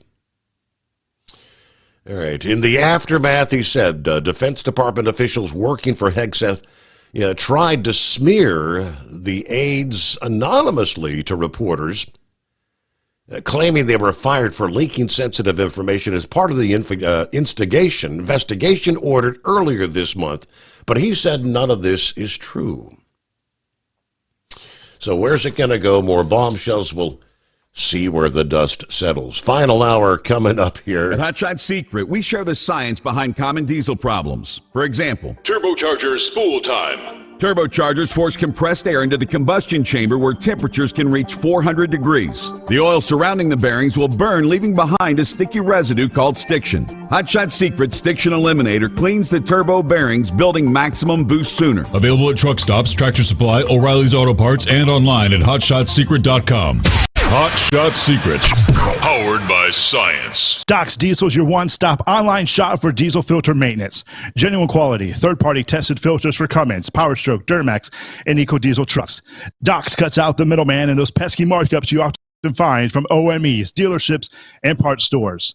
We make ordering easy with filter kit subscriptions and even dealer sign-ups if you have a fleet. Purchase your filters at www.docsdiesel.com and receive 10% off when you use code SOMMERS10. Doc's Diesel, your one-stop shop for diesel maintenance. At Hot Shot Secret, we share the science behind common diesel problems. For example, product claims without proof. Real proof is found from third-party testing by a recognized, credible source. The Ohio State University Center of Automotive Research found a 3.6% increase in highway driving fuel economy from Hot Shot Secret Stick Eliminator, an oil additive. That's proof. Available at truck stops, Tractor Supply, O'Reilly's Auto Parts, and online at hotshotsecret.com. Hot Shot Secret, powered by science. Do you have a Dodge pickup and hate your automatic transmission? Of course you do. Levon Miller at Firepunk Diesel here, and we specialize in heavy-duty and performance transmissions for your 3-quarter or 1-ton Cummins-powered truck. So if you're interested in turning your stock slush box into a towing monster, call us today at 614-733-3744 or visit us online at shop.firepunk.com.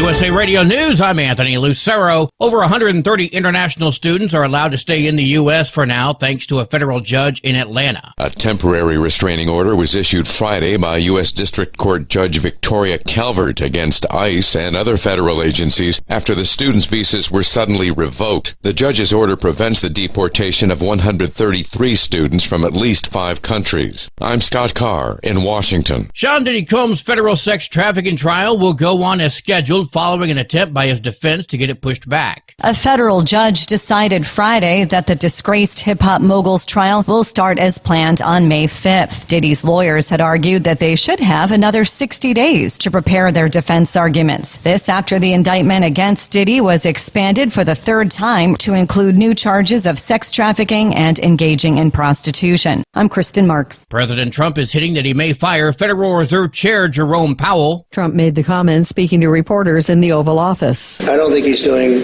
the job. He's too late, always too late, a little slow, and I'm not happy with him. I let him know it. The statement came after Powell warned Wednesday that tariffs are highly likely to generate at least a temporary rise in inflation. Powell is a fellow Republican whose term ends in 2026. He's previously said he would not step down if Trump asked him to. I'm Tammy Trujillo. The number of measles cases in the U.S. has now risen to 800. On Friday, the CDC announced there were nearly 100 new cases over the last week. The majority of the cases remain in Texas, but there are now confirmed cases in 24 different states. So far, 96% of this year's cases have occurred in unvaccinated people. Officials say if these trends continue, the United States could surpass the measles outbreak of 2019 and potentially reach the highest number of cases since 1992. I'm Rob Martier. From America's News Network, USA Radio News.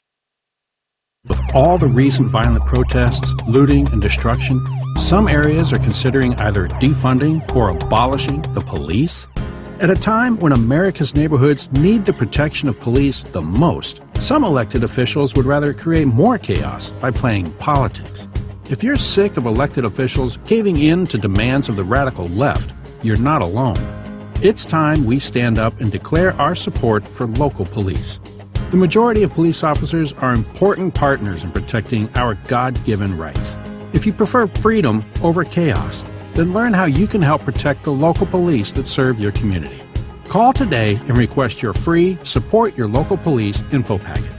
Dial 800-JBS-USA-1. That's 800-JBS-USA-1. Request your free Support Your Local Police info packet by calling 800-JBS-USA-1 today. A Florida deputy and police officer are recovering after being shot on Friday afternoon. Sheriff Grady Judd says 34-year-old Wayne Votes pistol whipped his mother and made his father beg for his life during an argument. He won't ever shoot anyone else. He's dead. He asked to be shot and killed, and we obliged him. The deputy and officer are expected to make a full recovery. Solemn ceremonies marked the 30th anniversary of the deadly Oklahoma City bombing yesterday. Former President Bill Clinton delivered the keynote speech. We have no idea what all 168 of those people would have done with the rest of their lives. But we do know what they did that was good. We know the love that they generated, which was worthy. Clinton was in office on April 19, 1995, when Army veteran Timothy McVeigh detonated a truck packed with explosives outside the Alfred P. Murrah Federal Building. The remembrance ceremony included 168 seconds of silence to honor each of the lives lost. A fatal rare brain disorder similar to mad cow disease has killed 2 people in Oregon. The deaths were confirmed by the Hood River County Health Department on April 14th. Health officials say in the last 8 months there's been 1 confirmed case and 2 possible cases of the illness, Creutzfeldt-Jakob disease. Out of the 3 cases, 2 have died. The health department said that there is currently no identifiable link between the 3 cases and the risk of getting the disease is extremely low. I'm Lisa Carton. And I'm Anthony Lucero, USA Radio News. In a study, it was found that 33% of 44 herbal supplements had no trace of the advertised herb. Don't let that happen to you. Hi, this is Dr. Mitch. If you want to ensure quality, go to TotalWellness.com. Supplements made for physicians, only now available to you too. TotalWellness.com, helping you to look good, feel good, and enjoy total wellness. At Hotshot Secret, we share the science behind common diesel problems. For example, CP4 injection pump failure. the CP4 has an unusually high failure rate, up to 7% in the U.S. compared to a less than 1% in Europe. A contributing factor is the lack of lubricity in ultra-low sulfur fuels. Hotshot Secret Everyday Diesel Treatment with LX4 restores lubricity and protects your CP4. Everyday diesel treatment is available at truck stops, Tractor Supply, O'Reilly's Auto Parts, and online at HotShotSecret.com. For anything diesel, take it to Shy Diesel. They provide a wide variety of services and diagnostics to determine what the problem is with the latest technology. From simple oil changes and preventative maintenance to fuel system diagnostics and repairs, engine rebuilds and cylinder head repairs, and rebuilds with our in-house machine shop. They also have on-site DPF cleaning for exhaust issues and DOT inspections. If your diesel is asking for some attention, Shy Diesel has the specialist you need for anything diesel. Located in Terre Haute and Lafayette, Indiana, and Effingham, Illinois, Shy Diesel has you covered. Keep the bugs off your glass and the smokies off your ass. This is the Overnight Drive with Steve Sommers.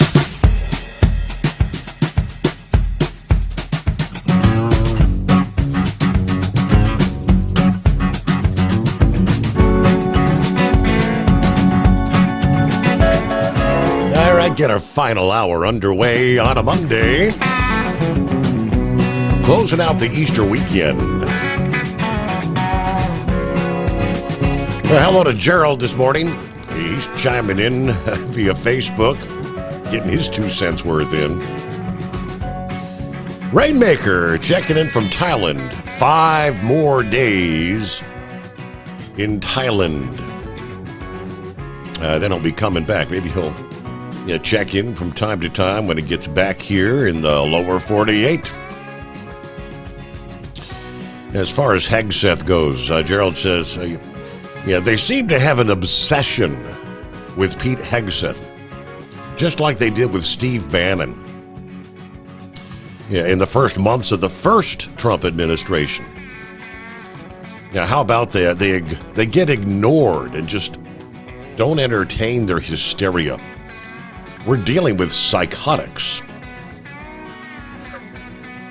All right, over the last 4 years, cannot contain their activism, the sabotage with fabricated stories.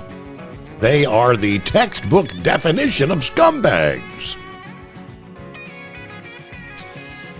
All right, it is 844-844-3388. Meanwhile, kind of on the back burner, as far as media coverage is concerned, they had round 1 of negotiations with Iran that the president at the time felt was making progress. Round number 2 took place on Saturday, with the update this past morning in a positive sign that the U.S. and Iran are planning a 3rd meeting now over Tehran's nuclear program. Blaine Holt was speaking on Newsmax. He said if there wasn't progress, they know full well that an Iranian strategy would be just to kick the can down the road until they can get an operational bomb. They're very mindful of the clock, and they would not have tolerated or even said they're open to another meeting, which would be a 3rd, had there not been some substantive progress made. But yesterday, officials confirmed that at one point during negotiations in Rome, President Trump's special envoy, Steve Witkoff, an Iranian foreign minister, actually spoke face-to-face. They plan to meet again in Oman on April 26th, so late this week. Now, I said it's very critical. They keep pressing down this path because now the whole world is involved. You have a Russian relationship with the Iranians. There is traceable evidence now that a state-owned enterprise in China is helping the Houthis target American warships. And now Holt says he hopes that the two sides can reach an agreement for Iran to de-escalate their nuclear capabilities. And hopefully we can get a more peaceful environment in the Middle East. Holt also commented on the New York Times article based on a leak that President Trump had stopped a recent planned Israeli attack on an Iranian nuclear site. Now, I said, this is the only leak in the last many years I can remember that I actually appreciated, because the American people get to see that our president's first choice always is going to be a demilitarized solution. The president may be faced with only one choice, that we cannot allow Iran and the mullahs to have a nuclear weapon. And he may be left with the military option only. But yeah, that was a report that came out last week that, Iran was making plans to strike some of Iran's nuclear facilities. And Trump, I guess, convinced them otherwise. Now, recent reporting, even over the weekend, says that Israel is still contemplating possible limited strikes on Iranian nuclear facilities. As long as they're making progress in the talks, though, I would think that President Trump should be able to convince them otherwise. Meanwhile, let me see. I believe Vic is back on board. Morning, Vic. Hey, good morning there. I don't know if you had seen this or not, but a few weeks ago, the FBI raided a Indiana University professor's home that taught at their IU's computer science school, and they had some sort of a contract with the federal government, and he was in charge of a lot of the cybersecurity stuff of the particular school he was teaching in. And he also had a home up in Carmel, Indiana there, and they also raided that.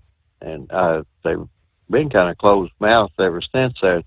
But the reason I mentioned that was I don't know if their security leaks was actually coming from that particular person or people like him, but he is like embedded there in that school. And as a professor, I don't know if certain students are being told to take his class, those from China or other hostile countries, or he's just trying to seek those out.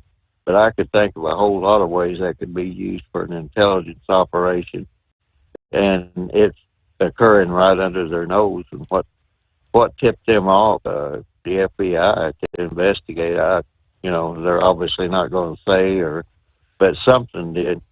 And when you were talking about this Pete Hegseth story, it makes me wonder, was somebody trying to create I guess you'd say a cover story for a much deeper intelligence operation, and put the blame on Hegseth, kind of a twofer, kill two birds with one stone, because I still have yet to figure out exactly what it was that Pete Hegseth was accused of doing, because the Biden administration approved the use of that app. But, I'm kind of curious why they would be using an app to communicate. But I don't know, maybe it just kind of strikes me as odd that they'd even be using any sort of a app like that. I don't know if it's supposed to be encrypted or what was secure or anything of that nature. So, but the big thing is, I think there's something much deeper going on. And oddly enough, the big thing is, you were just mentioning about there with Iran and how they're willing to talk and everything. I wonder if it had anything to do with the fact that the America moved their B-52 stealth bombers to Garcia. Anyway, it's an island there. It's pretty close, and they've hit the Houthis a couple of times, and they're the ones that have been shutting down the Suez Canal and the international trade. So I believe there's a whole lot deeper story there. I don't know if the press is allowed to go into it or deliberately distorting it, but I imagine Iran probably sees the writing on the wall that we're going to have to come out of the woodwork. We're not going to be able to use our proxies this much longer, so we're going to have to come out of the woodwork, and maybe we really don't want to come out of the woodwork and realize that they do have, they're trying to get nuclear capability. Iran and a lot of the other people over there, they still want to destroy Israel. It's just that simple, and that that absolutely can't happen. And that's the point that I was making about with the tariffs. Economically, there are places where tariffs can be used, but to try to correct military imbalances and social injustices, they need to there needs to be a separate path for that. And that's like with China there. We know China uses slave labor. They don't abide any of the environmental laws that American companies have to. So, to me, Trump should be going to the World Trade Organization and saying, well, we're going to impose these economic penalties because China is not obeying the international agreements, and these are the ones that file a complaint with the World Trade Organization, which would make it very hard for China to put retaliatory tariffs on us. So, that's the point that I'm making. Yes, tariffs has a place, but you don't use them against your friends, number one. And I'm referring right now to Canada, because Canada makes most of the maple syrup treatment machinery that the people up in Vermont, New Hampshire, Maine, and all that use for their maple syrup thing. And there's a thriving trade in that. So why we would want to shut down, stuff in our country and then make an enemy, I guess you'd say, of Canada, that's a little bit hard for me to understand. And a lot of the tariff policies that were put in place, they were put in place back in the Cold War to actually, as part of the CIA economic warfare program, which probably needs to go away. But a lot of this stuff we did quite willingly as a part of the way to defeat the Soviet Union, and it does need to be reviewed. But that was a point I'm making. I don't think that Trump is using the tariffs in the right way. And the thing that struck me as curious was he got a few victories early on, and then he really got to going on that. I just kind of wondered, why did those countries, are they some sort of a cabal or whatever you want to say, to give Trump a few victories in the beginning so he would continue on down that path, even though ultimately it will be more destructive to the U.S. So that's my opposition. And I think, like I've been saying from the get-go, there is a secondary motive behind it. It wasn't about just the tariffs. It was not about just immigration and fentanyl from Mexico and Canada. It was about bringing them to the table, like all these other countries, bringing them to the table to kind of renegotiate. In this case, with Canada, it'd be the U.S.-Canada-Mexico agreement that he actually implemented or succeeded in getting that deal done in his first administration, eliminating what many said could never be done, a.k.a. NAFTA. But, all right, bigger story. If you'd like to be first to know what will be dominating the news headlines this Monday, April 21st, on the day after Easter. Word just coming down here in the last few minutes. The Pope has passed away. Pope Francis, head of the Catholic Church for the past 12 years, has died at the age of 88. Died Monday morning at 7:35 a.m., according to the announcement from the Vatican. He'd been the Pope for 12 years, ascending to the head of the papacy March 13 of 2013. The first Pope born or raised outside of Europe in over 1,000 years. Born in Buenos Aires, Argentina, worked as a bouncer and a janitor before training as a chemist. In 1958, he joined the Jesuits and rose through the ranks of the church, becoming the Archbishop of Buenos Aires by 1998. 2001, Pope John Paul II made him a cardinal. His rise to the Vatican was a historic event, preceded by the resignation of Pope Benedict in 2013. Benedict was the first pope to relinquish the office since 1415. Benedict became known as Pope Emeritus until his death in 22. At 7:35 this morning, the Bishop of Rome, Francis, returned to the home of the Father. That was the statement. His entire life was dedicated to the service of the Lord and his church, according to Cardinal Kevin Farrell.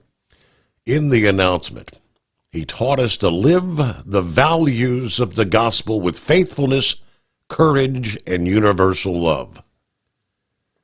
All right, Francis was considered, obviously, a more liberal pope than his predecessor, and he was faced a lot of controversy from the more conservative elements in the church for his stances on the likes of the LGBTQ plus community.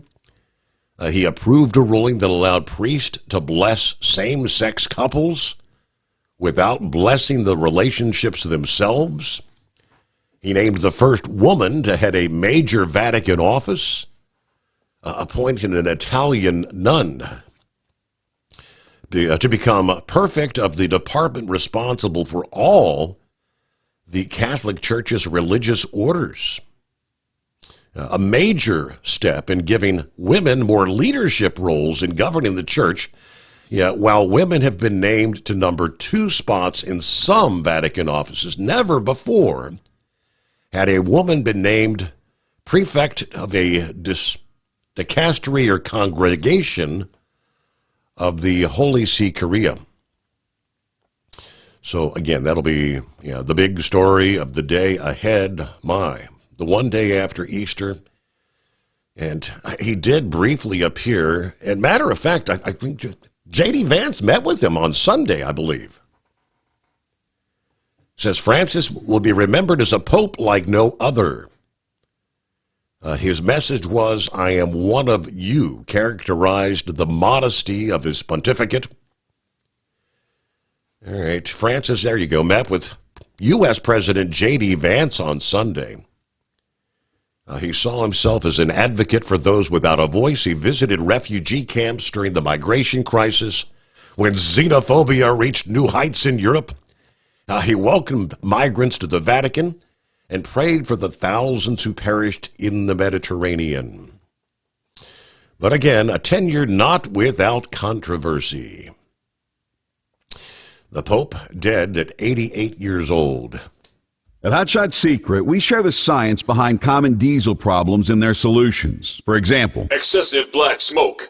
Excessive black smoke has 2 causes: carbon buildup and internal diesel injector deposits, also known as IDIDs. Carbon buildup obstructs the fuel spray. IDIDs are varnish inside the injector that alters ideal injector timing. Both of these cause reduced engine efficiency, leaving unburnt fuel to generate black smoke. One treatment of Hotshot Secret Diesel Extreme will remove carbon buildup and improve efficiency. Diesel Extreme has the highest concentration of active ingredients allowed by law and will safely remove all types of injector deposits, including DIDs, eliminating black smoke. The 6-in-1 Diesel Extreme formula also includes a cetane improver, lubricity enhancer, water demulsifier, rust and corrosion inhibitors, and a fuel stabilizer. Hot Shot Secret Diesel Extreme is available nationwide at truck stops, fine farm and auto stores, and online at hotshotsecret.com.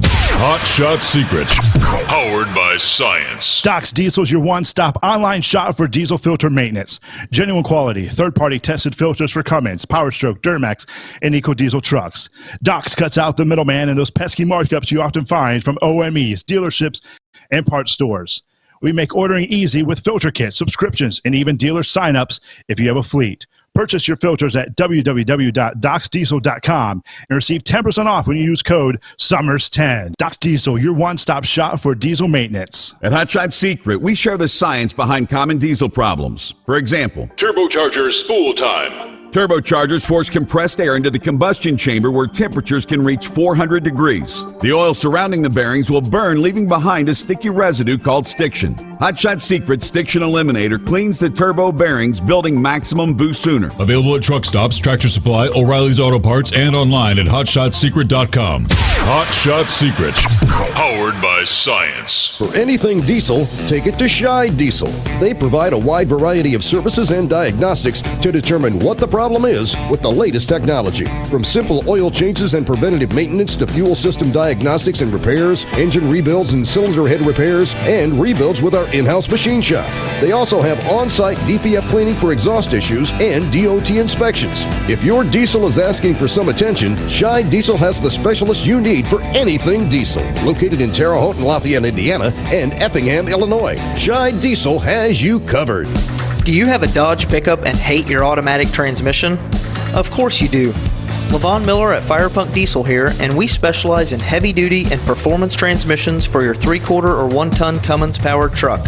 So if you're interested in turning your stock slush box into a towing monster, call us today at 614-733-3744 or visit us online at shop.firepunk.com.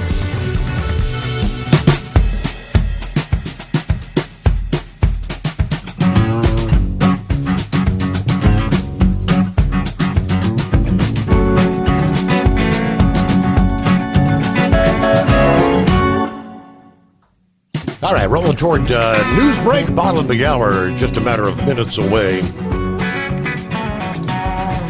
As far as the passing of the Pope, it was just February of this year when the Pope issued a major rebuke of the Trump administration's immigration policy. You're talking about Trump's crackdown, when he sent a letter to U.S. bishops in which he appeared to take direct aim at Vice President J.D. Vance in his defense of the deportation program on theological grounds. In his letter, Francis says, nations have the right to defend themselves and keep their communities safe from criminals.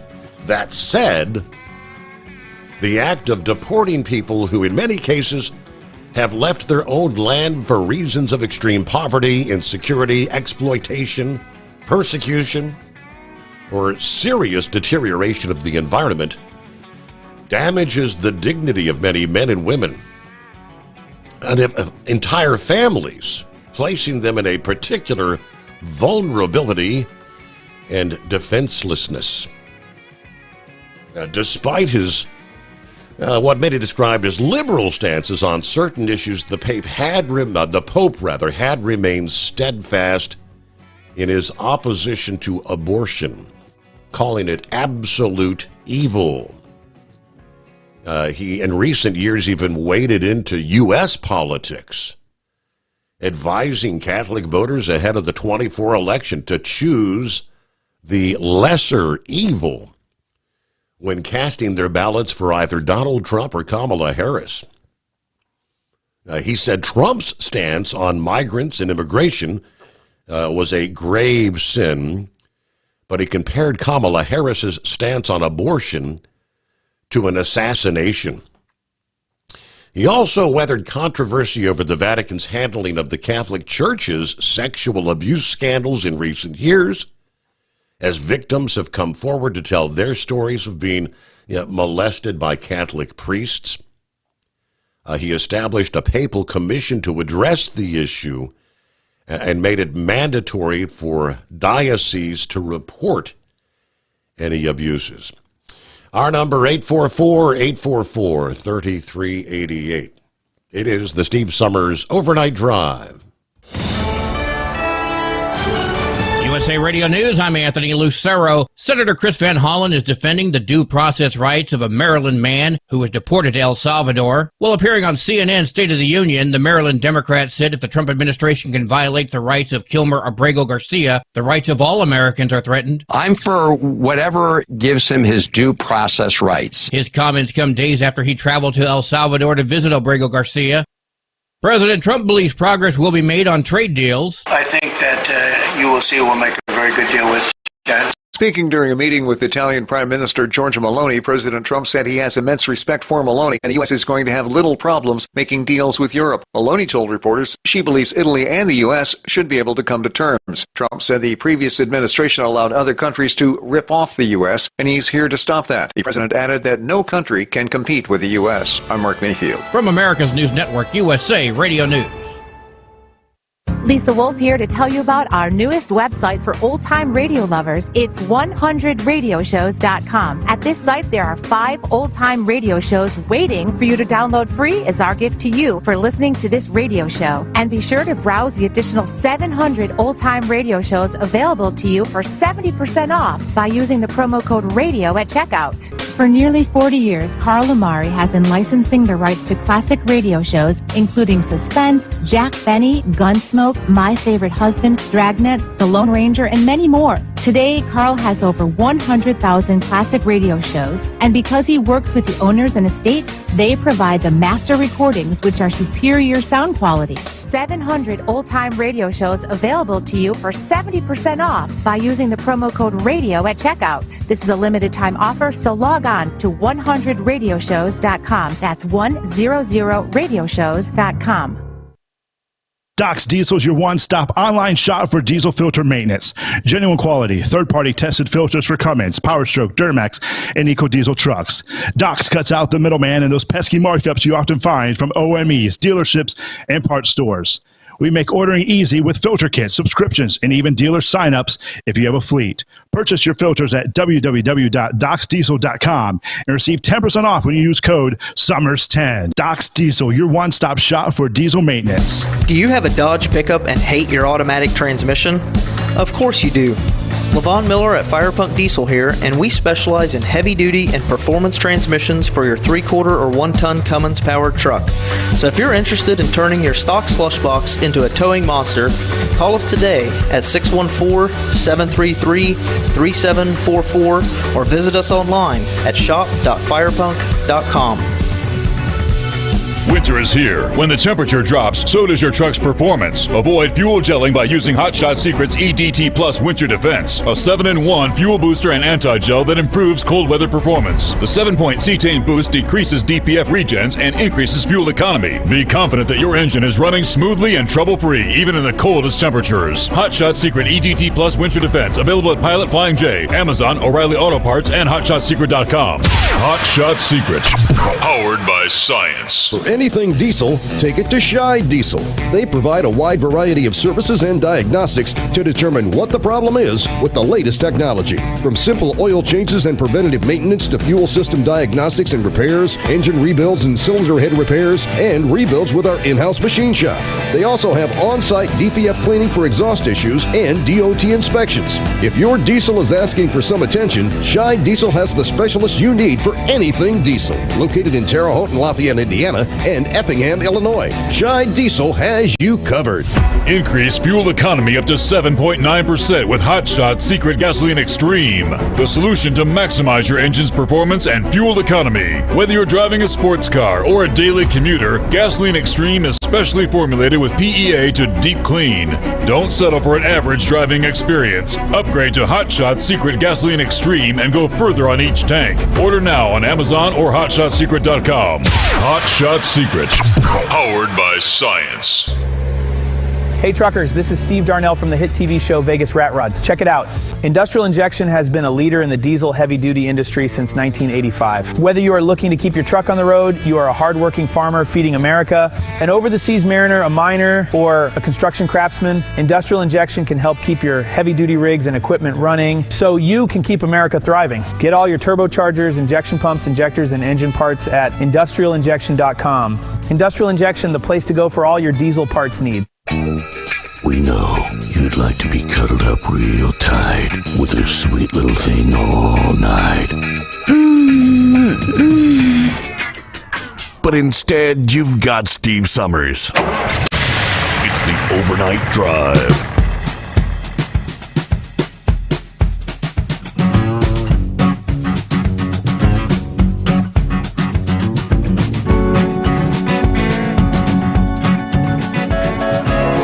All right, back at it here.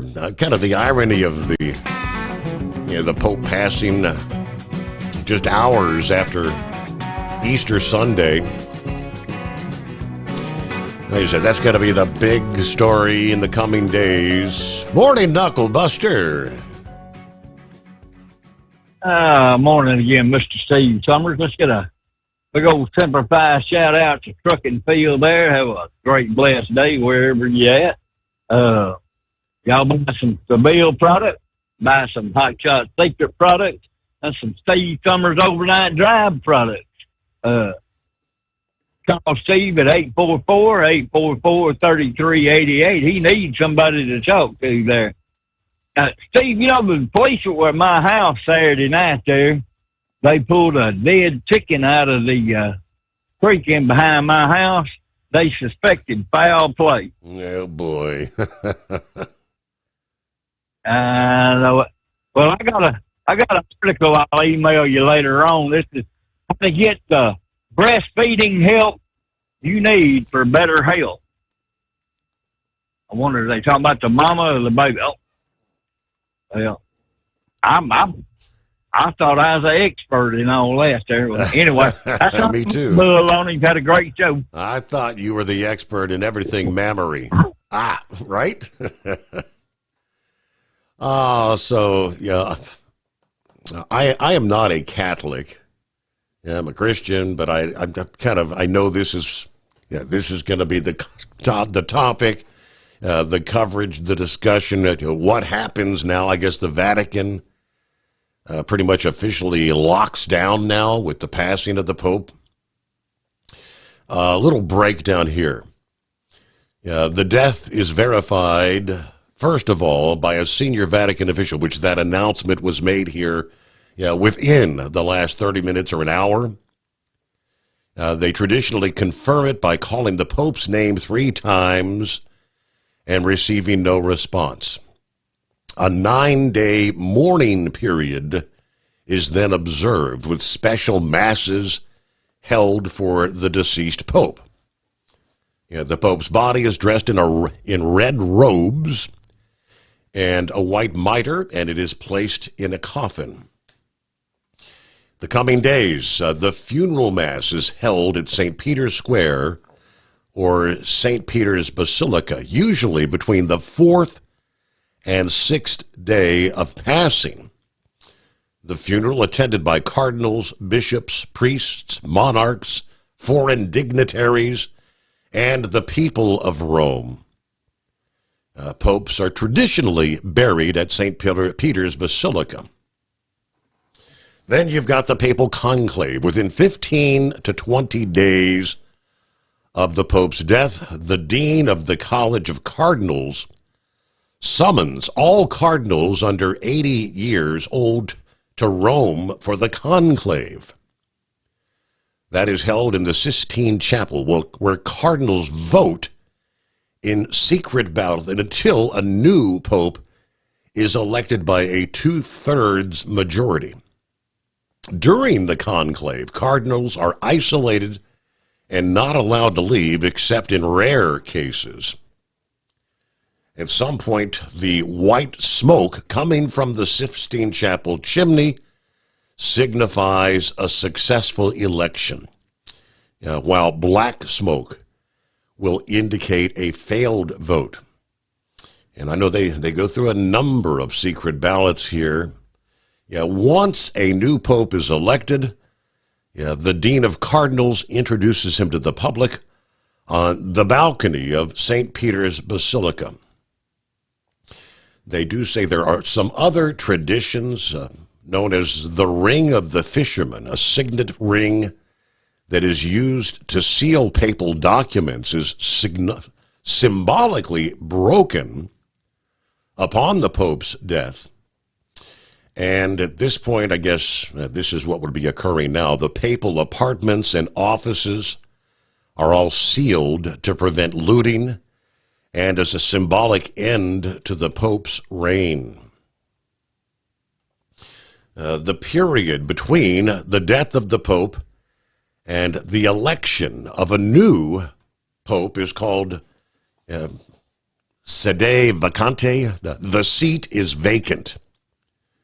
During that time frame, the College of Cardinals keeps general oversight of the church, but they are barred from making any sort of major decisions. And when the cardinals meet, they gather in the Sistine Chapel. On the day of the papal funeral and the days surrounding it, the Vatican will be completely closed. This is the period between the death or the resignation and when a new pope is chosen, which that would be now. The following activities and access to sites are temporarily suspended.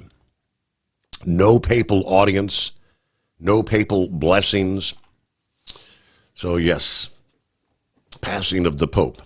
After battling double pneumonia and seemed to be doing better, but that's what all the media outlets are talking about. Here's what happens next, right? 844-844-3388. This ain't no Cap and Ron. Oh, I just didn't hear him probably. He's probably on the beginning, but so I haven't heard much in the last, you've been going here about an hour or so and haven't heard much about the greatest day of the week. That's because Cap and Ron's not working his greatest day of the week. He got a 3-day weekend. He told us Friday morning he was going to be off on Monday. Okay. All right.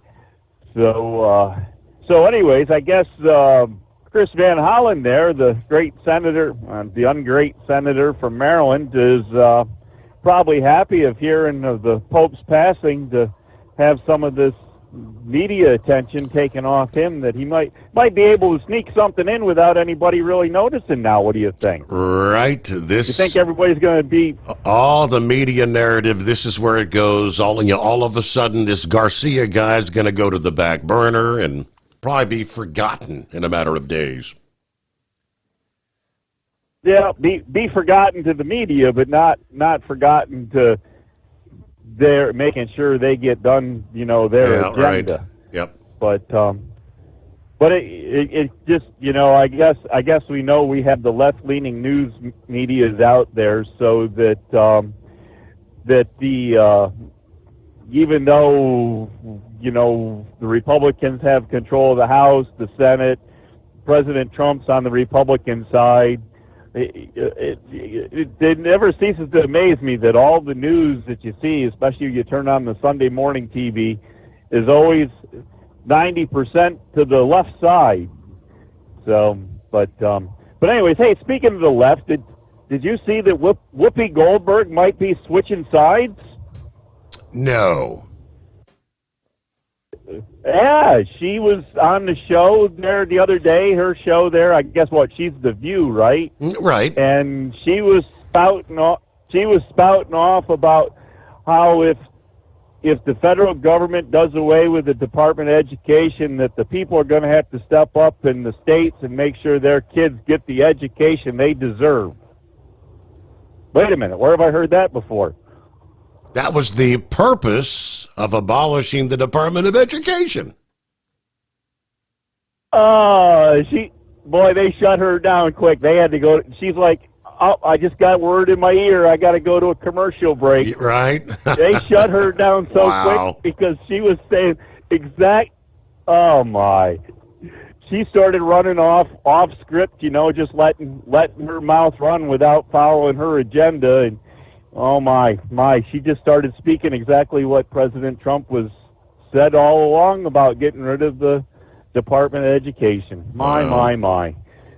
But anyway, so that was kind of something I heard over the weekend there. So anyways, we did get to go and donate $40 to the our local FFA there up in southern Pennsylvania. So they almost didn't want my money, Your Honor.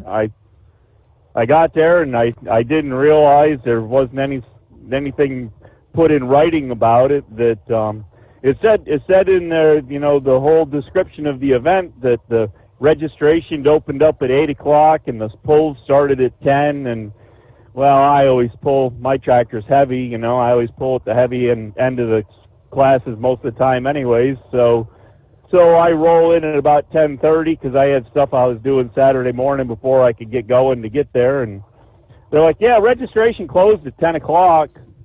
I'm like, well, what do you mean closed at 10 o'clock? Never heard of such a thing. And they're like, yeah, we just don't have enough people to keep registering the tractors and run the event. And so we just decided to, stop taking registration. So I said, so by me getting here at 10:30, you don't want my $40 to hook 2 times is what you're telling me.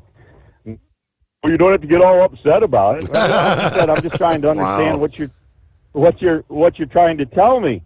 Then there was another guy that had gotten there about the same time, and he actually wanted to pay $80 because he brought 2 tractors.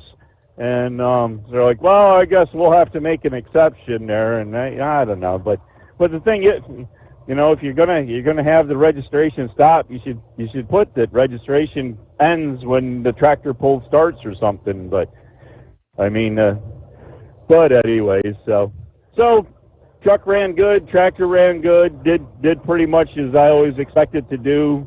Always been a little bit outclassed. I don't run oversized tires and some of the other things that people put on the antique tractors to make them pull better, but I do a few other things with it. So I don't know. My budget doesn't allow me to buy multiple sets of tires for the tractor. So anyways, we have a little bit of fun with it, make a little donation to whatever organization it is that is hosting the pull, because we actually got to pull on one of the big professional sleds, Your Honor. It was one of the big sleds that had its own power unit in it there and moves itself back and forth across the track after it gets drugged down the track. And so had all the big cab on it and all the flashing lights. And wow. It's a pretty cool deal. So we gotta find out. They had some people that were videoing there for the FFA, so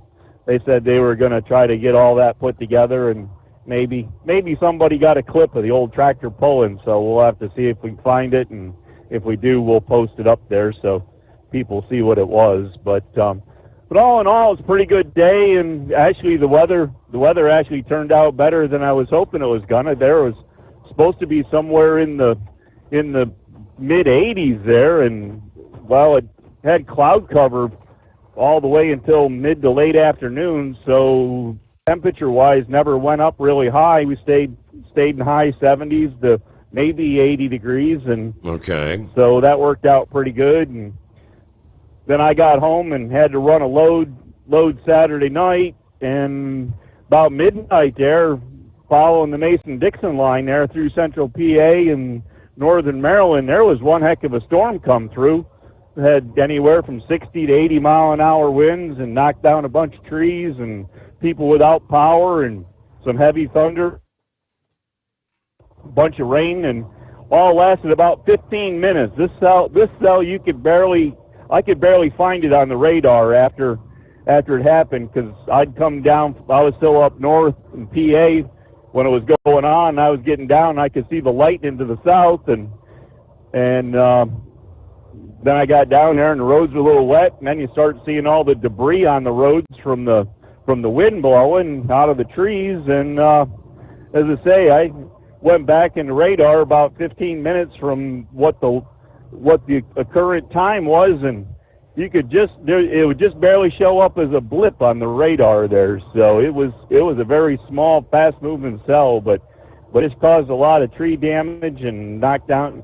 You know, it always lands on a few vehicles and campers and tree on a house and few across the roads and people without power. But everybody seemed to survive, so we're all back to normal Monday. Guess we got through Easter. And anyways, hey, one question about the Pope there. Mm-hmm. I guess I probably either have heard and didn't remember, or haven't paid enough attention. Is there an age limit on the Pope? Like the president has to be 35. Do they have an age limit on the Pope that they have to be a certain age to be Pope?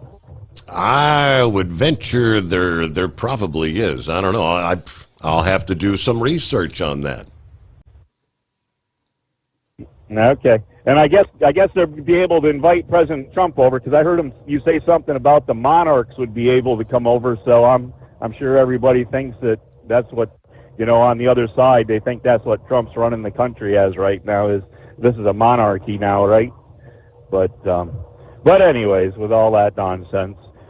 So other than that, I guess we'll let you get going there, and as say, check out. Maybe you're gonna have to start watching The View if Whoopi's gonna start talking this way. It might be interesting to see what happens. That ain't gonna happen. We know better than that. Yeah, thank you, horse feathers.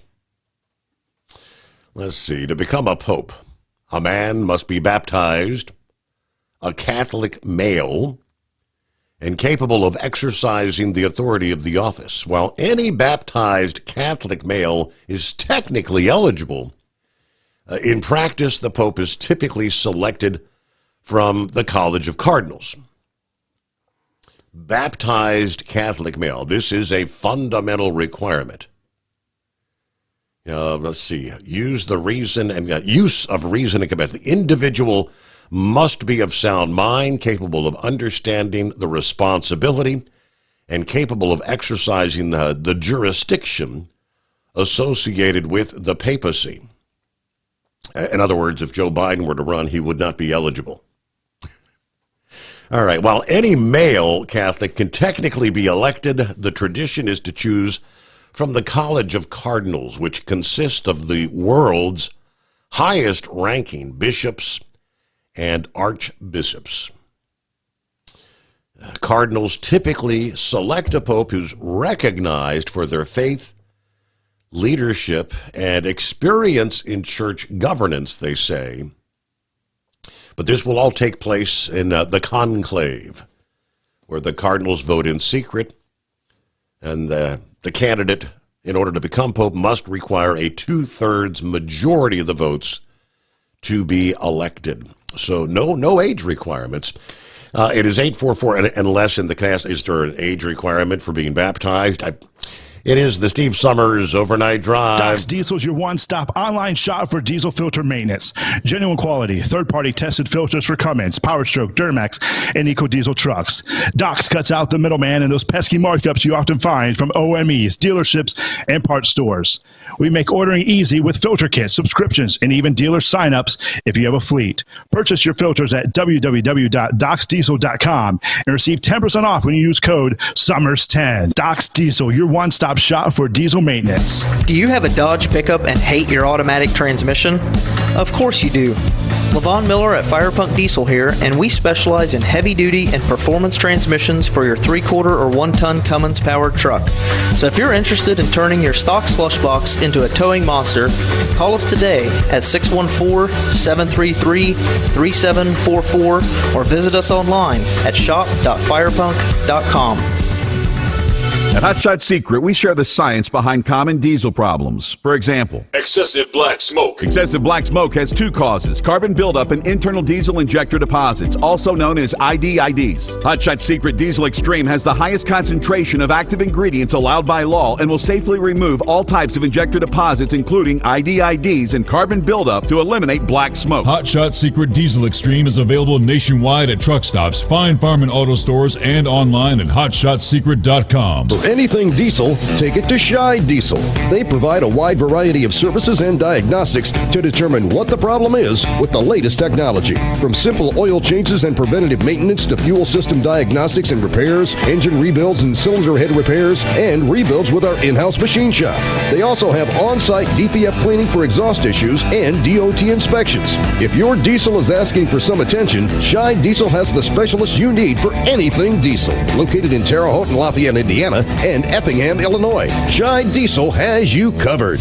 Increase fuel economy up to 7.9% with Hot Shot Secret Gasoline Extreme. The solution to maximize your engine's performance and fuel economy. Whether you're driving a sports car or a daily commuter, Gasoline Extreme is specially formulated with PEA to deep clean. Don't settle for an average driving experience. Upgrade to Hot Shot Secret Gasoline Extreme and go further on each tank. Order now on Amazon or HotShotSecret.com. Hot Shot Secret. Powered by science. Hey truckers, this is Steve Darnell from the hit TV show Vegas Rat Rods. Check it out. Industrial Injection has been a leader in the diesel heavy-duty industry since 1985. Whether you are looking to keep your truck on the road, you are a hard-working farmer feeding America, an over-the-seas mariner, a miner, or a construction craftsman, Industrial Injection can help keep your heavy-duty rigs and equipment running so you can keep America thriving. Get all your turbochargers, injection pumps, injectors, and engine parts at industrialinjection.com. Industrial Injection, the place to go for all your diesel parts needs. All right, finally going back to some of our discussion of tariffs.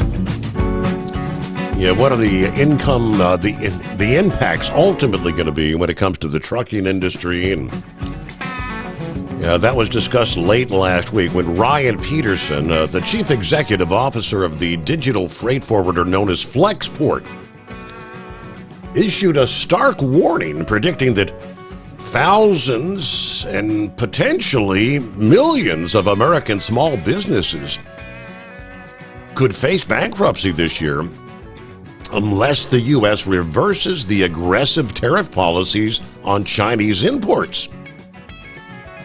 In his thread, he outlined how these tariffs, which have already slashed ocean freight bookings from China by up to 50%, Sonar's Container Atlas data suggest the true number is more like minus 20% year over year.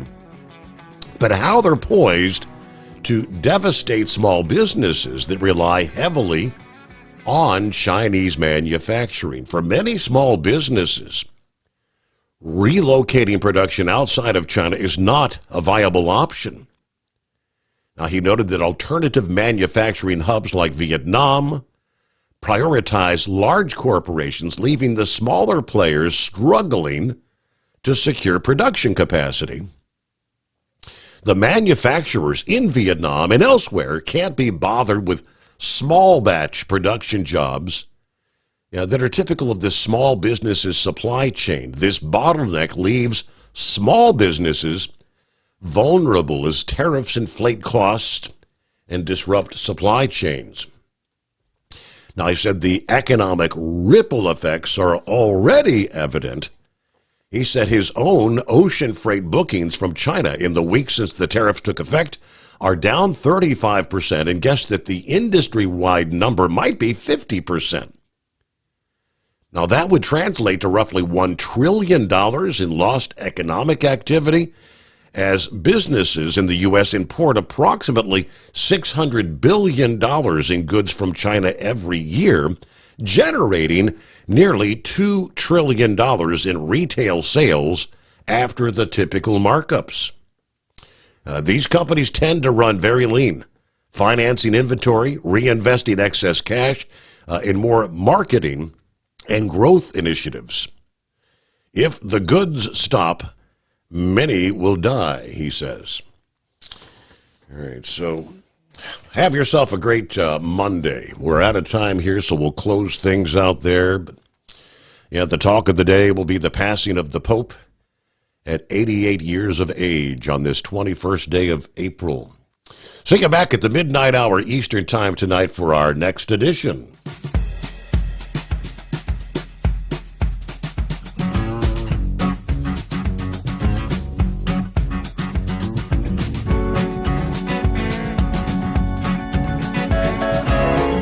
guess the places that I've been. You never guess the places that I've been.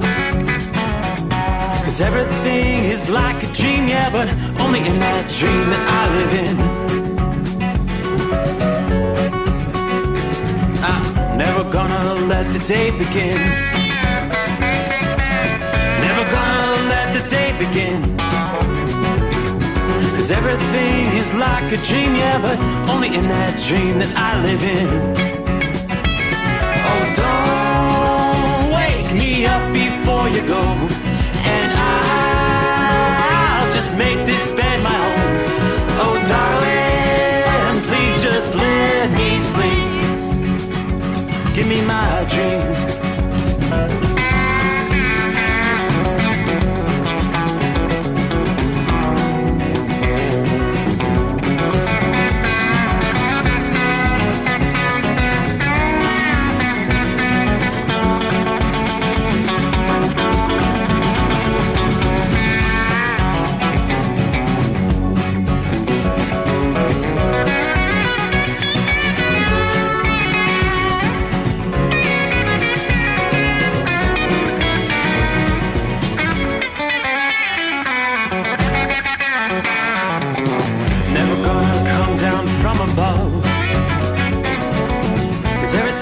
Better from above.